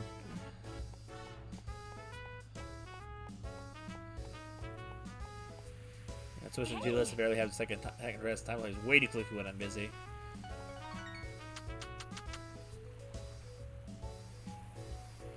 Thanks, I'm touched. But hold on a sec. I need to get my thoughts in order. Cutscene time. I'm making progress. What's the problem? You love Rem too, don't you? You shouldn't keep him in the dark about it. Just make more girlfriends so they have each other to spend time with. There you go, Isley. I'll get the boys involved too, and then it'll be there. I'll be busy with the farm. They all can have each other. I do, yeah. But I was finally getting a hang of my tour guide job, and... man, this girl is relatable. She's like, bro, I like him, but man, my life is already really busy. I can't. Dad still needs help with the store, and I gotta make sure to keep up with Mom over the phone, and, well, if you're having trouble with all that, then you can't overwhelm yourself too much, I suppose. Girlfriend times 20. Right? That's just how you are, and that's alright. But what happens if we date and decide we aren't cut out for each other? You'll just have to cross that bridge when you get to it. Make it sound a lot easier than it actually is. If things don't work out, I don't know. It'd be tough to bounce back from something like that. Girl, you're making me feel bad! You'll be fine, Laura. Rim's a good guy. I think you'll be perfect together. Misaki over here literally knows all these people are going for me. She knows! She knows all of them! They all talk to Misaki. Misaki knows this. She's like literally Grandma Ellen of this world with the freaking underground betting ring. She knows. Misaki knows. She's like, he's a good guy. He's a good guy. It's fine. To be fair, she thrives on their pain. They'll come back here and drown away their sorrows in my coffee, and then I will be making bank. Basically. To be fair, like, dating is not a solid commitment, as sad as it is. The problem is these dates always end up perfectly fine, and there's no logical reason why you wouldn't want to be with one of them. That's like the thing. I do like the fact that it lets you date, quote unquote, but it only counts up until you get married. Then it's like, nope, now you gotta stay loyal. It's not like Stardew Valley where you can be a hoe. A man hoe. Or woman hoe if you're playing as a girl. I don't know. Oh, welcome. I assume you're here for Laura. Laura looks nervous. Well, I'll leave you two alone for a while, so tell him what you want to do. Dude, her blue eyes are really pretty, though. Dude, she's like, Misaki, you... Sorry for reacting like that. It was so sudden that it caught me off guard, but I love you too, Rim. If you're good with me, then I'd be happy to be your girlfriend. That was quick. I didn't have much involvement in that scene at all. Misaki be like... That's why Misaki won't date me even though she's single. She knows what I'm up to. She don't want no part of that. She's like... And that's how it's done.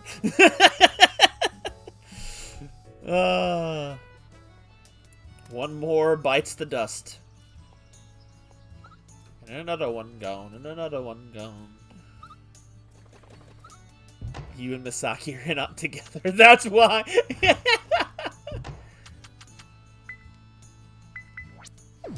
gonna split the profits. Exactly. Hold on, I gotta go back. I forgot. Give me my scooter booter. Let's go. I love this scooter, even if it has very little use. I love it. You sell the hard ship and she sells the hard stuff. Oh no. I'm not that scummy in real life, I swear. It's just so we can see all the scenes. I want to see all the game has to offer. I feel like I need to say that. I don't want people to think I'm some kind of schmuck. Though I probably shouldn't have named the stream title what I did if I didn't want people to get the wrong idea. The museum's not even open anyway. Museum's getting visitors from around the world now. I need to really step up and strut my stuff. Luxury liner's here, and with it, we've opened a door to a whole new world. I really enjoy myself here. Got a ticket to ride.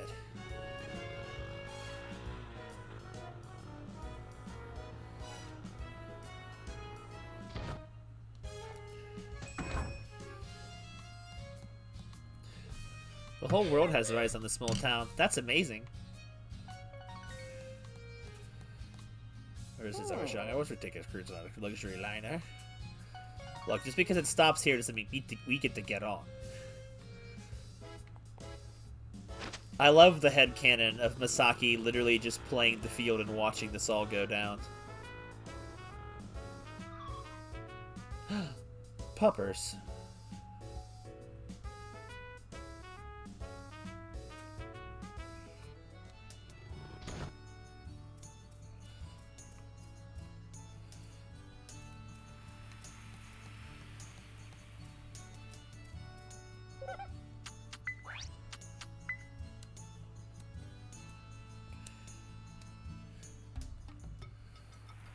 Yep, they're all out of energy.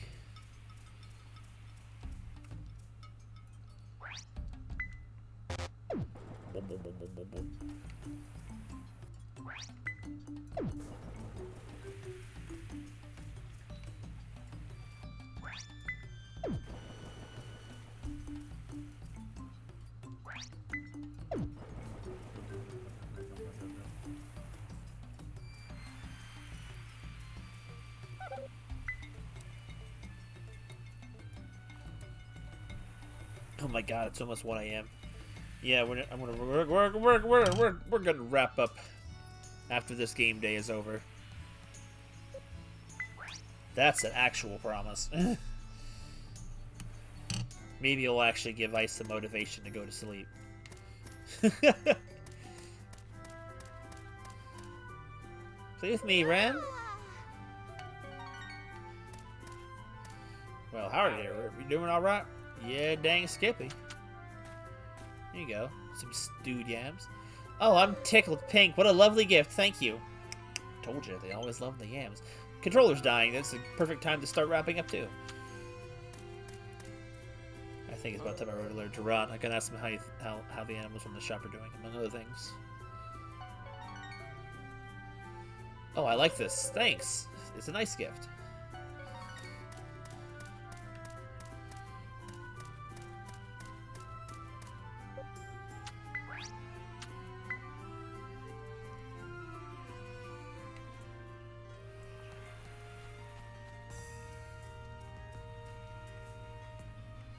Couldn't talk to her. She was in the middle of going into house mode. Oh, cutscene time. Well, howdy! Howdy, Rem. Oh, aloha, Rem.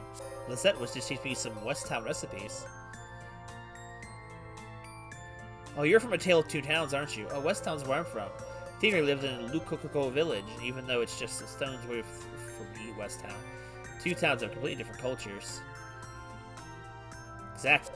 Because we were living closer to one another now, I thought it'd be a good chance to learn some new recipes. So Lizette has been giving me lessons in West Town cuisine from time to time. It's not a gourmet chef or anything, so I feel a bit underqualified, but I've got plenty of time on my hands, so I thought, why not? Speaking of which, there's something I've been meaning to ask you, Lisette. Why did you come to this island? I never did hear a reason why you and Mr. Moriora moved over here together. You're not relative or anything, right? No! Oh gosh, where do I start? Give me the deets, girl. There's a third town located just between West Town and Lukokon called Toyosaka. Just like our two towns, Toyosaka has its own unique culture. Moria manages the wholesale store there called Raman's. Before he came to this island, he sent Ludus and me a letter. He said he was sending his employees on a much-needed deserved vacation, but that he knew if he went with them, he wouldn't be able to really relax. So he just wanted to split off from them and come here, where the two of us were already living. Got a place we got the place ready for him and waited, but we were pretty surprised when he arrived with Lisette, since she runs her own flower shop in West Town. I'm awful sorry to put you out like that. No, it was no problem at all. I'm just curious as to why you came. I thought you might have some gold in mind, but that doesn't seem to be the case. Is it something you can't talk about? Golly, it's not that I can't talk about it, but I too am interested in hearing your reasons. Oh, Moriora came in. Or am I saying it wrong? Out of nowhere you came and asked if I'd bring you along on my trip. I thought it would be boorish of me to insist on asking why, so I let it be at the time, but just what would make you go as far as typically close up shop and go gantavalling across the world? Oh gosh, she's just under pressure now. Please don't laugh at me, okay? You see, I read a book called The Adventures of Joan and the Cloistered Princess, and the main character was just so cool. The story, Princess Joan spends her whole life stuck inside a palace, and one day, she sets off on a journey. She deciphers ancient manuscripts and climbs towering cliffs to find treasure. It has a mystery and romance and adventure, and I was just so taken with Princess Joan. So, what you're saying is, this Wonderlist came from your admiration of a storybook princess. Okay. You say it was brave of me to take the first step no matter what spurred me on, Rem? Sure, that's what I said. That's such a nice way of looking at it. I agree, it doesn't matter what gets you going. What's important is having the courage to try something new. That's fair. Most people will live their whole lives and never even live the town they're born in. They just don't care to see anything and learn new things. There's a certain wisdom in that, yes. If there is ever anything else you want to do, Lisette, just say the word and I will do what I can to help you. I'll do that. Thank you, Moria. I think I'm saying it wrong. She's really cute. I like her. Why is there too many cute girls in this game? Good at knitting? Okay, yeah, you told me that. Which is super sweet, but... Here, I'll hand it over to you. This is for me. Oh, you didn't like my yams? So you are looking well. Well, thank you, sir. So are you.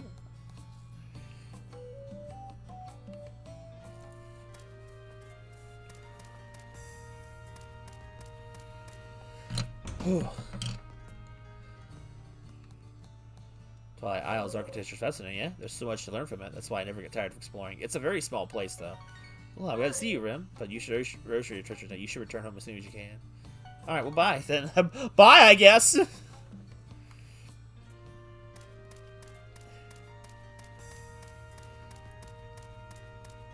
I should use my amazing wealth to buy all these ladies presents.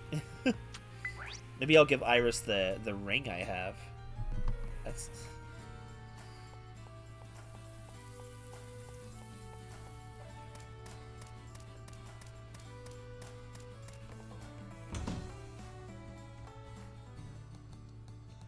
Little bird told me that you're an expert at finding beautiful gems, is that right? I'm intrigued. May I observe your skills next time you go mining? Oh, my dear, please do. Thank you, I love it. See, the thing is, when your model looks that insincere when she says that, I can't tell if that's See, that's what I mean. Most of the characters look so uninterested in getting any gift that I just assume that they're being insincere, but they're just being polite. I can't tell, because everyone accepts everything no matter what you give them in this game. Marion's a good person. Every once in a while, he gets this look as if he's on the hunt for something. I wonder why that is. I don't know what most of these people like. I'm like, what's just kindness, which is actual, just, you know, what I'm trying to say. You know what I'm trying to say. I hope you know what I'm trying to say. I feel like I've done a lot more talking in the stream than usual. Rhaegar and Iris are the embodiment of beauty. They're both so talented and compassionate. They don't hold a candle to me, but who does? Okay. You should head home soon, honey. All-nighters are disastrous for your poor skin. The Hero is far longer than the others. If you want to know about the area, feel free to ask me, honey. What's beyond the boundaries? That's the Shadowlands. We don't go there.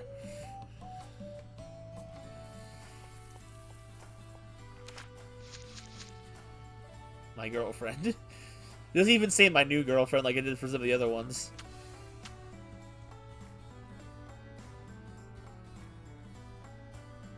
Oh, she likes big fish. Okay, I didn't know she liked big fish. God, why is there so many cute girls in this game? I swear, I'm just weak.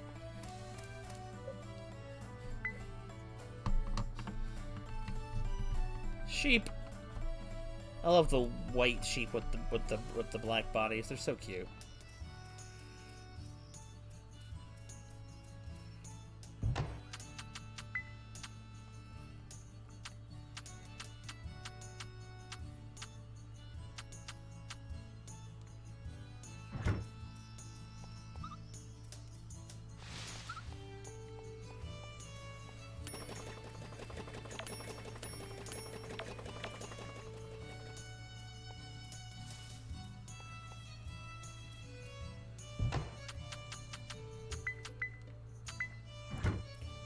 I think I'm mentally starting to zone out a little bit.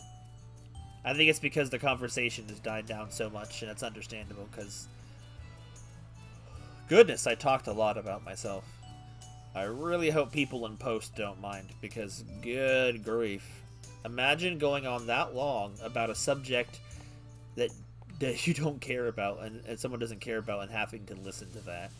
It probably, well, to be fair, it's probably not having to listen, they probably would just click off the video. I feel like I just kind of accept the fact that most people who probably watch me on YouTube probably already know what I'm about, and, you know... I really need to get my channel in order at some point. I need to start getting it cleaned up so that I'm actually...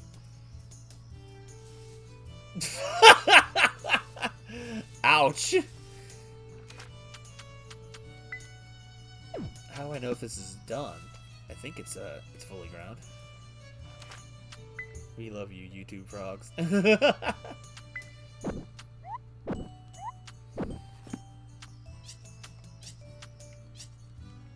Oops, I missed. But, maybe at some point, I don't know, would it make more sense to make a VOD channel rather than just uploading them all onto my one channel? It's not like I'm one of those channels that gets a lot of viewpoints and stuff, so it's not like I'm really worried about... I'm more just worried about overloading people's subscription feeds. I don't know. I don't know if it's a good idea or not to really worry too much about it. I wish I had more time to properly edit the streams. I just don't have the time. I'm too busy actually doing the streaming to have time to edit down the streams. I guess that's really only necessary if people really wanted to enjoy it more often on a more regular basis. Because it can be a commitment to watch several hours of someone, or trying to figure out the stuff of their content you want to watch.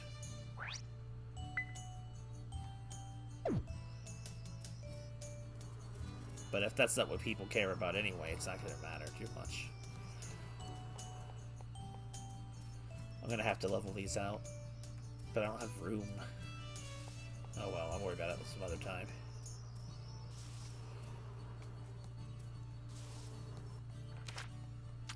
I think I took care of all of that. I guess the only other thing left to do before I end the day and then end the stream is check for more orichalcum on the island.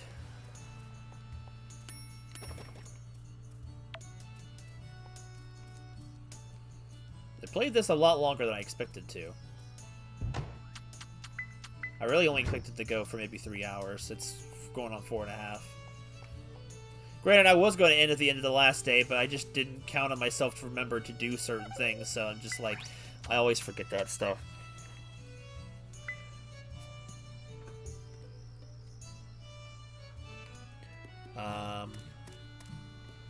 Yo, there's the orichalcum. At least I think that's the orichalcum. I don't have my hammer out.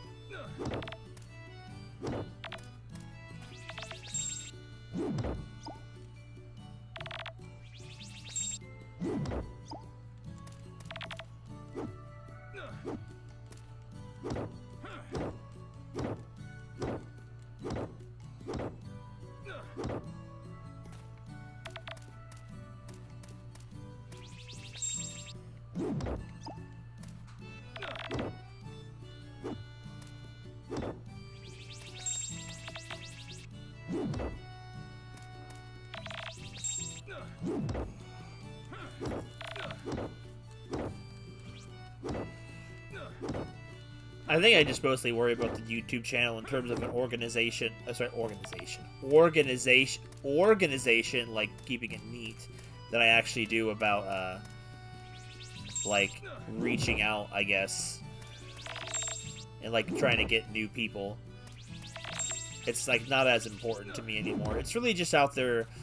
It's the experience with people, and I really keep the stuff there just for people who want to keep, don't want to lose those VODs. For some people, different memories have different value to others than they do to others.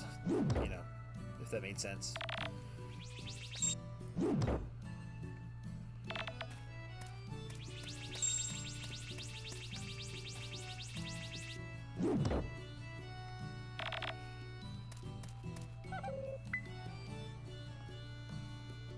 Lulu, more freaking super squirrels. Not as fast as the other one, though. It's not breaking the visual sound barrier.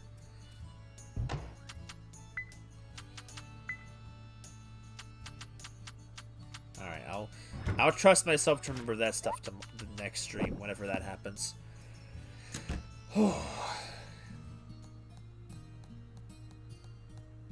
Let's hit the hay and call it a day. Part of me does miss recording and editing YouTube videos, but at the other time it's like, it's such a time sink. I want to go back and do ones I didn't finish, though. There's still ones I do want to do.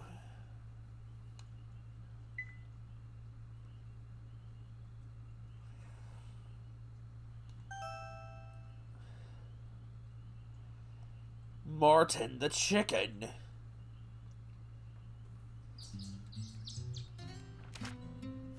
Server maintenance? What?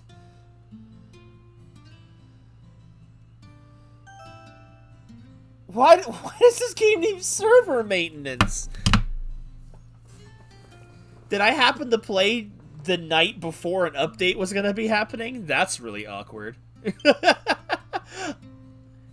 You maintain these rusty old things? That's pretty awkward. So, I'm going to end for the stream tonight. End for the stream.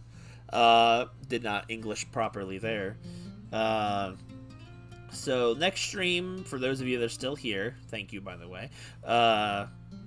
Will be Friday night. We'll probably continue more of, Pokemon Mystery Dungeon, Explorers of the Sky.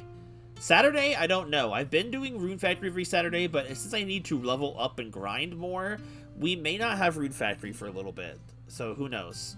Maybe it'll be another Harvest Moon stream. I don't know. Those ones always seem to be nice, but maybe I shouldn't do too many of those in a week. Give myself some stuff to rest up on. I don't know. We'll see. Maybe I'll start something new this weekend. I don't know. I'll look into it. There was one reason I had did some questions a couple weeks ago. I had asked in Discord. Actually, I think it was back in January, so it was more than a few weeks ago, about Dragon Ball stuff. Like, I had asked what people knew and had interest in Dragon Ball. And I guess I'll say it now for those of you that are here. You can take this information. I was thinking of doing a stream series, maybe a short one, of the first Dragon Ball Xenoblade game. Mostly because I can make custom characters in it. When I first played that game years ago, I played as Aqua, obviously, because I didn't have any other character that would fit in that Dragon Ball world that could reliably fit. So I was thinking of doing that. I'm thinking of doing it soon. I don't know when. I thought it might be fun. I feel like if you have a good OC attached to a mediocre game, it could be fun when you make your own headcanon in the game. I don't know if that's a good bra or a bad bra. Wait, did I say... I must be getting tired. I didn't even realize until I was about to read it out loud that I said Dragon Ball Xenoblade, didn't I? Xenoverse. I didn't even realize. I'm always almost calling them the exact same thing. I've almost called... I mean, I don't think I've ever called Xenoblade Xenoverse Chronicles, but I almost always, in my head, accidentally call Xenoverse Xenoblade. Here it's happened, they're documented. My brain is like, wait, what's wrong with that? I'm like, oh, I'm an idiot. That's what's wrong with that. Xenoverse Chronicles is the next series would be great. I don't know. I don't know if I'll start that this weekend, but I might want to actually put out a week for it. I don't know. That's just a favorite. You finally seen it.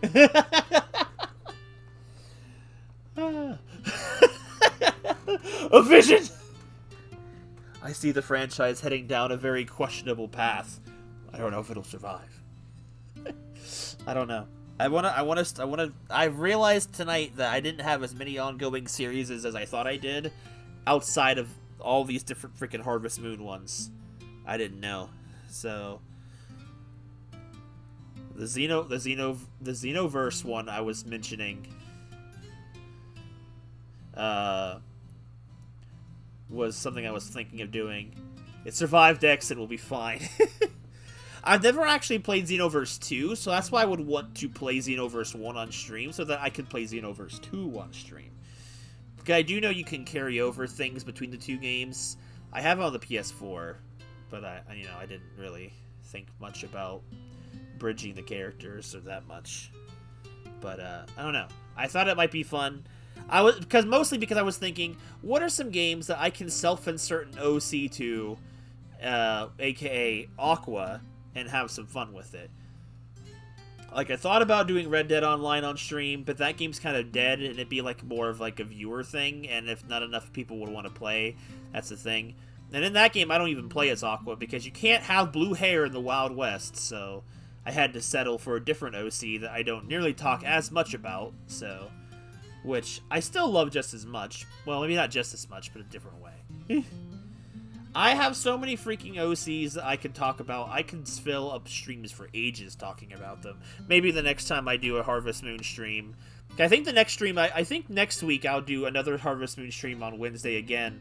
But I'll do A Wonderful Life, and maybe I'll talk about some other characters too. Because it seemed like everyone was interested in what I was talking about. So maybe I'll just go ahead and gush over my lore of my past stuff again in the next Harvest Moon stream. I don't know. But anyway, I didn't mean to do another spiel like that. My little on-screen error my mouth typo, as I call them sometimes.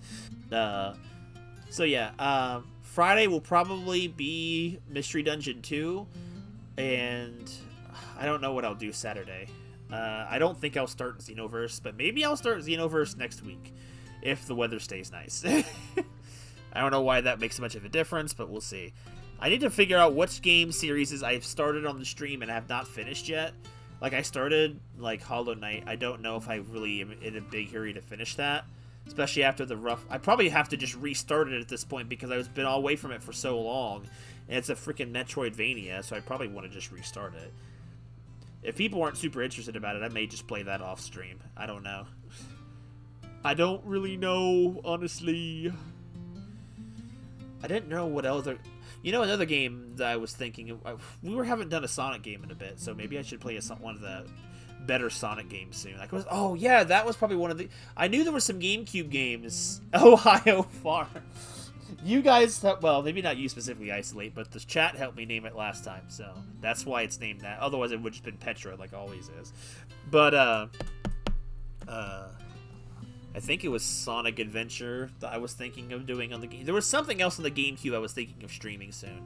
I also want to stream a Zelda game soon, but I don't want to start too many new things. But if I do a Zelda stream soon, I might actually take Tang's suggestion from Discord and do one of the DS ones that I can get on the Wii U. Probably Phantom Hourglass. I haven't done that one in a while. I only played that game once, and it was when it came out. So it's been a long time since I've played that game, and it was pretty decent at what I remember. But anyway, I'm going to head off. It's after 1 o'clock now. I will keep those ideas in mind. All I knew for tonight, I knew I was going to stream, but because everything's been so topsy-turvy in my head lately, I didn't even think to plan what I was streaming, so I didn't even... Here I am, coming out an hour till a good Sonic game and the DS Zelda game would both be a first. That's true. Because the only Sonic games I've done on the stream was Sonic Forces, Sonic Forces, and that was disappointing in many Sonic aspects. And then Lost World, which Lost World wasn't good, but it wasn't bad. It was very, except honestly, you know what? No, I actually did like Lost World. Lost World was okay. It wasn't great, but it looked good. It felt fun to play. And I don't know. It wasn't bad. The story was goofy. But, like, it had good points. Like I enjoyed it. I just wish that stream, in terms of chronicling it and on YouTube or archiving it, wasn't such a pain because of how many times that stream broke. God. I thought games have stories. Something resembling a story. Maybe not a story, but it has a plot, I guess. I guess you don't have to have a story to have a plot, if that makes sense, I suppose. But anyway, that'll do it for tonight. I will actually leave now. It's been almost 5 hours. I am tired. Well, I'm not tired. I'm tired of sitting in this chair. I'm thirsty, and I want to go eat a snack. I didn't have dinner. Anyway, have a good night, guys. I'll see you guys Friday for Mystery Dungeon. Yep. I'm just gonna go now. Bye-bye, everyone, and thanks for watching, and thanks for putting up with my rambling if you weren't a fan of it. Bye, everyone, and see you next stream. Hi, Vaughn Sora.